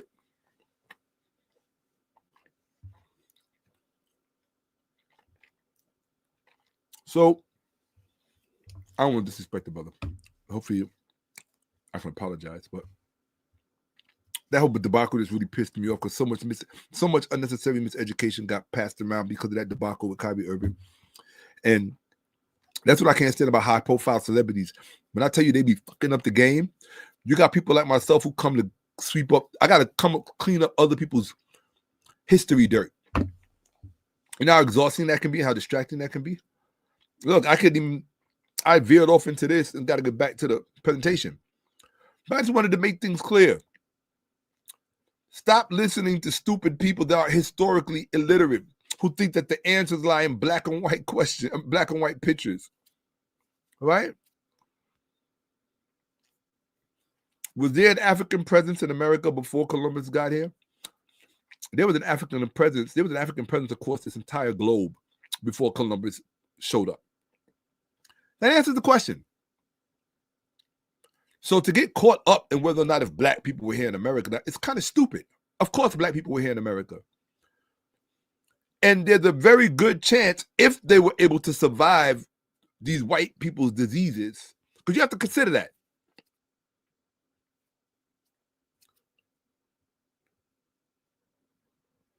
See, the Africans that they brought over, the Europeans would have known which ones was going to survive those diseases because they would have died in the dungeons over there.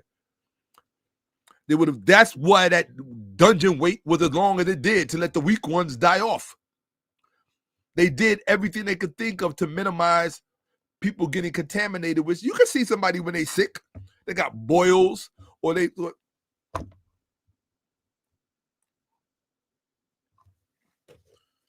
You know, people have been smart for a long time.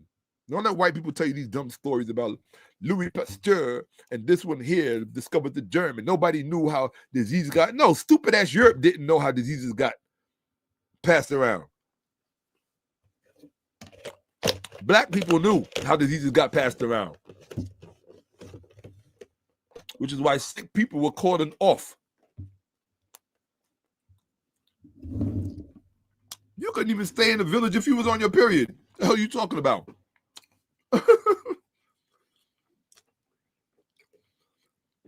African people were so obsessed with cleanliness, they didn't want to be contaminated by you spiritually. And that's what screwed them up. Once they lost that cleanliness and they dirtied themselves up with religions from the outside,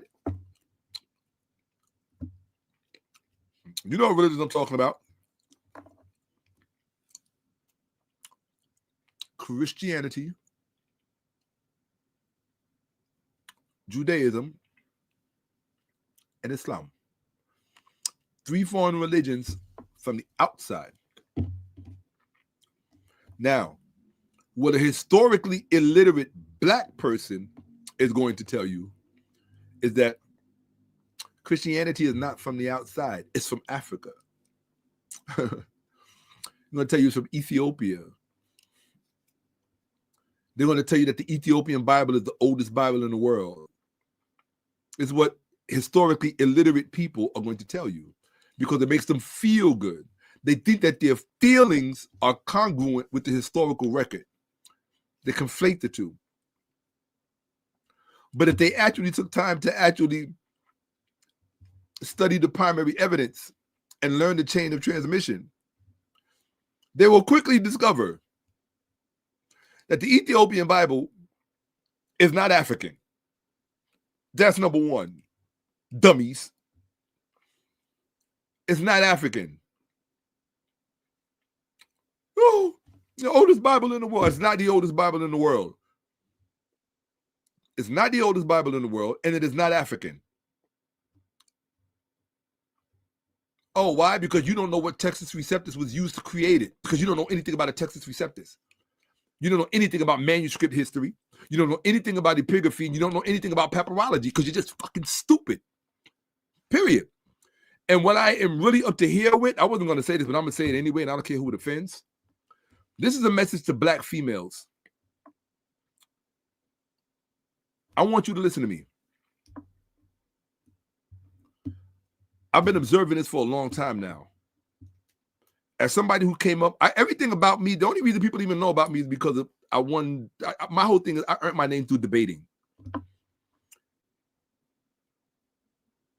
You don't want to be on the other end of me in a debate. Just ask around. Or jump on the other end. Okay? Just have your money right. We do this for dollars. The Ethiopian Bible is not, this is for black women.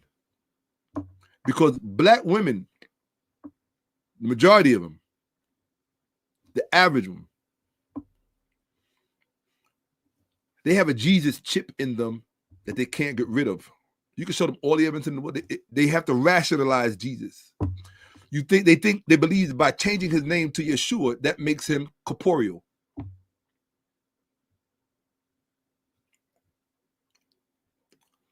I have there's this one black woman on Facebook. I love her. I love her channel.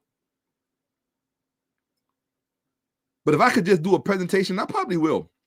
Just to set an example. And this is not to discourage them. It's to make you work harder. I'm going to do a presentation. I'm going to show you all the black females on social media trying to teach you about the history of the Bible. And I'm going to show you where every last one of them is wrong about everything.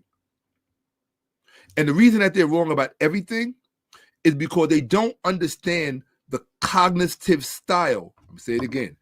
They don't understand the cognitive style that has to be brought to bear on the subject matter in order to fully deconstruct it into its most infinitesimal components. It's like breaking down constituent elements to the atom and the molecules, right? It's a sequential order. But the reason that they don't even understand why they can't get it, why black women don't even understand why they can't fully wrap their minds around what the Bible is and where it actually came from. And I'm telling you this. I'm not saying this to bash black women. I'm saying this because I see this on social media every day, all day. Everything that, you know how when you're into something, that's the only thing that shows up in your feed? The only thing that shows up in my feed on Facebook and Instagram are black women talking about the Bible. Because normally I'm just talking about the Bible. I'm doing research. I'm trying to teach people in the comments. I don't tell them who I am.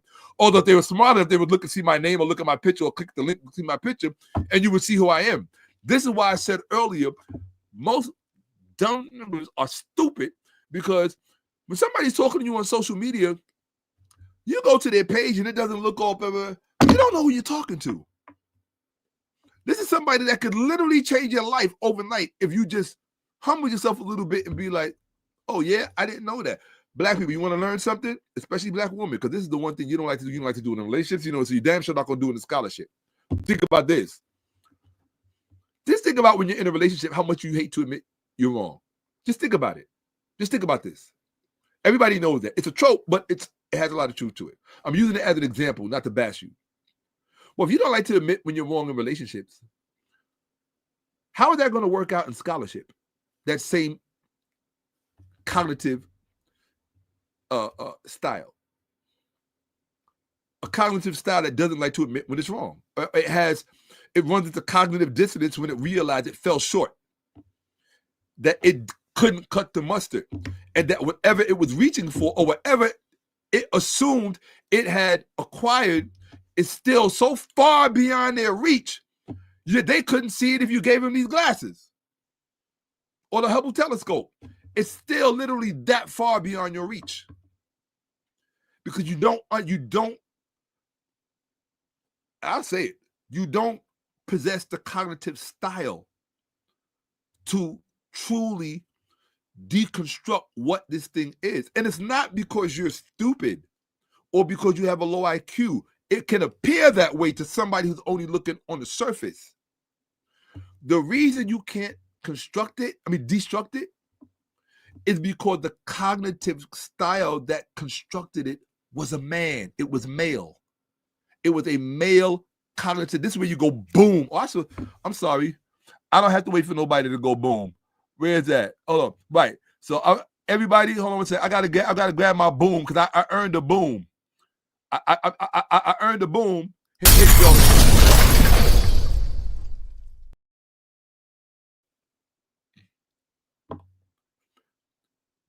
And I watched them struggle with it. I watch black women trying to teach the Bible all across YouTube, especially young black girls are really getting into that shit now. Well, if the Bible says this, this shouldn't be right. Like they're working on a riddle and a puzzle. I'll tell you what my secret nickname is. My secret nickname is Cracker. You know why they call me Cracker? Somebody probably gonna cut that and paste it and use that. I don't care. You know why they call me Cracker? Because I crack puzzles and I crack mysteries open so I can expose you to them. And it is no easy task. If you are not willing for your feet to swell from sitting down and studying an archive of footnotes until your feet swell for 18 to 20 hours a day, please don't think you can have a discussion with me about this subject matter. And that goes for most males, let alone females. But with the females, there's something as basic as what I just revealed to you. Nobody else ever told you that. And in fact, the thought never even occurred to you. The thought never occurred to you. You never said, hey, you know what? That would you expect a male to deconstruct an entire body of work that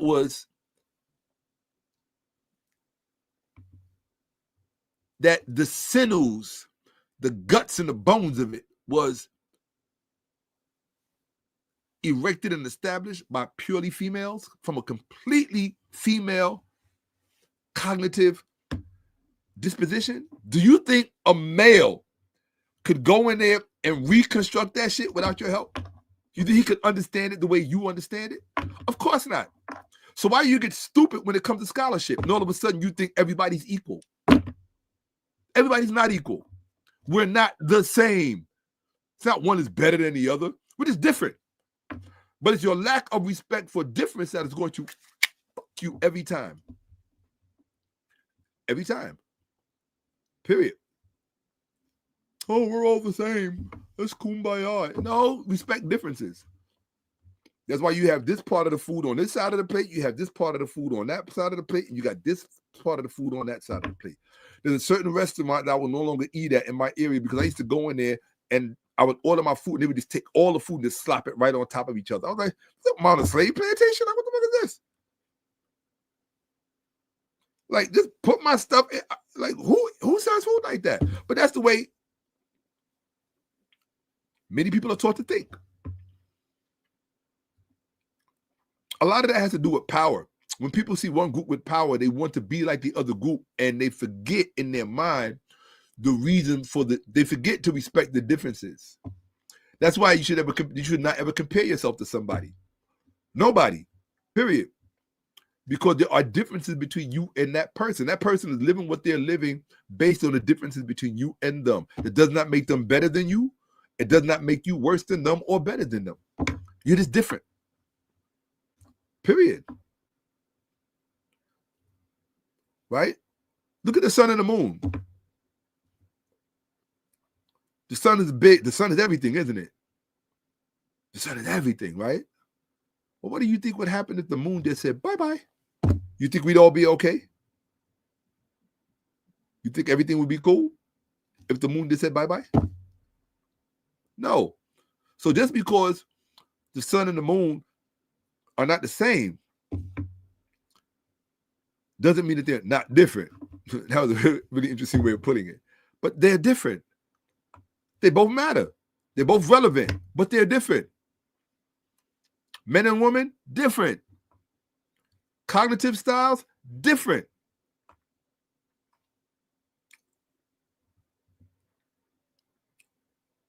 And I should use the term on average because there are exceptions to every rule. You're going to have some men, maybe because of their wiring or because of whatever, they are going to process literally like a female, like verbatim.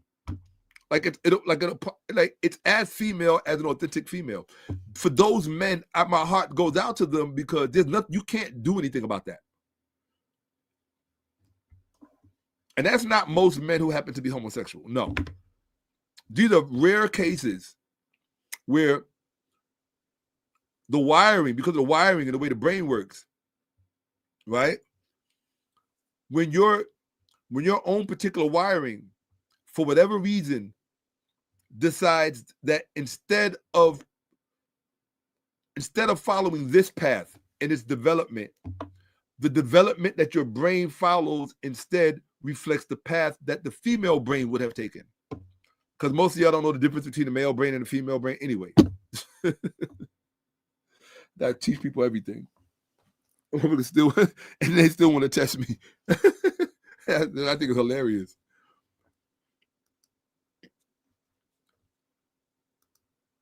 I think before you test me, you might want to go want to test the PhDs and then come to me. Prove yourself with the PhDs first. If you can deal with the PhDs, then I might take you serious. When you get here, you're gonna find something much different than a PhD.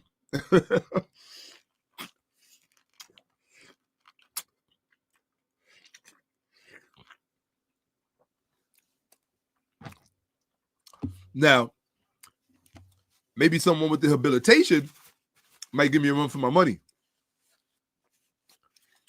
But if you don't have your habilitation, and all you got is a PhD, you don't want to cross swords with me.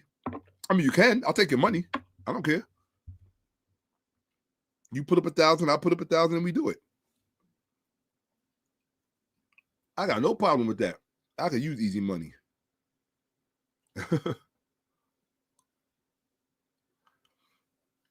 I even let you pick the judges.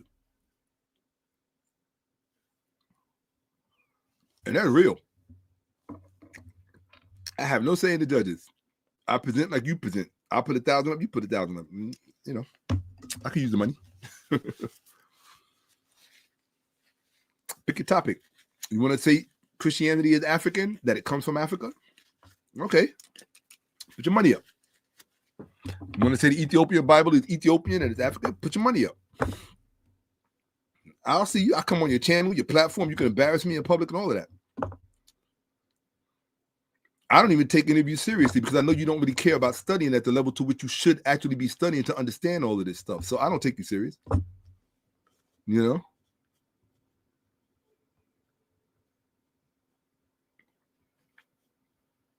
Oh, yeah, that's me. That's me. Oh, shoot. How long have I been on? Oh, 4 hours. Somebody said I can go for 12 hours. I was like, wait a minute. How long have I been on? I ain't been on no 12 hours. They're like, hold on a second. Absolutely. Oh, see, now you're going to make me think about the restroom. God damn it, man. Y'all just don't know what to say and what not to say. Okay. Yeah. So I just say that number one, they don't know what they're talking about, right? They don't know what they're talking about when it comes to slave ships or slavery in America.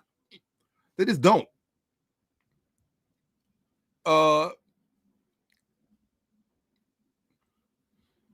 So okay, I did my little rant. I'm gonna get back to the presentation. I just wanted y'all to know that it's not what you think it is. You know what I'm saying? The reason why I'm trying to get through this presentation, I got about 10 other presentations I have to come up here and give over the next few months. And they've been done. Some of them have been done since a year ago, but I haven't had the opportunity to present because every time I finish a presentation, I had to do another one because either something crosses my path or somebody asks me to do something or whatever. And as far as another, as far as information is concerned, and I end up getting distracted and caught up. But or I'm working on, I'm working on a major project that I know is going to take time. So, a lot of stuff just doesn't get done. But I really want Black women, and I really wish more of you would book appointments with me because the guys, I got a long list of students that are all guys. They really want to learn.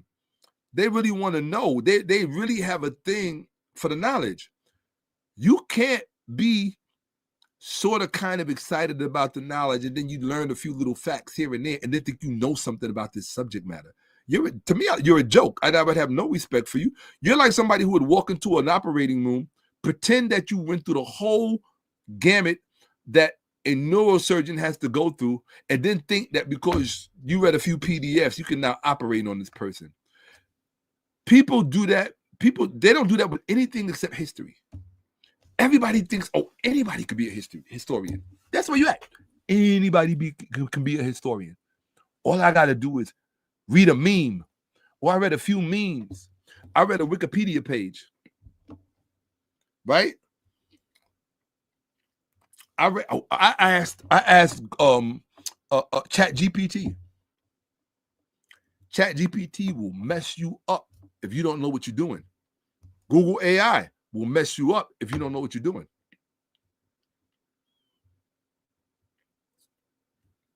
It told you what the key logic was behind monopoly. I didn't make that up. In modern economics and business strategy, the pursuit of monopoly is often considered a key, if unspoken, objective for many firms. The logic is rooted in a drive for maximal profitability and market dominance.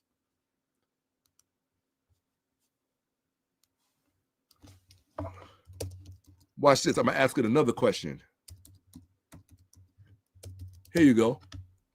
See, when you rephrase the question, I'm going to show you something.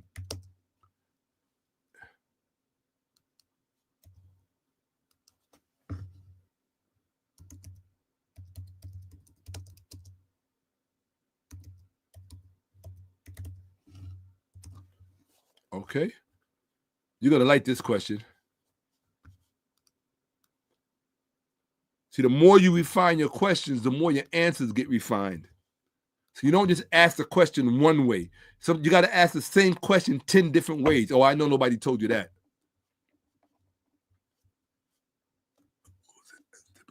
Right. Now watch. Now I'm going to show you my screen. And this is what I was trying to explain to the person who said, according to who? People see, the one thing about people's egos is they don't like to be wrong. And your addiction to being right without doing the work is going to make you stupid. It's going to leave you open to somebody like me to embarrass you, which I love. I'm always dependent on somebody's distaste. See, it's like failure. A person who works out and bodybuilds understands there's going to be times where he or she fails with that weight. You don't let that stop you. You just adjust the weight and continue to move forward as you increase your weight. It's the same thing with understanding. You got to fail your first few times. Do you know when I first started studying history, I started studying, look at, I'm watching people who was born after 92, just now starting to study history. I've been studying history since 92. Like hard. I mean, that's when I started going hard. And since 92. How many years is that? Somebody do the math and put it in the chat. I've been studying history hardcore. All of these questions you wanted about the Bible, Egypt, Kemetville, all of this stuff. Since 1992. We in 2026. Okay? Quite a few years. Somebody put that number in there. I'm not calculating. My brain is in my math part is asleep. When I wake that up, it's a whole other cognitive style. Thank you very much. So that's how long I've been studying. Thank you, Robert. That's how long I've been studying. 33, 34 years. Okay?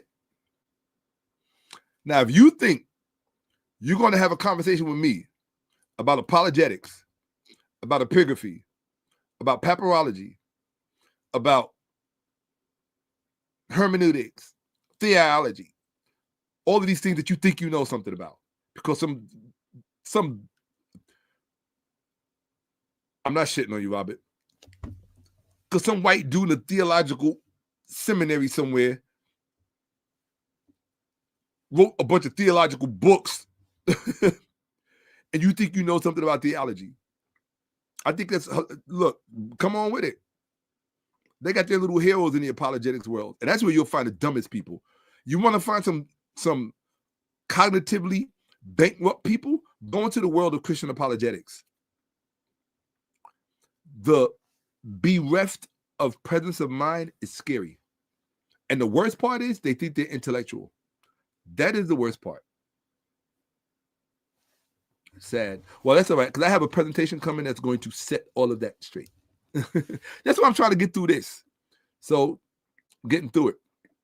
Here we go. And Robert, I appreciate you. Thank you so much.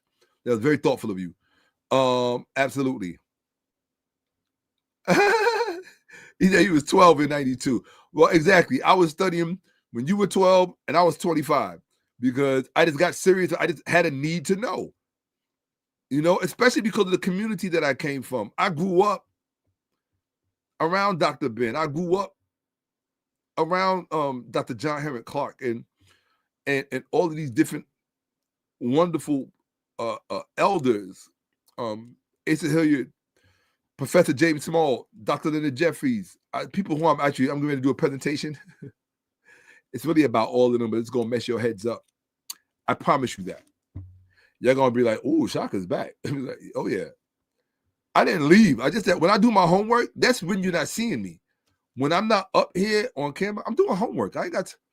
Because if I don't, when I come up here, I waste your time. I'm not up here to waste your time. Right? But see, this is my whole point. He wasn't even alive then.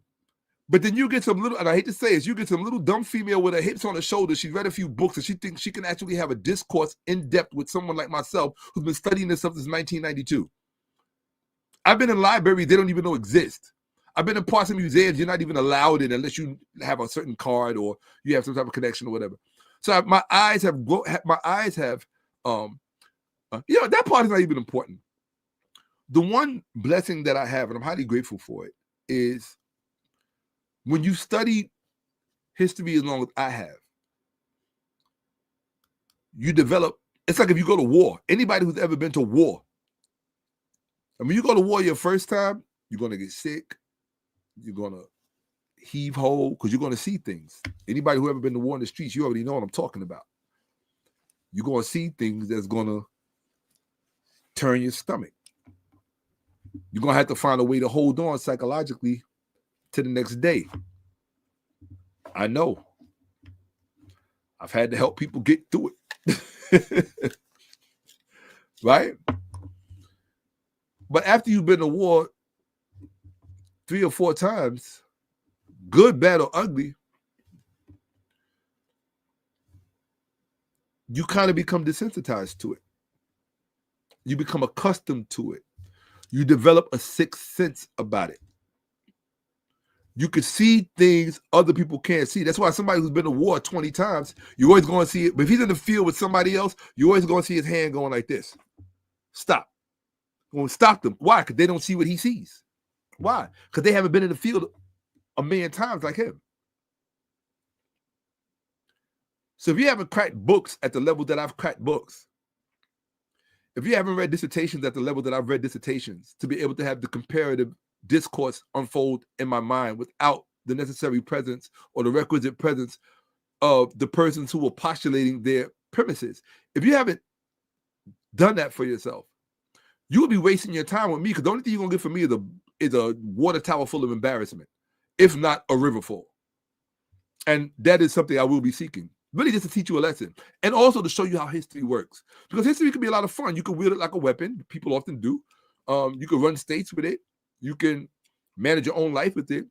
Even relationships. Because history is nothing but it's patterns. And patterns repeat themselves in nature. So, only thing you have to do is just anticipate. There's an old saying in the book. If you want to know what someone has done, just look at what they've done before. 9 times out of 10, they're going to do it again. I'll tell you what. Give you perfect proof. I know for a fact that in 2 hours, when I point my finger this way, I'm going to be pointing where the sun is rising. Why? Why do I know that? Unless the sun has different plans, I know the sun is going to rise over there. Why? Because it did it yesterday, the day before, and the day before. Now, it may not come up today. And if it don't, we got a problem.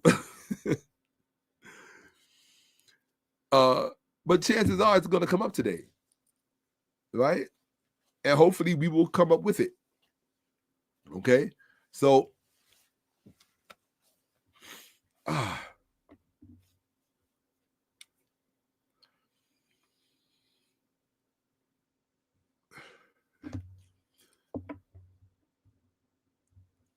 history works the same way. They say about the sun, the moon, and the stars. We know where certain constellations are going to be because that's where they always are. Life is the same way.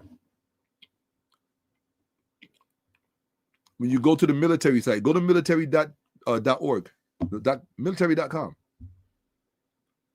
Military owns it. Go to the second paragraph where it says what all soldiers must study.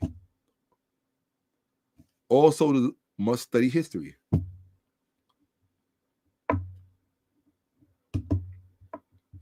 Somebody's going to go to West Point and think, oh, I get to shoot guns. I get to... Oh, you didn't know you're going to have to crack them books and study history? Yeah. Man, this is your greatest weapon. All real soldiers know that. So I would hope that any black females watching this who want to actually know what they're talking about when they're talking about the Bible and Christianity and black history, look in the description. I have my link in there. All you got to do is book a session with me.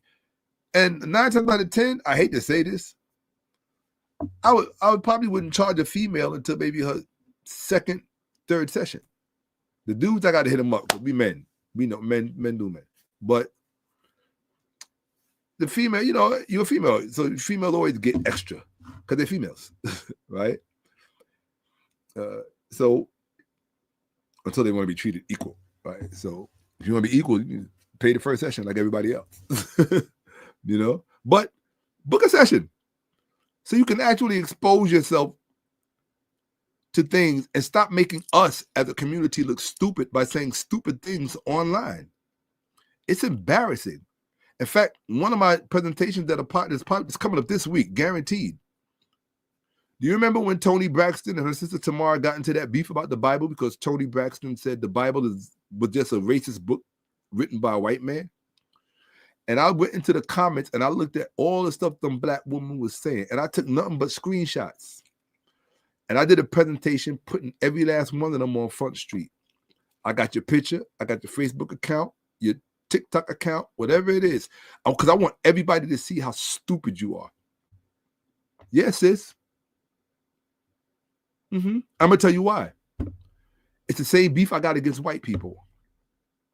I don't have a problem if a person is ignorant about something. I don't have a problem if a person is arrogant about something. But I'll be goddamned if you're going to combine the two of those things and think for 1 second, I'm not going to enjoy fashioning for you a rude awakening. Yes. It doesn't matter what color you are or what race you are, what sex you are, how much money you make. If you are ignorant and arrogant, that's just something I can't. Remember I said earlier, I get stage fright and I can feel it, feel like my heart's about to come up through my mouth.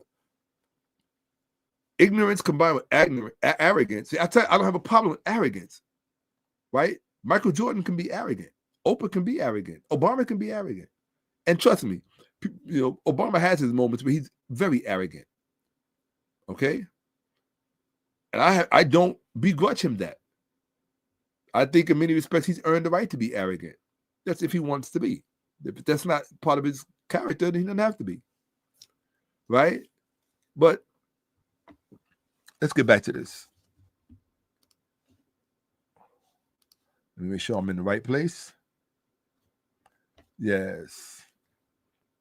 All right. See, I knew people didn't see when I started talking about all the other stuff, the views went up, more people came, yada, yada, yada. The slavery stuff, a lot of people didn't want to hear about, but they had to hear about it because all of this stuff is going to tie into future presentations that I'm giving about Kemet and about other stuff going on in Africa that they don't want you to know about.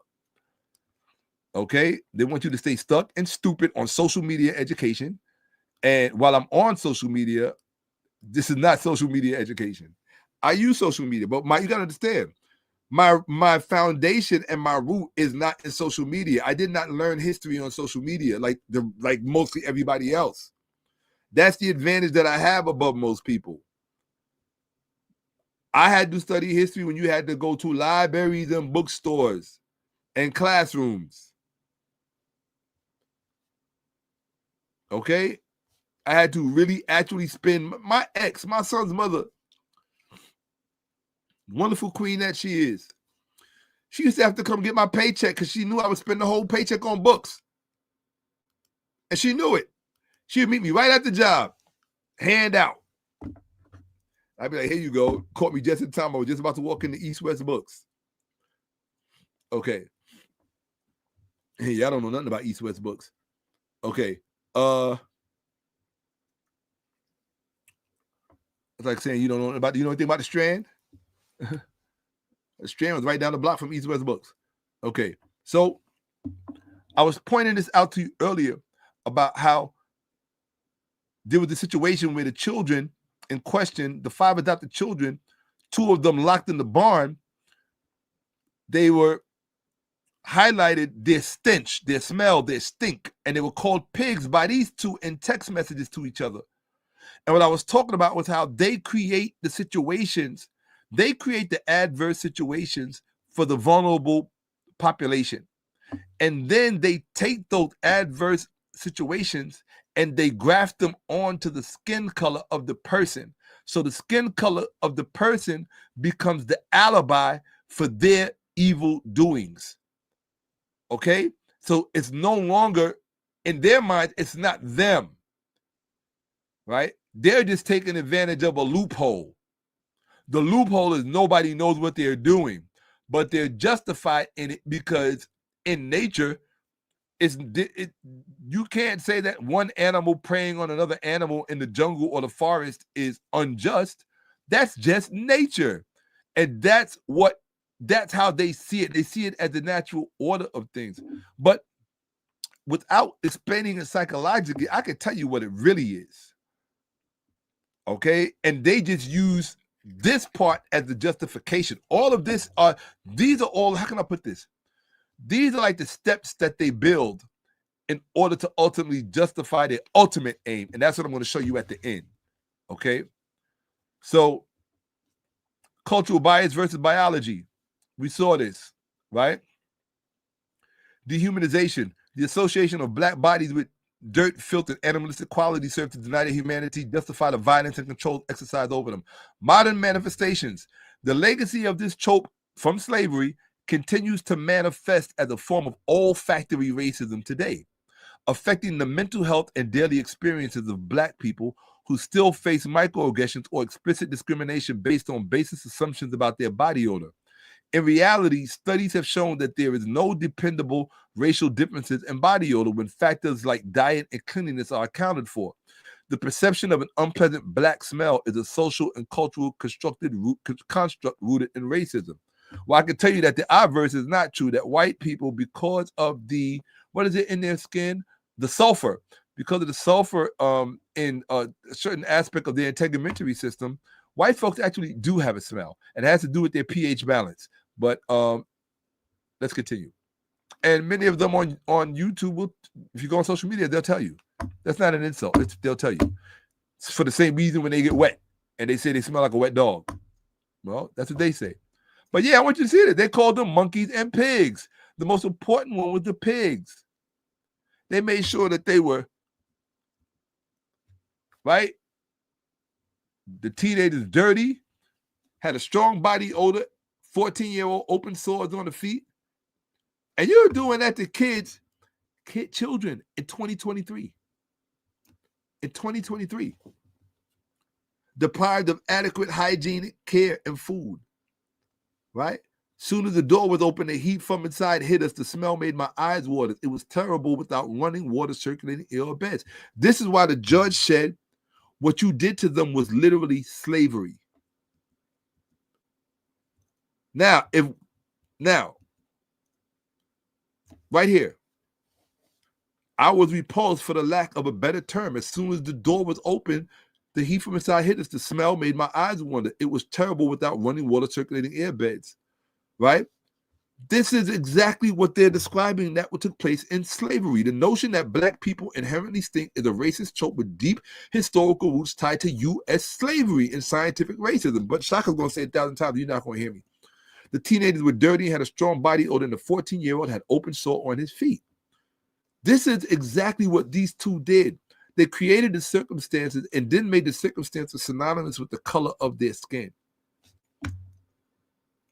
So now they weaponize the color of your skin against you. That is the actual ethos of the society you live in. The color of your skin is a dangerous weapon because they are activated by it. They're activated to create the circumstances to justify their perspective about the color of your skin. Period. Now, the fact of the matter is that, and we could talk about it some other time, but the fact of the matter is that, I'll tell you at the end. How many of y'all remember this young man?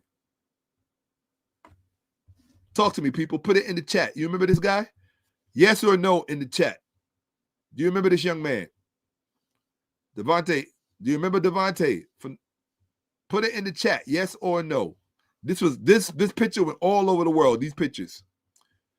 Time magazine, Life magazine, People magazine, you know, white folks, they all over the world. See right there, she getting the woman getting it on the camera. And look at the look on the white man's face. I love that picture. He's like, don't fall for it. Look at the look on his face. Right? I'm gonna check the chat right now. I want to see how many of y'all remember him. Let me see.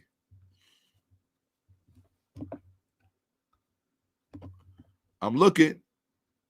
I need to see some yes or no's in the chat. You don't remember him?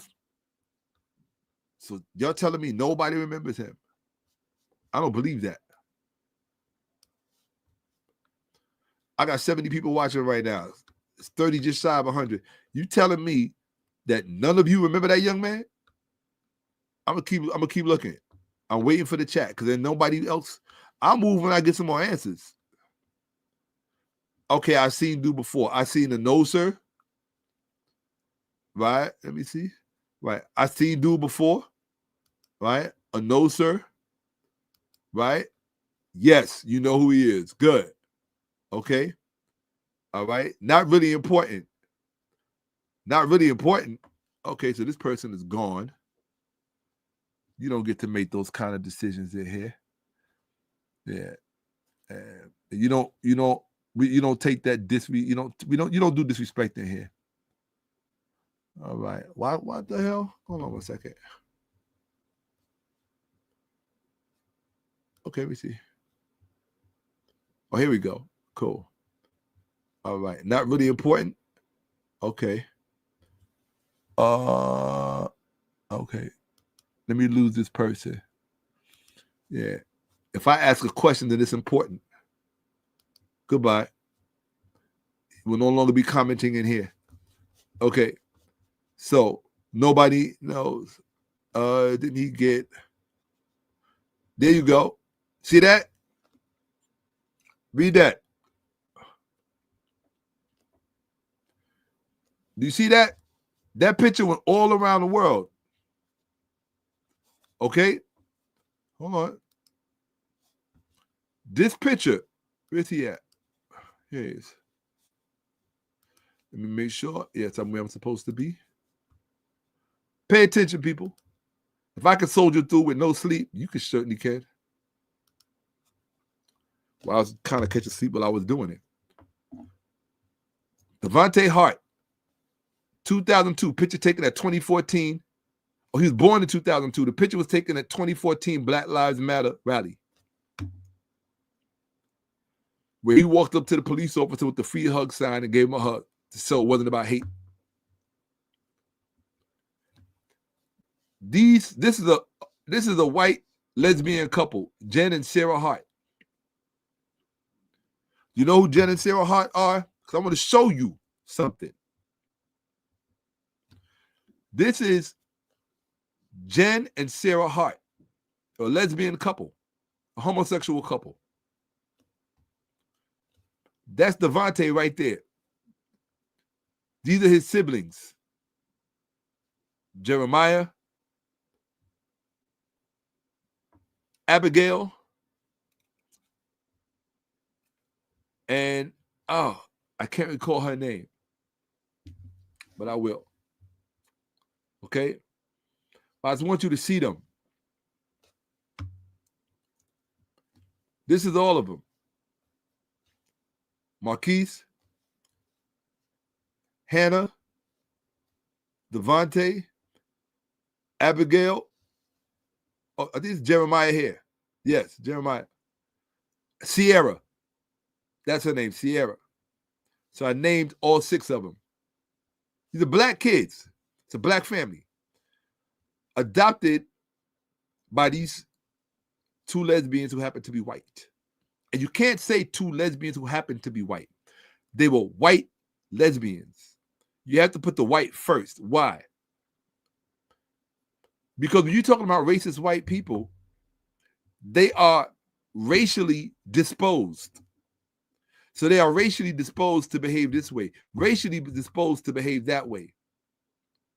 When you meet a white person who is not racially disposed to behave in any way premised on race, then you're not talking to a white person. You're talking to a person who just happens to be white. There's a difference. And if you don't think the obverse is true when it comes to black people, go talk to Clarence Thomas. You're talking about a person who just happens to be black. He is not a black person. Okay? Now, why am I showing you these 6 children, including Devontae, who was holding a free hug sign? Here he is right here. You see him? These 2 women, these 2 white women, decided to kill him. Not just him, but all the kids. They killed all 6 of them. Now, what do you notice about this couple and the couple before that adopted the other children? There's always these large number of black children that they get. The first one in West Virginia was 5. This is 6. They enslaved the ones in West Virginia and got almost 300 years combined in prison for it. These two were worse. On March 26, 2018, Jennifer and Sarah Hart murdered all 6 of the children when Jennifer drove their vehicle, a GMC Yukon XL 13, over a 100-foot, 30-meter cliff on California State Route 1 in Mendocino County, California, near Westport. The bodies of 5 of the children, Hannah, Marquise, Jeremiah, Abigail, and Sierra, were found in or near the vehicle, which had landed upside down on a beach below the cliff. The body of Devontae, him, the one with the sign at the Black Lives Matter, his body has not been found as of 2025. A court judge ruled in 2019 that Devontae was in the vehicle at the time of the crash, and a death certificate was signed on April 3rd of that year. So they established, through whatever means, that he did pass away. That he was killed by them. The horrifying true story of the Hart family: murder, suicide, abuse, lies, and unspeakable tragedy. Now, it's interesting that they left one word out. They used the word abuse, but they didn't tell you the nature of the abuse. That's white. That's what I call white folks covering for white folks, right? A white lesbian couple adopted 6 black children, and one of the women drove off a cliff in March 2018. Today, investigators and friends are still looking for answers. No, they're not. Because there's one answer at the center of the whole thing. And they don't want to use that word. That's why they didn't put it in the title. You think slavery is something in the past. Okay? And I'm trying to illustrate something for you. This is one of the children. This is Hannah. Okay? This is his adopted sister, Hannah. She was one of the children killed in this car, and that was adopted by these 2 white homosexual ladies, women. They're not ladies, women, females, better. These 2 homosexual females. One of the girls, this is from this article. I want you to hear what they said. One of the girls came to somebody's door, a neighbor's door, at 1:30 in the morning and said that she needed help and the parents were not treating her properly and she wanted us to protect her. Their neighbor, Bruce DeKalb, said, according to his wife, Dana DeKalb, the girl said to them, they are racist and they abuse us. You know what I'm about to do, right? Where's it at? That's all right. I don't need your help.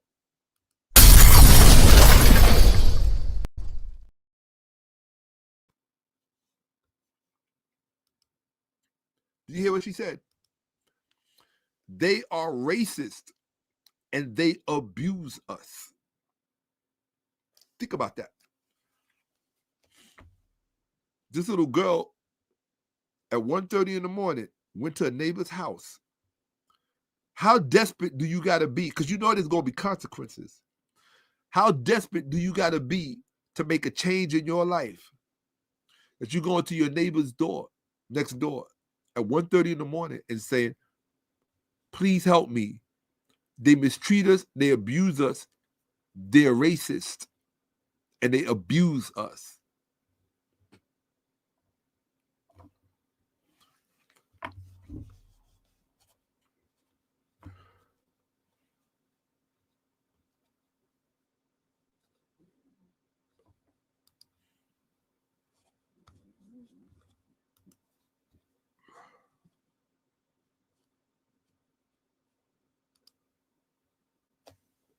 Duo.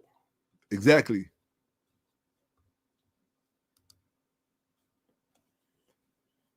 No, because they hit it.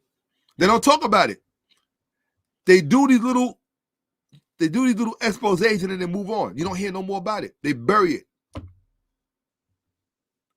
That's what they do. They bury it. Yes. Oh, I didn't get rid of this person. Oh, I thought I got rid of him. That's all right. I'll get rid of him again. That's all right. Boom. Okay.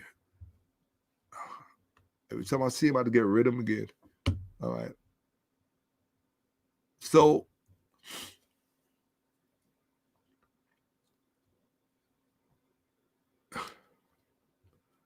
I want you to see this. Duo. I want you to see this.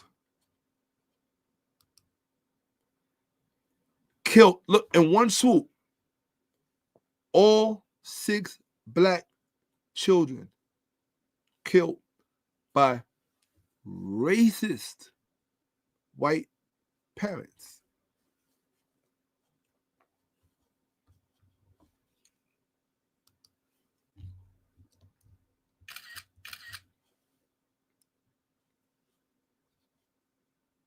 Yes.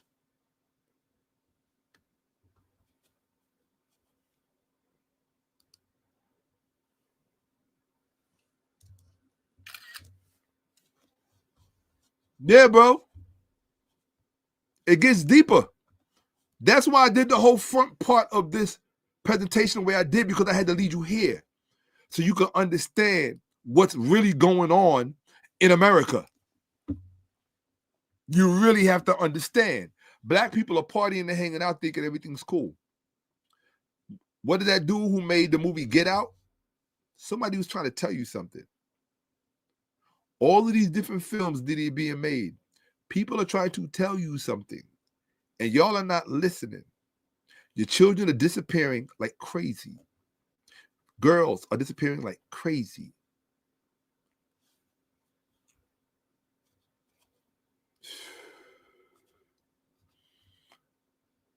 Oh, man. Hold on 1 second. Oh, I got a fan in here. It's gonna, here we go. Beautiful. So, watch. Show you something. Let's get back in there.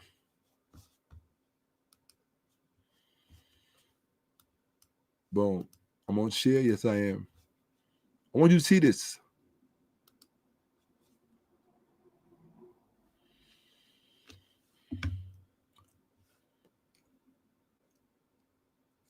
I want you to look at Hannah's face.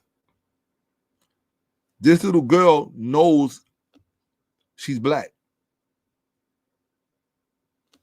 She knows her hair is nappy. She knows her features are.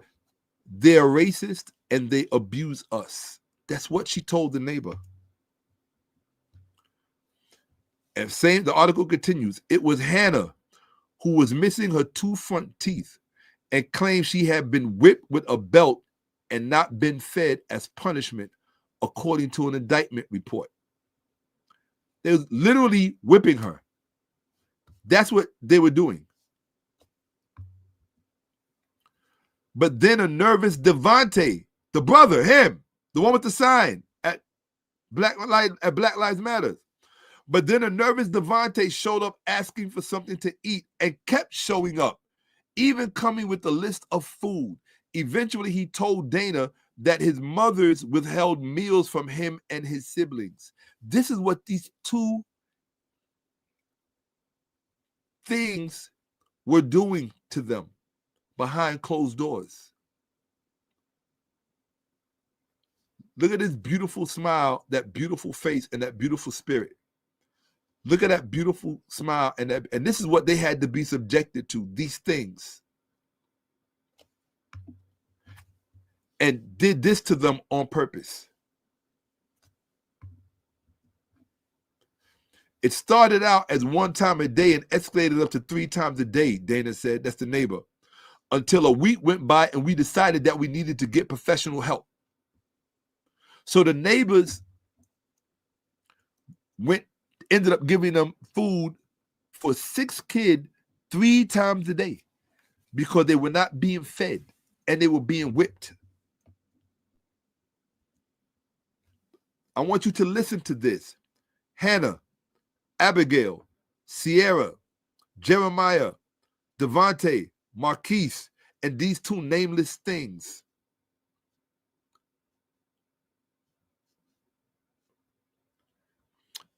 In 2008, while the family was living in Minnesota, a teacher observed bruises on Hannah's left arm and was told she had been hit by Jennifer with a belt. So Jennifer really likes to hit with belts. Right? No, this is Jennifer here. Jennifer likes to hit with belts. Within months, all 6 children had been pulled out of the public school system for a year.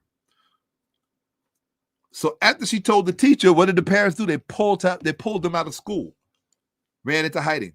In 2010, Abigail said, that's this one. Abigail said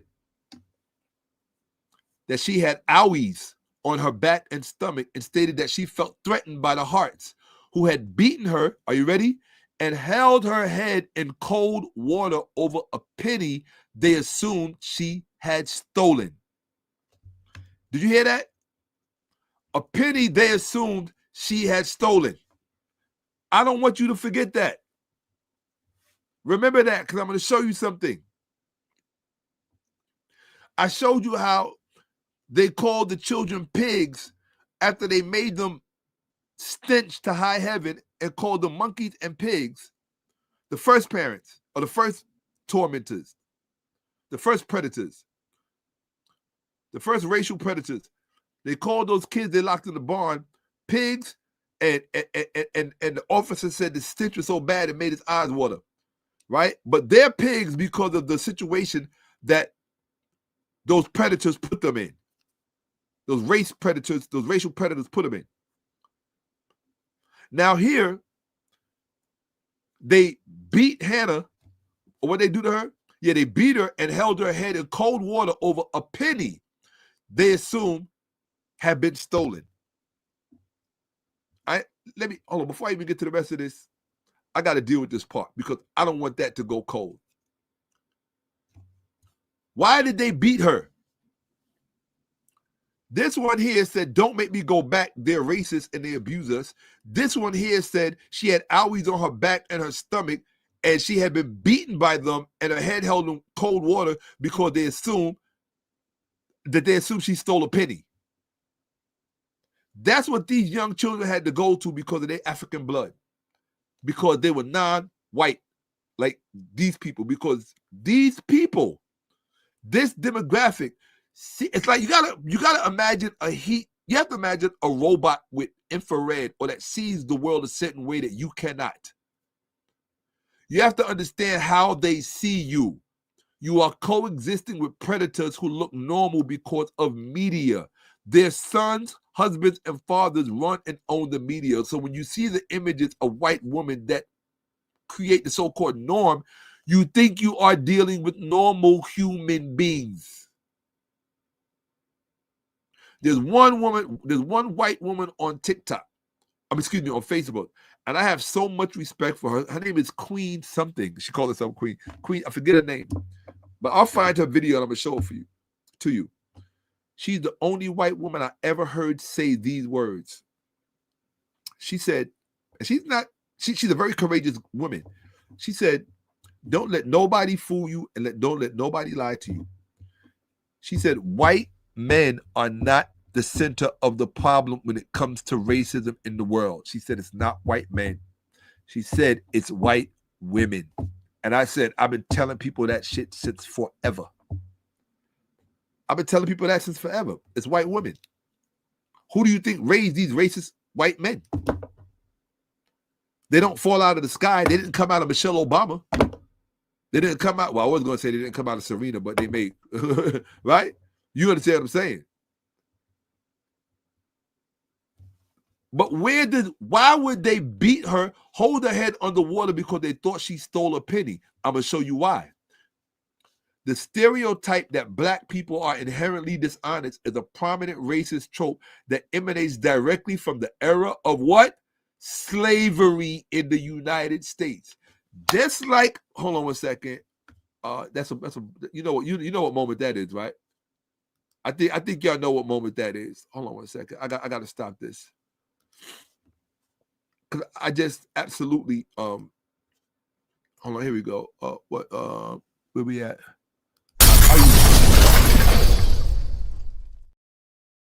Exactly. The same way the racist trope of black people stinking and being pigs, that's what they called them, monkeys and pigs. The same trope that depicts black people that way comes out of slavery. There was no trope like that prior to slavery. That comes out of slavery. The trope of being inherently dishonest comes out of slavery. These children in 2018, the first one was 2023, the first latest one. These children are a bit earlier, 2018. But it lasted longer from 2010 to 2018, or 2008 to 2018, 10 years. They tortured these children racially. They racially tortured these children for 10 years and nobody did shit about it. Nothing. And here's the crazy part. Everybody knew. All of the people that knew the family and saw how the kids behaved around the parents, they was like, nah, it's not normal. They knew that something was wrong and nobody did shit about it.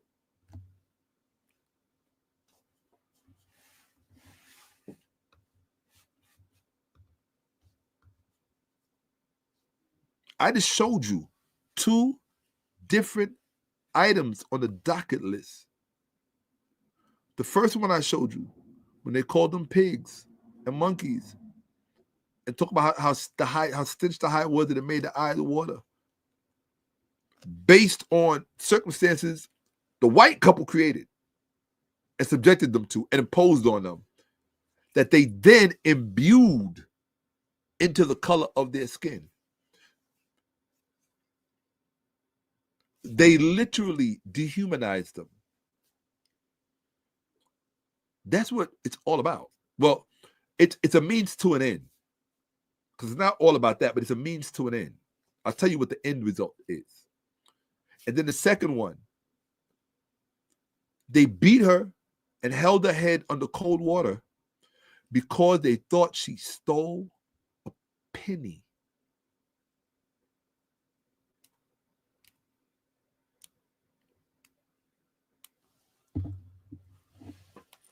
That was an expensive penny. That was an expensive penny.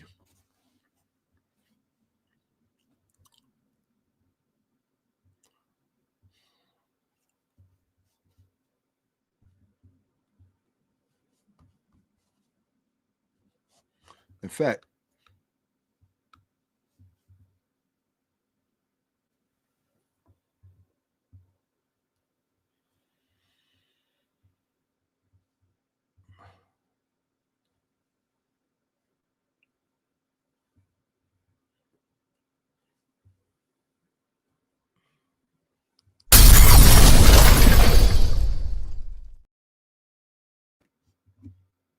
I had to.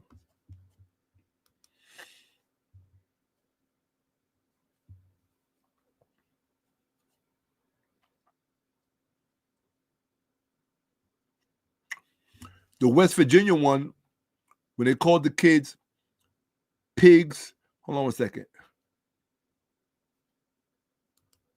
That's it. Bingo. That's it. It didn't stop. I'll take it. It didn't stop. Okay?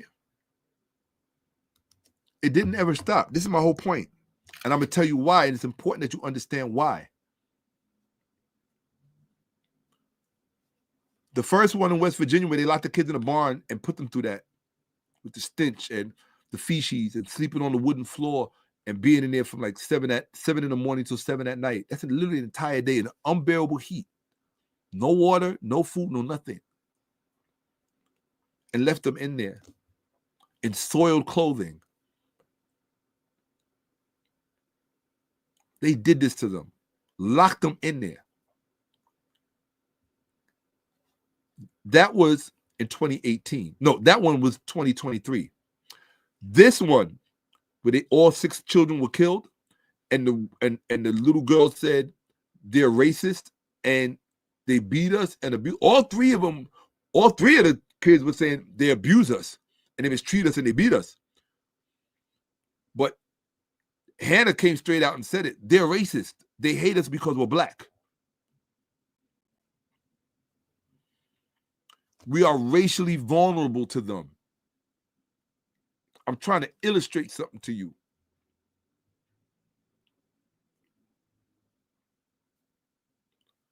How do you think a mouse would feel if I put it in a glass case with a snake, with a boa constrictor? How do you think a mouse or a rat would feel? Wouldn't feel too good, because they know they're in there with a predator. Black people have to live in this land with racial predators who have a media and an infrastructure that runs interference for them. Yep. In fact, you'll find a lot of black people that run interference for them. I don't date black men. I see them social media. I just look and go, damn. I'm so glad I'm from the 70s, 60s, 80s, 90s, right?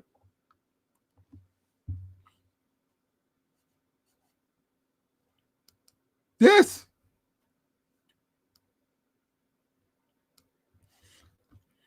Watch. I'm gonna get back in. Just jump back in. And put in the right one. I'm there. There we go. I knew I would make it through. I'm good now. And my body was just like, let's sleep while we working. But I want you to see this, people, because they're not showing you this. What does she say? Don't make me go back. They're racist. They abuse us. What does she say? Abigail? What is Abigail? This is Abigail, who's no longer living, people, because of these two racists.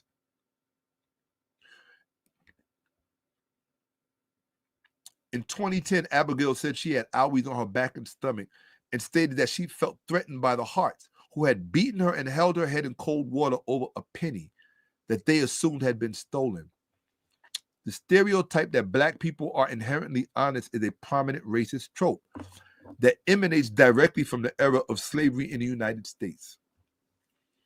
This and other racist stereotypes were manufactured, and hear that word?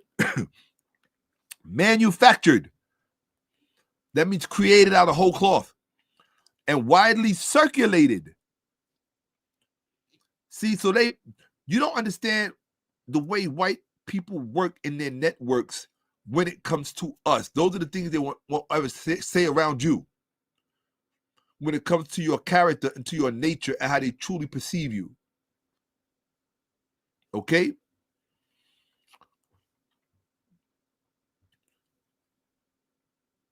Now, the sad part about all of it, and this is a really sad part, but I'll save that for later. I don't want to say that now, because right now, I'm weeping for them.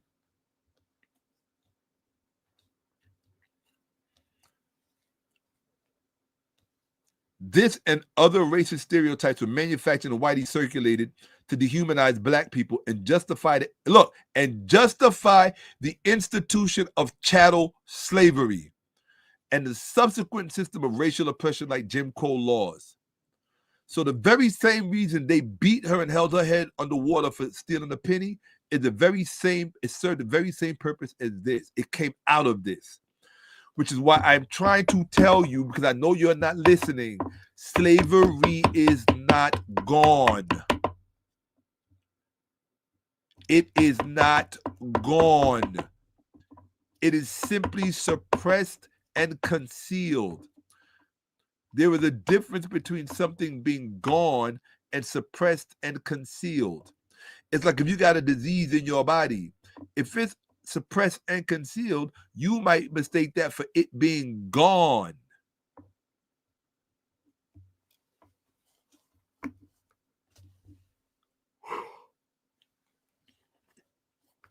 Key connections to the era of slavery include justifying mistreatment, portraying enslaved people as inherently dishonest, prone to thievery, and irresponsible served to argue that they were subhuman and required the guidance and control of white people. This is why they had them. This was the double. They had such low self-esteem, these two, right? They had such low self-esteem, these two, that they already had an adverse relationship with men, which could only be resolved between themselves. They nurtured each other's insecurities. They validated each other's fault lines. They validated them and saw them as enablers and not threats. I'm telling you, this is what the case was. This is what the case was.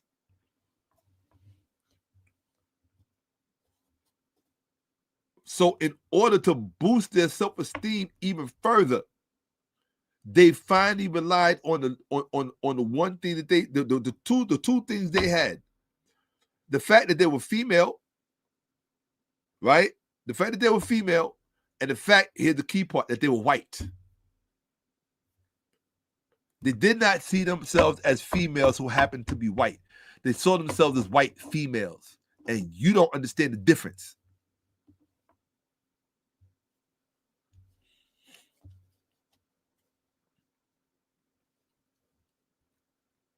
They required the guidance and control of white people, controlling behavior. Enslaved people resisted their enslavement in many ways, including by working slowly or what? Stealing food and goods. Why do you think she was stealing food? Why do you think he was begging for food? All of the signs are there. They all say slavery. Repeat after me, class. Say slavery, because that's what this is.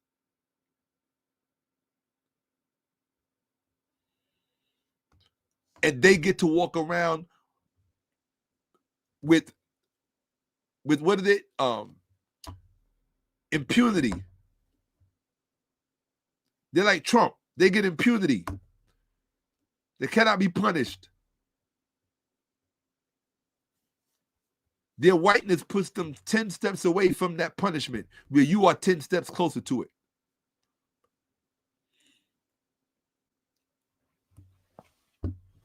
Controlling behavior. I read that part. Right? Enslaved people resisted their enslavement in many ways, including by working slowly or stealing food and goods. These acts, born of resistance and survival, were characterized by enslavers as inherent moral failings of the race. Remember what I said before? What they do to you, they put the blame on the color of your skin. In other words, I'm not doing this to you because I'm a bad person and I'm just sick. I'm doing this to you because your color invites me to do it to you.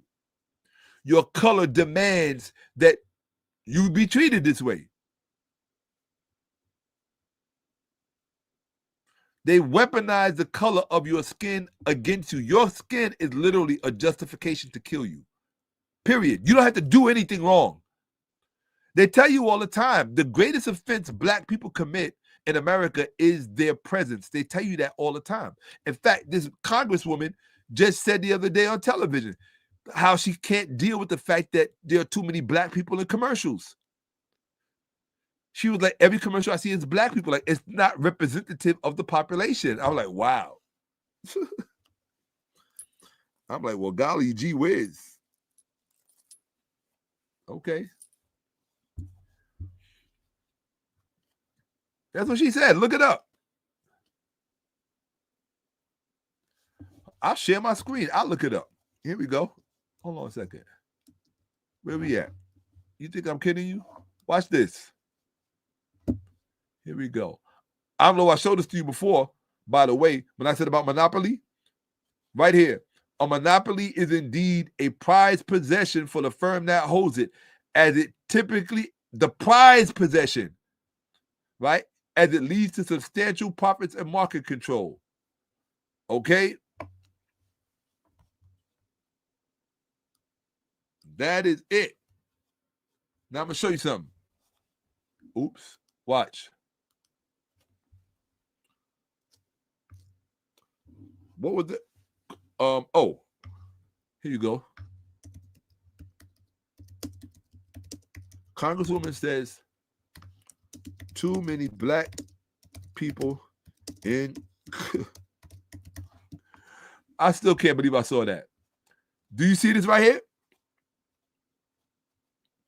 Right? Right here. Oh, reform MPs claim she's in Britain. Her claim was about adverts full of blacks and Asians. Too many black people in advertisements. This is what she said in a real major interview.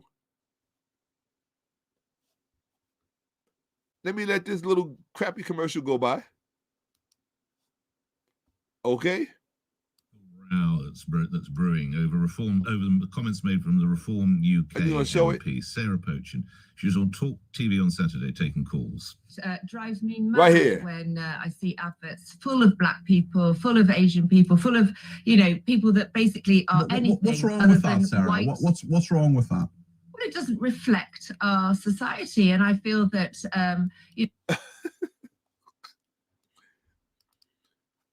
This is what I'm trying to tell you. When your number one crime is your presence. It's your presence. The thing about being black, and the number one crime about being black, is you are a constant reminder to white people that they are not.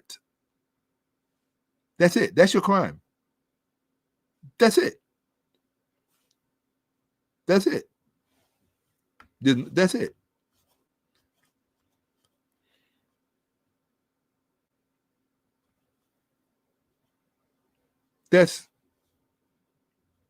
Yes. But they sick.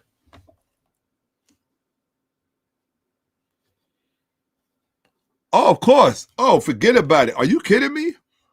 That one there. All mixed race children have a story about that. All of them. All mixed race children have a story about that. All of them. In fact, Most black women who have dated white men have a story about that, if they live to tell it, because white men love killing themselves some black girlfriends. Like, that is the new thing. That is the thing. Maybe it's always been the thing, but that is really the thing. And I think it's because in many respects, white women stopped capitulating to them, and so they went to their go-to. You got to remember, the black female was always their go-to on the slave plantation. He didn't care if Martha, if Becky Ann was mad at him or not. He could go into the slave quarters and have all the sex he wanted with better stuff. Come on. Right? Come on. It is what it is. What are we looking for? Just keeping it 100, people. I ain't here to hurt nobody's feeling, but you know I don't hold hands. I'll tell you as it is. Right? So, I'm showing you this because I want you to see this. You should have seen my face when I was putting this presentation together. I can't even describe what I went through. I went through a lot. I was, why do you think I remember their names one by one? I remember each of their names. Hannah, Abigail, Sierra, Jeremiah, Devontae, and Marquise. These two, I won't even say their names.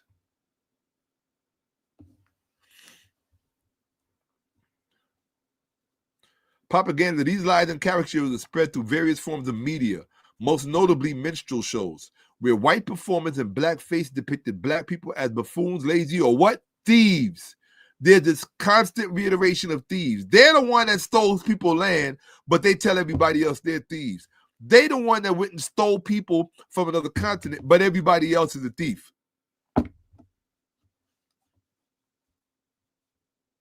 And you wonder why Trump lives in his own world, because he's a product of that. Legacy of oppression. The myth of inherent black criminality, including dishonesty, persists today and has contributed to systemic inequalities, such as the disproportionate mass incarceration of black people and bias within the criminal justice system. Yeah, because it works to their advantage. It's like a force field. Our presumed black guilt is a force field for their whiteness. Yes. You know why? Because the number one thing that racism does is it manipulates polarity. What is polarity? See, now I'm going to start to get a little heavy for you. Polarity deals with attraction and repelling. So once you set things up in society in a certain way, certain things will automatically repel from you. You don't have to do anything but show up. You thinking it's your lucky day, wondering why it didn't go that way, because everything that is set up in society is based on polarity. What is going to be attracted to you and what is going to be repelled from you just by your very presence. And that's why you have to be careful of attracting the wrong things. These kids attracted these parents, but for the wrong reasons. Same thing with the other kids in West Virginia. They attracted those parents for the wrong reasons. The same exact reasons, though. Because they were black and vulnerable and no one was there to protect them. Which means that this demographic, these white people, could visit their demons on them. They could exercise their own demons and embed them in your skin color.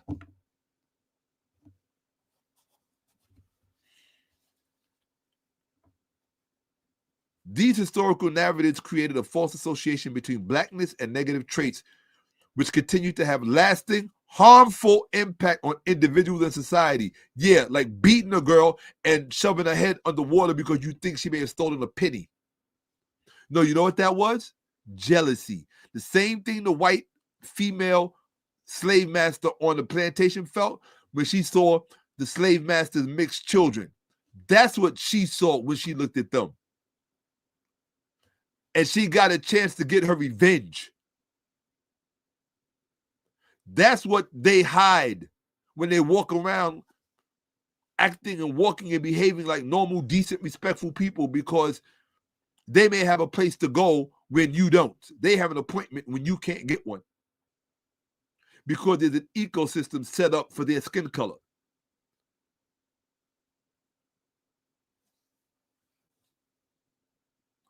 When they saw them, both of them, they got a chance to beat the children that their husbands made.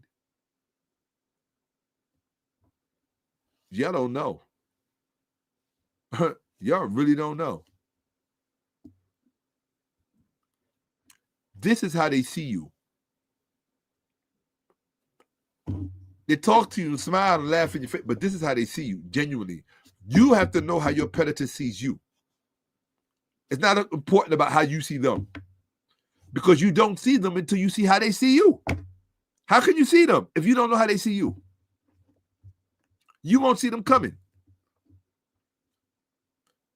because this is what they're working overtime to bring back, and you think it's a joke until you're sitting in front of one of those homes saying, holy shit, they did it. There's no more Walmart. There's no more Publix. There's no more Target.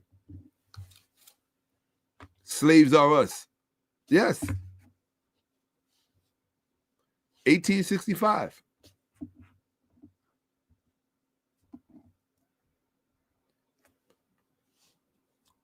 This part is not even worth reading to me. Some white Americans report feeling uncomfortable watching films about slavery due to its brutal subject matter, which can evoke feelings of discomfort, shame, or guilt over historical atrocities. To feel guilty about.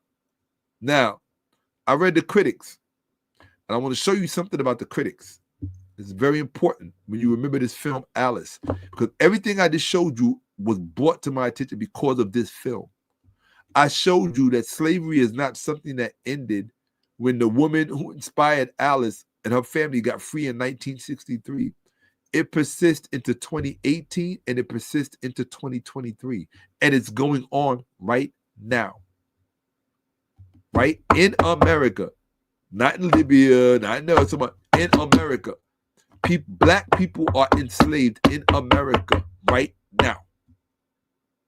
And I'm talking about chattel slavery.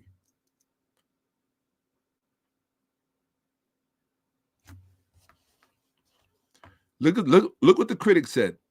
And these are the top critics when I went to Rotten Tomatoes, because I wanted to get the top critics.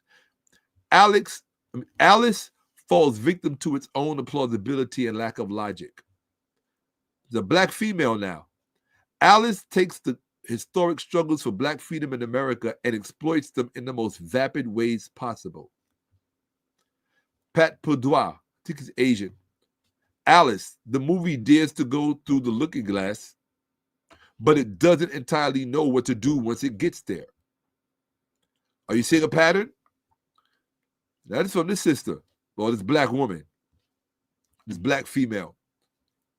Verlinden never really decides what she wants her film to be, which suggests this story would have been much better off in another writer or director's hands. I want you to see how these people beat this film up. And then I want you to go watch it and tell me if it impacted you in any way. Okay? Dwight Brown. The problem with this far-fetched fable is that it delves into a painful part of Black history, plays loose and fast with details, and time jumps in ridiculous ways. So none of these people had anything kind to say about this film. Robert Daniels, the potential excitement to be mined from translating Blaxploitation motifs for modern-day audiences is missing. Alice could have been so much more, but instead it comes off like a lost opportunity. 𝓈𝓐𓏁📿, while the ugliness of enslavement is always hard to watch, this film makes it more so with the hideous, sludgy palette and flat composition. They tore this film a new one. Okay? Now I want you to hear this. Pay attention. And I hope Verlinden sees this part. This part I want 𝓈𝓔𓄿𓅅𓏭𓀢𓀁📫 to see. Critics, reviews, critics. And this is what I think. If you want to know what I think about Alice, this is what I think about Alice. Many films that are now considered masterpieces were initially met with poor reviews or box office failure, often because they were ahead of their time or challenged contemporary expectations. Over time, these films were reappraised and gained critical acclaim and a passionate following. Here are some of the films that were initially panned, that means boo-pooed, by critics, but are now considered great classics. Blade Runner, 1982.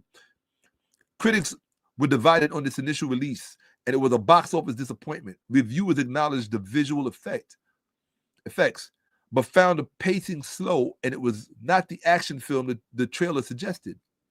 It is now regarded as one of the most important and best sci-fi films ever made. The Shining, 1980, Stanley Kubrick's horror classic, received mixed reviews and even Razzie nominations for Worst Actor and Worst Actress at the time of its release. Over the decades, opinions shifted dramatically. It is now hailed as one of the greatest horror movies of all time. 2001: A Space Odyssey, 1968, a year after I was born. This film famously bewildered some critics and audiences upon release, with some calling it a gigantic bore. It has since been recognized as a groundbreaking masterpiece and a landmark in the science fiction genre. It's a Wonderful Life. You know that. 1946. 5 years after my mother was born. Though it received a few positive reviews, it was largely ignored at the box office and initially damaged Frank Capra's career. It only became a beloved holiday classic years later due to repeated royalty-free television airings. That's how I discovered it. Look at this. The Wizard of Oz, 1939. That's 3 years before my mother was born. Yeah, 2 years. 2 years before my mother was born.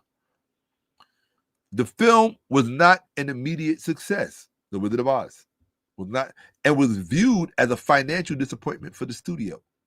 It grew in popularity through television broadcast and is now one of the most cherished films in American cinema history.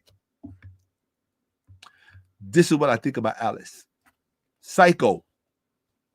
Critics initially called Alfred Hitchcock's horror film gimmicky and tacky due to its controversial violence and sexuality. It is now considered a landmark film that changed the horror genre forever. The Night of the Hunter, 1955. Charles Laughton's early directorial effort was a critical and commercial flop, leading him to never direct again. It is now celebrated as an influential American film, praised for its unique visual style and deemed a masterpiece by many film critics and directors. Citizen Kane, 1941. While some critics praised it, it was not popular at the time of its release for political reasons related to William Randolph Hearst. It has consistently topped polls of the greatest film of all time for decades. Fight Club. David Fincher's film struggled at the box office and received mixed reviews. Partly due to a confusing marketing campaign, it quickly found a massive cult following on home video and is now regarded as a defining film of its generation. Scarface. Upon its initial release, critics found Brian De Palma's crime epic excessively violent and over the top. It became a major cult classic, particularly within hip-hop culture, and Al Pacino's performance is considered iconic. Vertigo, 1958, dismissed by critics at the time as another Hitchcock and Bull story. The film was a commercial failure. It was later re-evaluated and in recent years topped the prestigious Sight and Sound poll as the greatest film of all time. I just wanted you to see that, people. That is what I think of Alice. Okay? That's what I think of Alice. All of them reviews early on when they was poo-pooing it, all of the greatest films went through that. And I'm talking about films that stood the test of time. They all went through that. I hope you didn't think I was going to let them poo-poo on her and get away with it. Oh, no. I understand the conspiracy against black cinema. I really understand it. So, and when you watch it, you're going to look at them like, what are you talking about? Here's the thing. To determine whether or not if a film is a success or a failure, the audience cannot determine that. The only person that can determine whether or not if the film is a flop or a failure is the person who made it. And I'll tell you why. Because only you know if you captured what you sought to capture. And if so, how much of it, how much not. Okay? Woo. The brain is woo. So I just wanted you to, see this and know this and understand this. Hold on. I wanted you to see that. Oops. Here we go.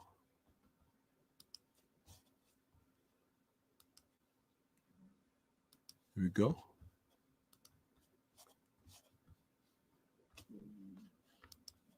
Here we go.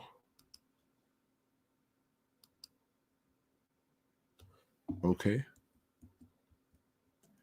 I told you I watched all of the major slave movies. I left out one that I forgot to put here. I am recommending highly, highly, highly if you haven't seen them. And I don't watch slave films. You got to see, and you got to watch them in this order. Alice, after you watch Alice, I forgot to put it, watch Birth of a Nation if you haven't seen it. Alice, Birth of a Nation. After Birth of a Nation, then you watch Antebellum. Antebellum. After that, watch 12 Years a Slave. After 12 Years a Slave, you got to watch Emancipation. In that order. And that's it. In that order. This is the last part.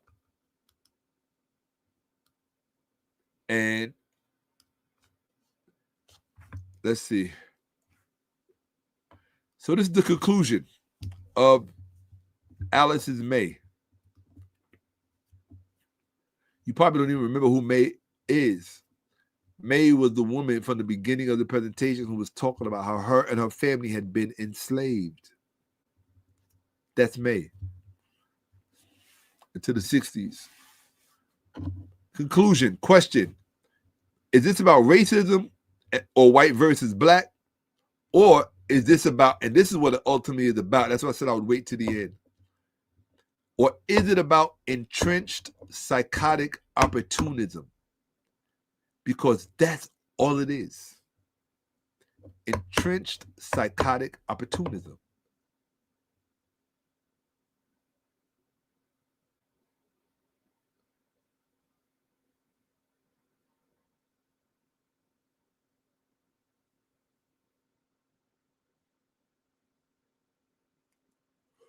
Woof. Dropped out for a second, but I'm back in. I go to the end. I don't care. As tired as I am, I'll go to the end. To get this done, entrenched psychotic opportunism. And this entrenched psychotic opportunism, it presents as racism. You call it racism. It's just entrenched psychotic opportunism.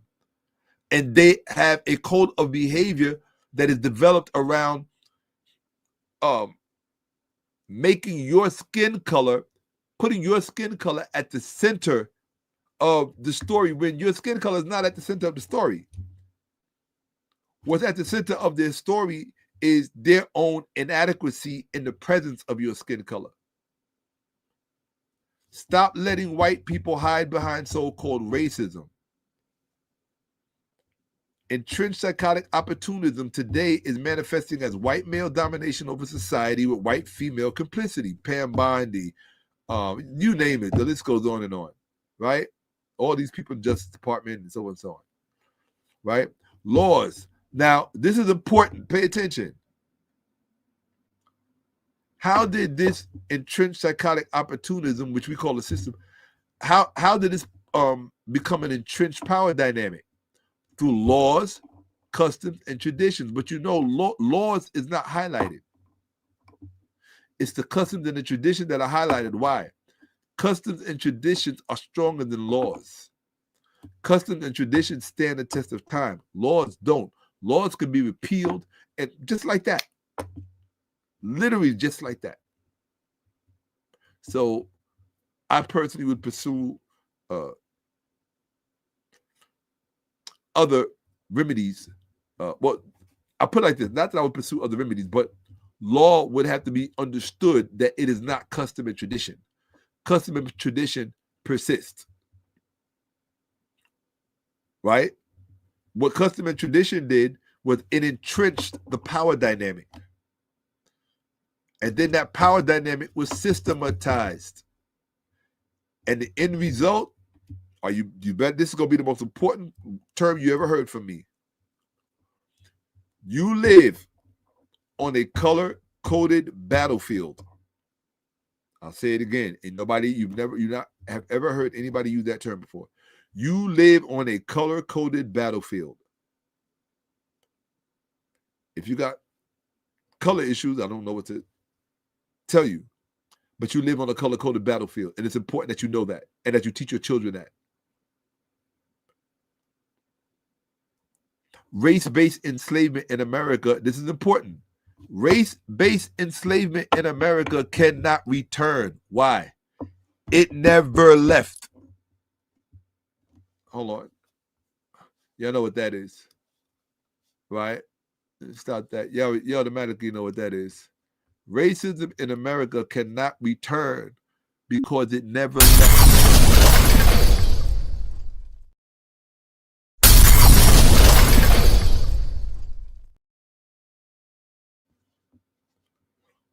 Okay? Bet you didn't know that. It never left. Okay?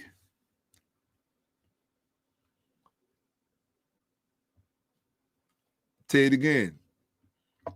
Slavery cannot return to the U.S. because it never left. And if you didn't know before, now you know.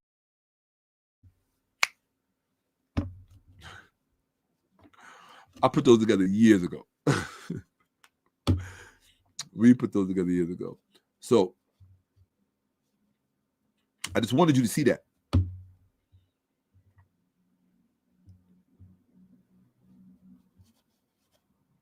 Slavery in America cannot return because it never left. If you don't believe me, go ask Hannah, who asked for help to be saved from women who were racist, abusing them, beating them, and starving them. In fact, hold on to something. Hold up. I must have fell asleep or something. Let me go back for a second, because I know I missed the page. Hold on a second. I'm like, no. Go back. I know what I missed too. No, you ain't getting out of here. When I get it, when I do it, everybody get it. Here we go. Oh, he thought he got me. Thought I was going to forget. Here we go. Open. Come on. Here we go. All right. We're going to let this do its thing.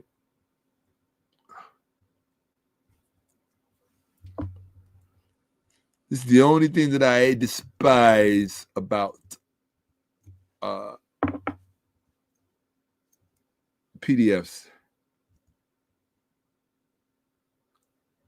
Man, I know I didn't read that whole thing.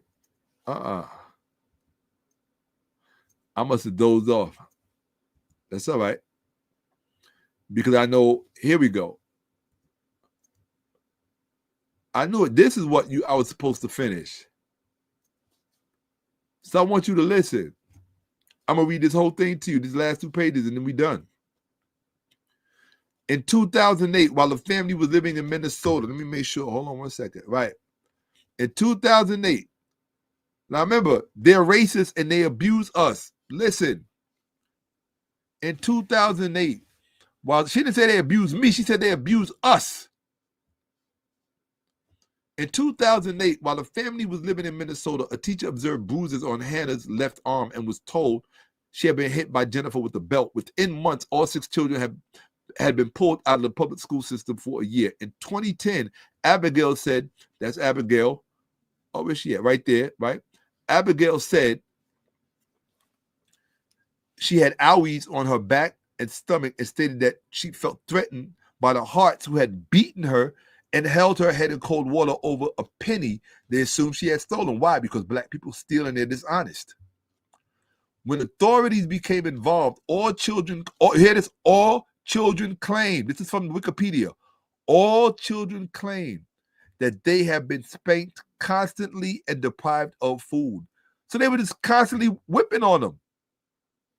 Sarah, this one. Sarah took responsibility for the abuse. She pled guilty to assault and was sentenced to community service for a year. But why didn't you take the kids? 1 year later, Hannah reportedly told a school nurse, that's Hannah, she told a school nurse that she had not eaten all day. Sarah, this bitch, claimed that Hannah was merely playing the food card.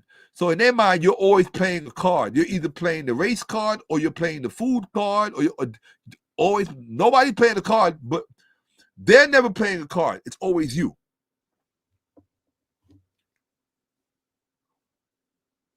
And she recommended that Hannah just be given water. Soon afterward, all 6 children were taken out of public schools and were homeschooled from then on.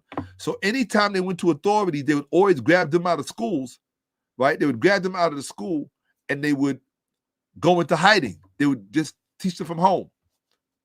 Now that was in Minnesota. Now Oregon. In 2013, Oregon authorities were notified of the abuse allegations in Minnesota. Their investigation included separate interviews of everyone in the family, as well as interviews of people who knew the family. Now listen to this shit. 2 family friends stated that the children were forced to raise their hands before speaking, could not wish each other a happy birthday, and could not laugh at the dinner table. What kind of shit is that? There were other reports that the children were poorly fed and looked small for their ages. They already saw the children as subhuman. To see them laughing with food in their mouth would have totally grossed them out. That's why there was no laughing. They couldn't do the thing that normal human beings do under their white gaze. These children that were trapped in this reality, and somebody might think it's amusing. They were killed by these women. Because their lives had no value to them. One family friend reported that Jennifer, this one, had ordered a pizza for the children, but each was only allowed to have a small slice. Now, are you listening to this? When Jennifer discovered that the pizza was gone, she punished the children by not feeding them breakfast and forcing them to lie on their bed for 5 hours. Friends also stated that the children acted scared. This is people telling that the children acted scared to death of Jen and likened them to trained robots. These kids were being racially terrorized by these 2 homosexual white women. However, the interviews of the children themselves revealed no new incidents of abuse. We think they was going to tell and get in more trouble. Nor did they mention anything that happened in Minnesota. Why? Because they already did. They saw nothing happened. When Jennifer herself was interviewed, that's this bitch. When she was interviewed, she claimed that any family problems, listen, I'm going to show you how they hide. She claimed that any family problems were the results of others not being tolerant of 2 lesbian mothers with 6 African-American children. Do you see what she did there? They projected their victimhood and compounded it onto yours. They used your victimhood to insulate their own. So now they're doubly hidden. They can hide behind your race and their sexual deviancy. All sexual deviancy means to deviate from the norm. Hence the term heteronormative.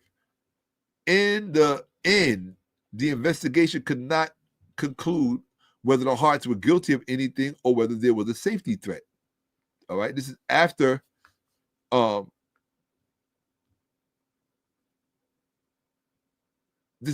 Jennifer said, "Oh, the reason that people are talking crap about us is because we're lesbians and they're 6 African American children." In August, pay attention, in August 2017, after the Harts had since moved to the Woodland, Washington area, Hannah jumped out of her second-story bedroom window at around 1:30 a.m. and approached the residence of her next-door neighbors, the DeKalbs. Hannah reportedly pleaded, "Don't make me go back. They're racist and they abuse us." That's what she said. Can you imagine the fear and the I don't even know what to describe it. Can you imagine the trauma that this girl was constantly in, that she had to sneak out of her bedroom, second-story bedroom window, climb down and go knock on the neighbor's door and risk God knows what. Soon afterwards, the Harts found Hannah and took her back home. The following day, Jennifer attempted to explain the incident. Jennifer, this one, she attempted to explain the incident that by claiming that Hannah was lying and the children occasionally acted out because they were drug babies. So what did she do? She sought to discredit Hannah and any one of them any further by claiming that they were drug babies and that Hannah's biological mother was bipolar. So therefore, Hannah has inherited a psychological issue brought on by drugs and bipolar because her mother's bipolar. This is what white people have historically done to black people in order to get away with their own shit. They scapegoat us. They scapegoat us by highlighting things that we have no control over. It's a good weapon. And then raise your sons to subjugate them. Yes. Absolutely. What else are we looking at?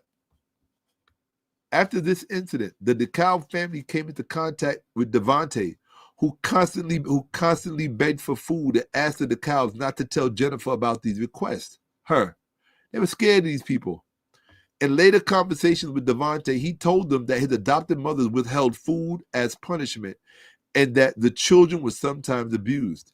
This, combined with the earlier incident with Hannah, made the DeKalbs report the Harts to both the police and to the Washington State Department of Social and Health Services.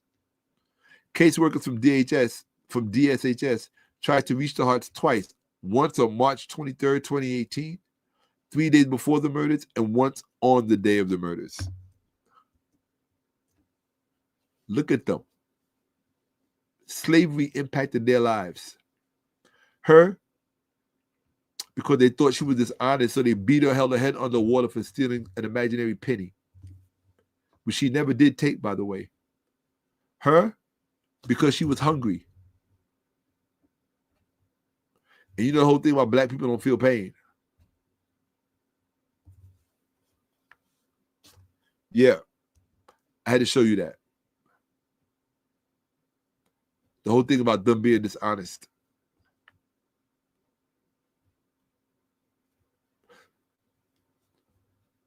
Don't make me go back. They're racist and abusers. In 2010, Abigail said she had hours on the stomach. She felt threatened by the Harts, who had beaten her and held her head in cold water over a penny they assumed had been stolen.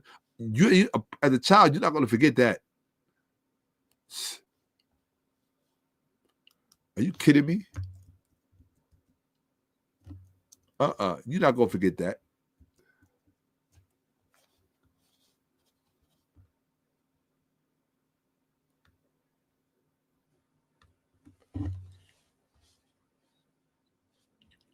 I got one more slide and we done. I'm out of here. I accomplished it.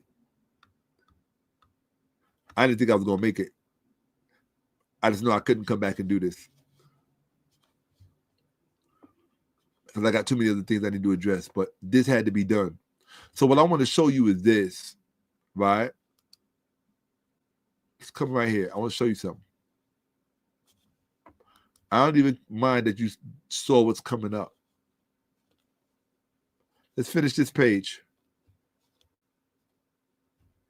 Color-coded battlefield. Race-based enslavement in America cannot return. It never left. Slavery in America. This is important, folks. Pay attention.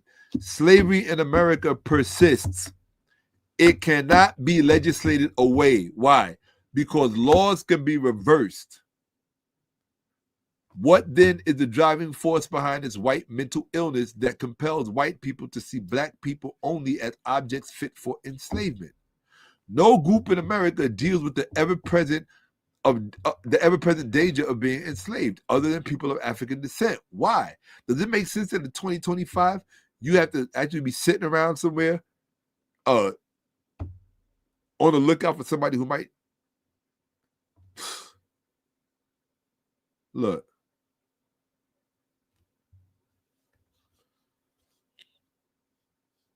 So, hold on.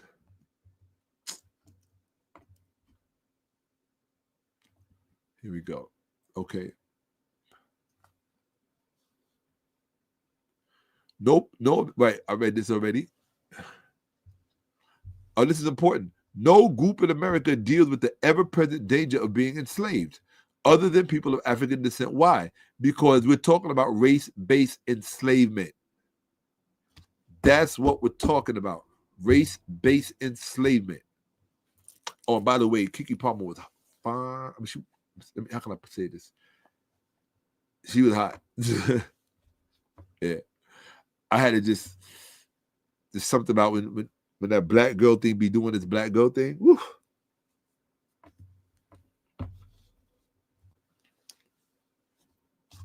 Now,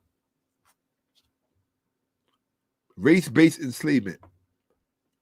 Racial mythology. Listen, racial mythology as the currency for worry. You know what worry stands for? WRI. White racial ideology. Worry for short. Don't forget it. Worry. That's what white racial ideology is based on. Worrying. Oh, is his dick bigger than mine? Is my whatever, he's gonna take my job or whatever it might be, right? I've seen it. Okay.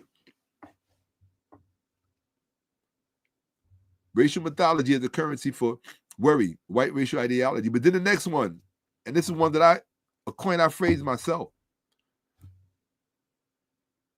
This racial mythology serves as weapons of mass destruction. Another term for weapons of mass destruction. What are the weapons of mass destruction? They both, that's how you know they go together. They both white mental disorders. What does white mental disorders stand for? WMDs. WMD stands for, when they tell you white weapons of mass destruction, they mean white mental disorders. These are the things that saturate the society which we live in. And if you were to shine a light, let me tell you something. The only way, and this is for well-meaning white people. If you are a well-meaning white person and you want to really try to make a difference, nobody's going to tell you this. I am going to tell you this. And I'm exhausted.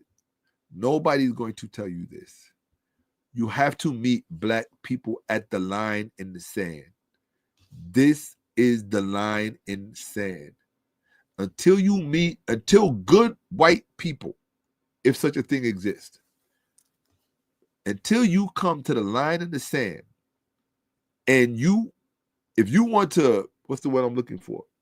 This is one of the debts, right? You talk about debts. You owe a debt. This is the debt that you owe black people. Even more so than slavery. Even more so than slavery. Why? Because the crime that whites committed against black people concerning Kemet, or what you call ancient Egypt, the crime that they inflicted on black people with this particular crime is what allowed all the other crimes to take place. What do I mean by that? I mean that every single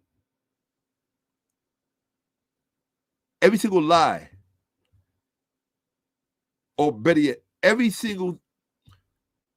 good thing, this is it, pay attention. Every good thing that white people believe about themselves is premised on a lie that they told about black people. The two are correlated. Everything that white people feel that makes them good about them, that makes them feel good about themselves, is based on a lie, ultimately, that they told themselves about black people. Period. So I just wanted to share that. And with that, that's it. Oh, this, by the way, is an upcoming presentation that I meant to give weeks ago, but I've learned to stop complaining. I'm like, I'll give it when I give it. If people show the house love, definitely. The Cash App is at the top of the YouTube chat. If you want to show your appreciation, it's more than welcome. Right? Stop sharing. Yes. And I did it, folks. We did it. We did it together. We made it all the way through. I didn't think I was going to make it. Y'all saw how many times I fell asleep doing this? I wanted to stop so much earlier. I wanted to quit. I was so tired. I just wanted to go to sleep. But I was like, nah, I got to get this done. And y'all don't know. This is work. Think about all the work I took to put this together and do this research. And it wasn't supposed to be about, it was supposed to be just about the film Alice. But these are the things that Alice brought to the forefront. Because Alice is all about being enslaved in modern times. And what's up with that? Like that, everybody should be like, what's up with that? Thought you said it was over. But then it keeps rearing its head under well-worn or seen patterns.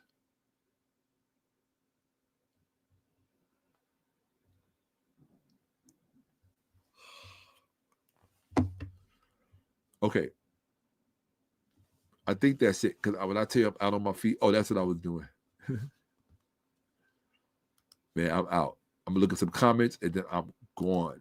I'm gone. Yeah, the white woman killed them. All 6 of them.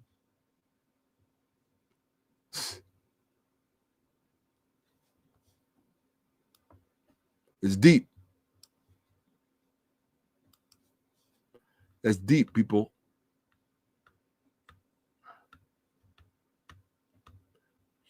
And all of the warning signs were there.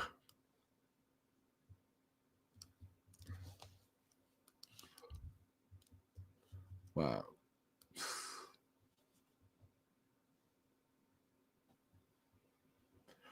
Yeah.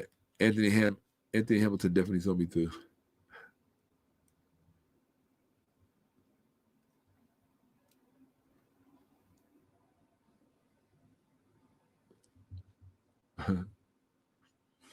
Yeah, I am feeling it. Oh, did I even put it in there? I don't even know. Yeah, you got to push your nervous system sometimes. I just got to build my stamina back up to presenting like this. But for those of you who want to show your appreciation for the presentation, it's $Shakka-Ahmose at Cash App.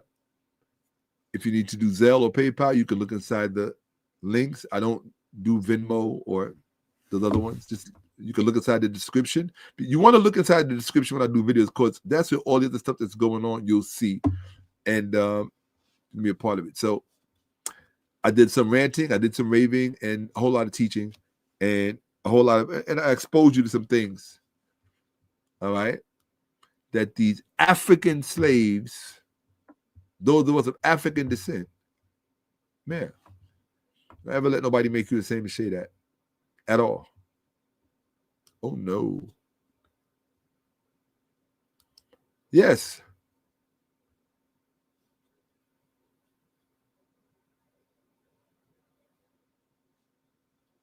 Okay. Duaowe. Appreciate you. Hey.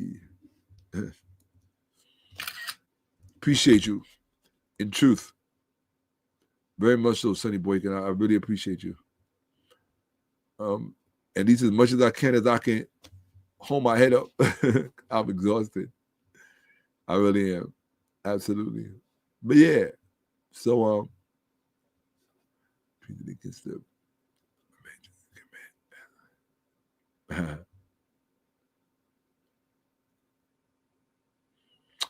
no, they don't have enough to repay the children of the sun.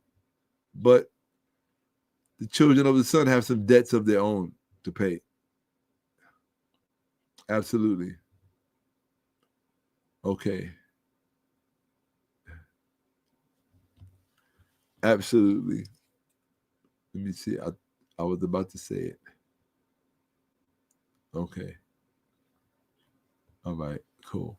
So, Jasaneb, I really wanted you to see this. And I did it. I kept my word and I kept my promise that I would do this presentation. And I did it. This is the second time I'm doing it. The first time I did it in a private session with the person who requested that I do it. And I really took that someplace else because I had to explain to the person the same thing I'm going to explain to you and why I have presentations coming up that's going to be addressing these things. A lot of this has to do with education. And unfortunately, there's certain things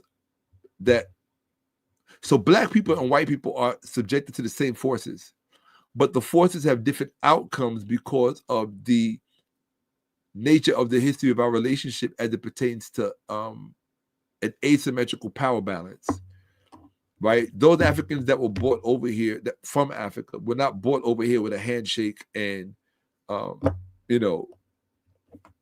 eating well and sharing whatever on the shit. It's not, no. So with that said, you will most likely, I don't know what sleep is going to like today because I'm like, but you'll probably see me later on. Hopefully, I don't know. Always tell people, you don't know. You don't ever know. So I really appreciate you guys very much. So, Duao. Before I go, hold on one second.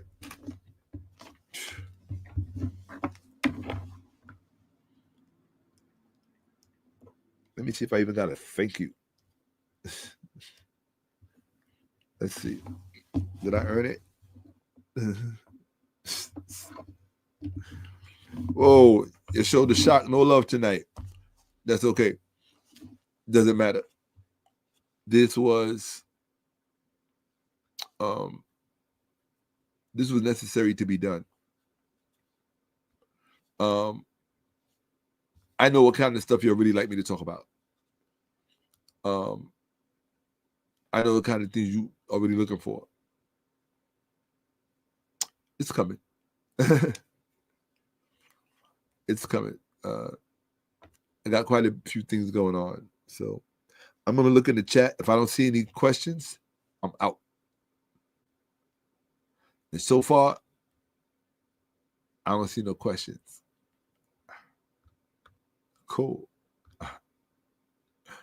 No questions. Cool. All right. Okay. Yeah.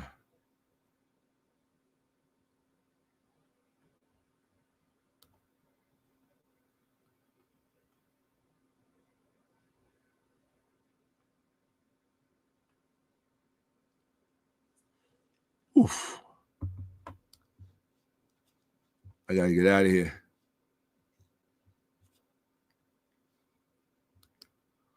So let me see. I'll take one look on the bottom. Nope. That's it. I'm done. I'm out. I did it. Du'a to all of you. I appreciate your presence very much so. Very much appreciate you. And I'll see you on the next presentation, which should be shortly. You just saw the first slide of it at the very end of this presentation. So it's about me getting, I'm really trying to bring white people to the sand, because you will not resolve racism in America until you come to the line in the sand, period. As long as you let people believe that it's about anything else, it's not about anything else. It's only about one thing. With one lie, all of your other lies stand. And Americans, black and white, have to resolve this one lie. And for me, it's my litmus test. Because any person who speaks against this, once it's corrected, they're speaking against your life, essentially. Because it's the moment that they begin to devalue you based on a historical lie. And once that happens, it's all downhill from there. So your standards cannot ever fall below a certain. Oh no. No. Okay, people.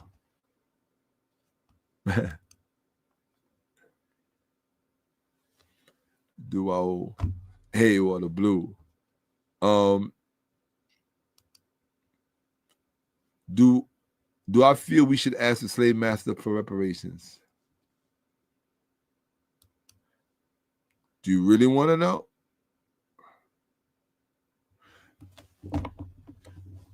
It all depends on how you structure it and what you are willing to do to command it.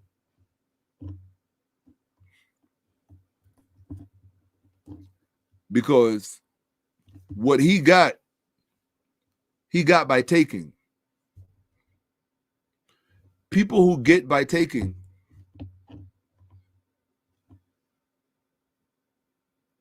it doesn't occur to them that giving is what is appropriate here. Why?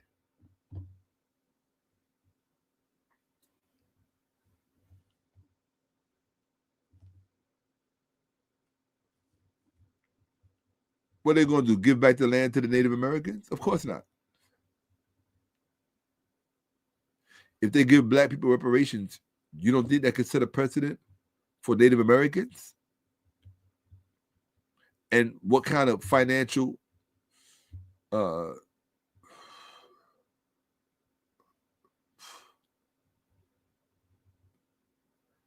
right, folks, I'm going and I'm out. Let's see. Oh, finding some questions. The questions will kind of keep me up. Do I think we should ask the slave master for reparations? If it's structured right, and you know what you're doing, and you're willing to stand on it. But that means, see, the problem with black people is black people don't issue no ultimatums, and they don't know how to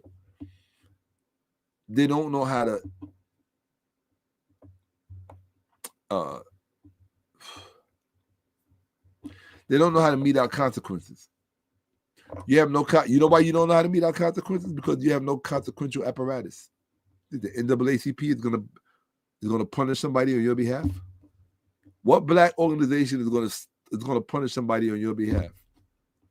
Oh, there isn't one. While white people got more organizations and institutions than they got fish in the sea.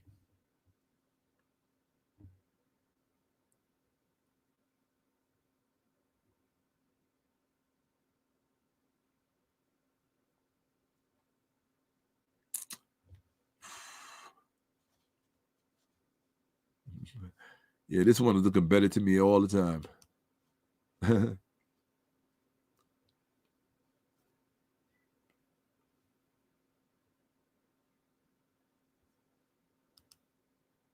Yes.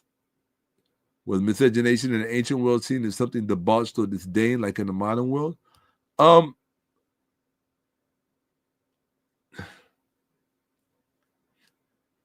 I would say no, and it should have been. Would have spared a lot of people a lot of trouble.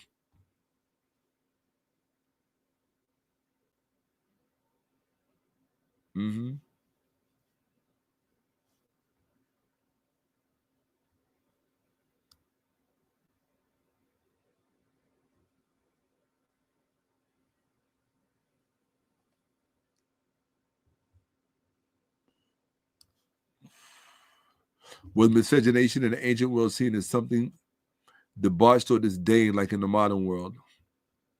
It should have been disdained. I think on the DL it was disdained. The Cushites didn't play that shit.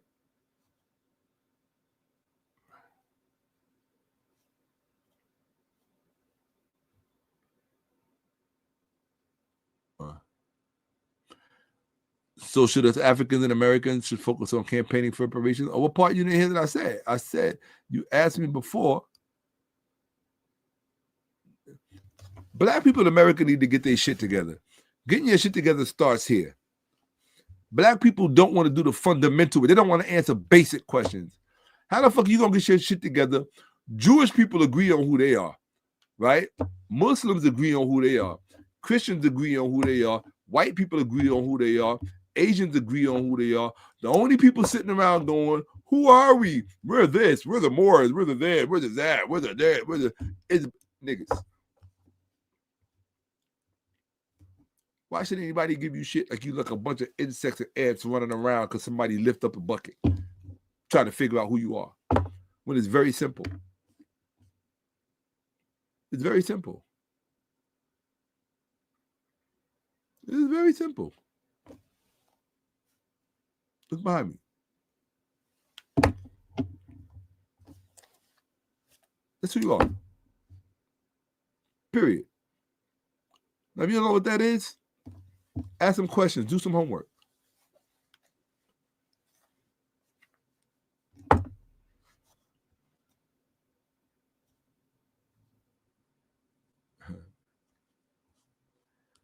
For real. I like that one. Okay, I'm out, people. Uncle Johnson there. Actually, you know what? Ooh, I'm going to go get something to eat. I'm so hungry. Yep. I'm going to get something to eat, and I'm going to watch Lord of the Rings, and I'll see you guys in a little while. Oh, I shouldn't say this, but I love y'all. I do. Okay. And if you got a problem with that, well, too bad. I always tell it to people that I love. I always say I love you, and if you got a problem with that, too bad. Get over it. What am I looking for? Oh, I need to hold on. I'm the only influencer that got to be sent to bed by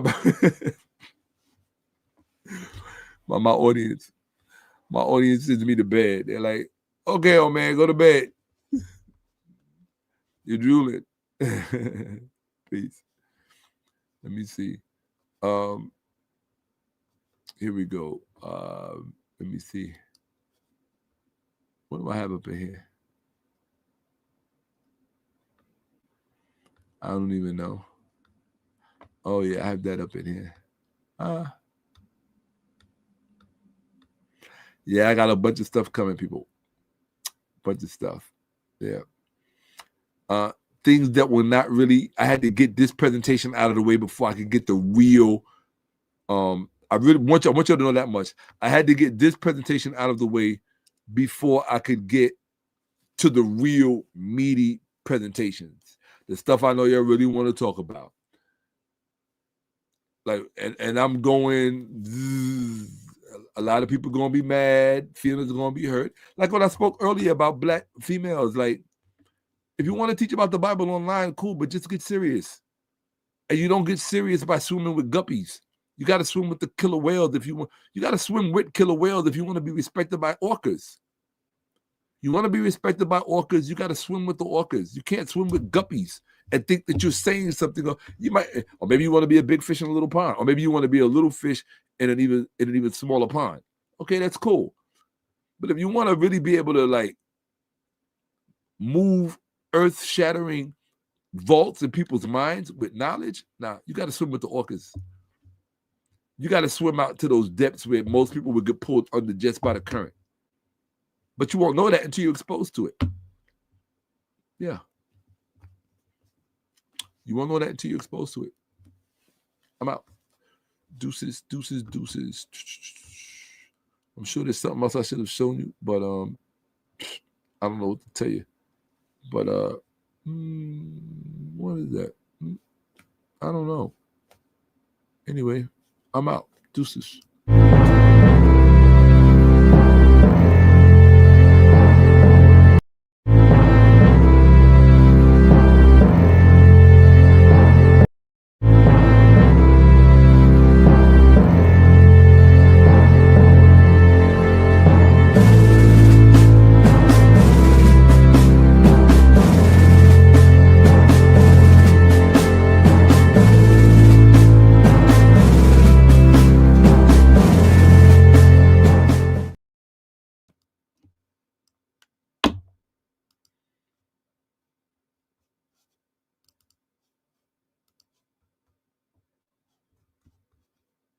I wonder.